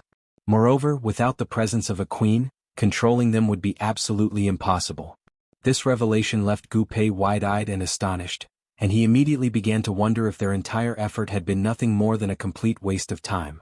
Yet Soryang countered with an animated spirit, declaring that for him there was no such thing as waste. To his eyes, the ants were unique and valuable, even if they could never be domesticated. Within his private thoughts, he reflected on the squad of venomous creatures that Gu Pei had carefully chosen for him. It was now his responsibility to endure and to lead them, no matter how heavy the burden became. Soon after, the old patriarch questioned what the next steps should be and suggested either seeking out other demonic beasts, or heading toward Hueli or even Sichuan Bana. But Soryang, resolute and unwavering, responded that before anything else they needed to find Huayin. Only after that could they follow the tracks of the ants and confront them once again, moving ahead of their endless march. The group shuddered at the mere thought of surpassing those creatures yet another time. Nevertheless, the young warrior urged them to focus not on the ants themselves but on the venomous creatures fleeing before them, for such prey would be easier to capture. He proposed that they organize themselves into a line, keeping pace with the march of the ants, and use the movement of the swarm as their own advantage. Gu Pei, though silent, reflected inwardly that it was highly unlikely they would emerge alive from such a venture. Even so, Soryang smiled with conviction and concluded with firm resolve that it did not matter whether they captured the ants or not. With this strategy, they would still be able to seize every venomous creature the jungle had to offer. Taking advantage of the moment to rest, the group lit a fire in the middle of the forest. A little farther away, Huayin remained astonished by the sight of the ants. She wondered aloud whether Soryang truly intended to run ahead of such fearsome creatures and at the same time, attempt to capture the venomous beasts that were fleeing from them.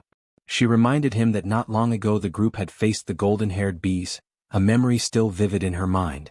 Yet Soryang recalled that, despite all the danger they had encountered back then, the results had ultimately been positive. This memory left Huayin hesitant, caught between her genuine concern and the lingering confidence inspired by their earlier success. During the days when Soryang had run ahead of the golden-haired bees, he had rapidly exhausted his strength, drawing heavily upon the energy of the blue-spotted centipedes. Now, with the centipedes having shed their skins twice and no longer needing to feed on the energy of the core, Soryang recognized the chance to absorb all the remaining power for himself. The old patriarch then questioned whether, under these circumstances, Soryang too should not run, and Huayin confirmed his thought. Since he had taken the elixir from the golden-haired bees, she explained, it was crucial that he absorb this additional energy, making the most of the opportunity that now stood before him. Soryang agreed, acknowledging without hesitation that his physical abilities were not particularly strong, and even suggested that the patriarch himself should carry her during the run. At this remark, the old man burst into laughter, recognizing the magnitude of the opportunity, while the young warrior grew visibly uneasy at his reaction. In that moment, Huayin clasped his hand gently and asked whether he would truly run with her on the following day. He gave his word that he would, and she exhaled in quiet satisfaction, the kind of relief that resembled someone savoring the strange yet oddly pleasant taste of powdered yellow worms. When morning arrived, the large-scale collection of venomous creatures began. The beasts scattered swiftly with the ants close behind, driving them directly toward the Tang Clan's group. In the middle of the run, Soryang warned that ahead of the legionary ants was the hunting unit, reminding everyone that they attacked anything in their path, exactly as his plan had predicted. He calculated that they were approximately 60 zhang away from the hunting unit, and he resolved to reduce this distance to less than 30 zhang during the course of the run. Whenever the venomous creatures were captured, they were quickly handed to the runners on the side and carefully placed inside cages, which were then left on the opposite bank of the river, out of the ants' reach. And thus, the deadly chase began once again. Soryang continued capturing the creatures one after another, determined not to miss a single one. The hunt dragged on for hours, and the number of venomous beasts collected steadily grew without complication. The young warrior kept passing each capture to the group, announcing them with confidence. When asked if he was still well, Soryang firmly confirmed that he was.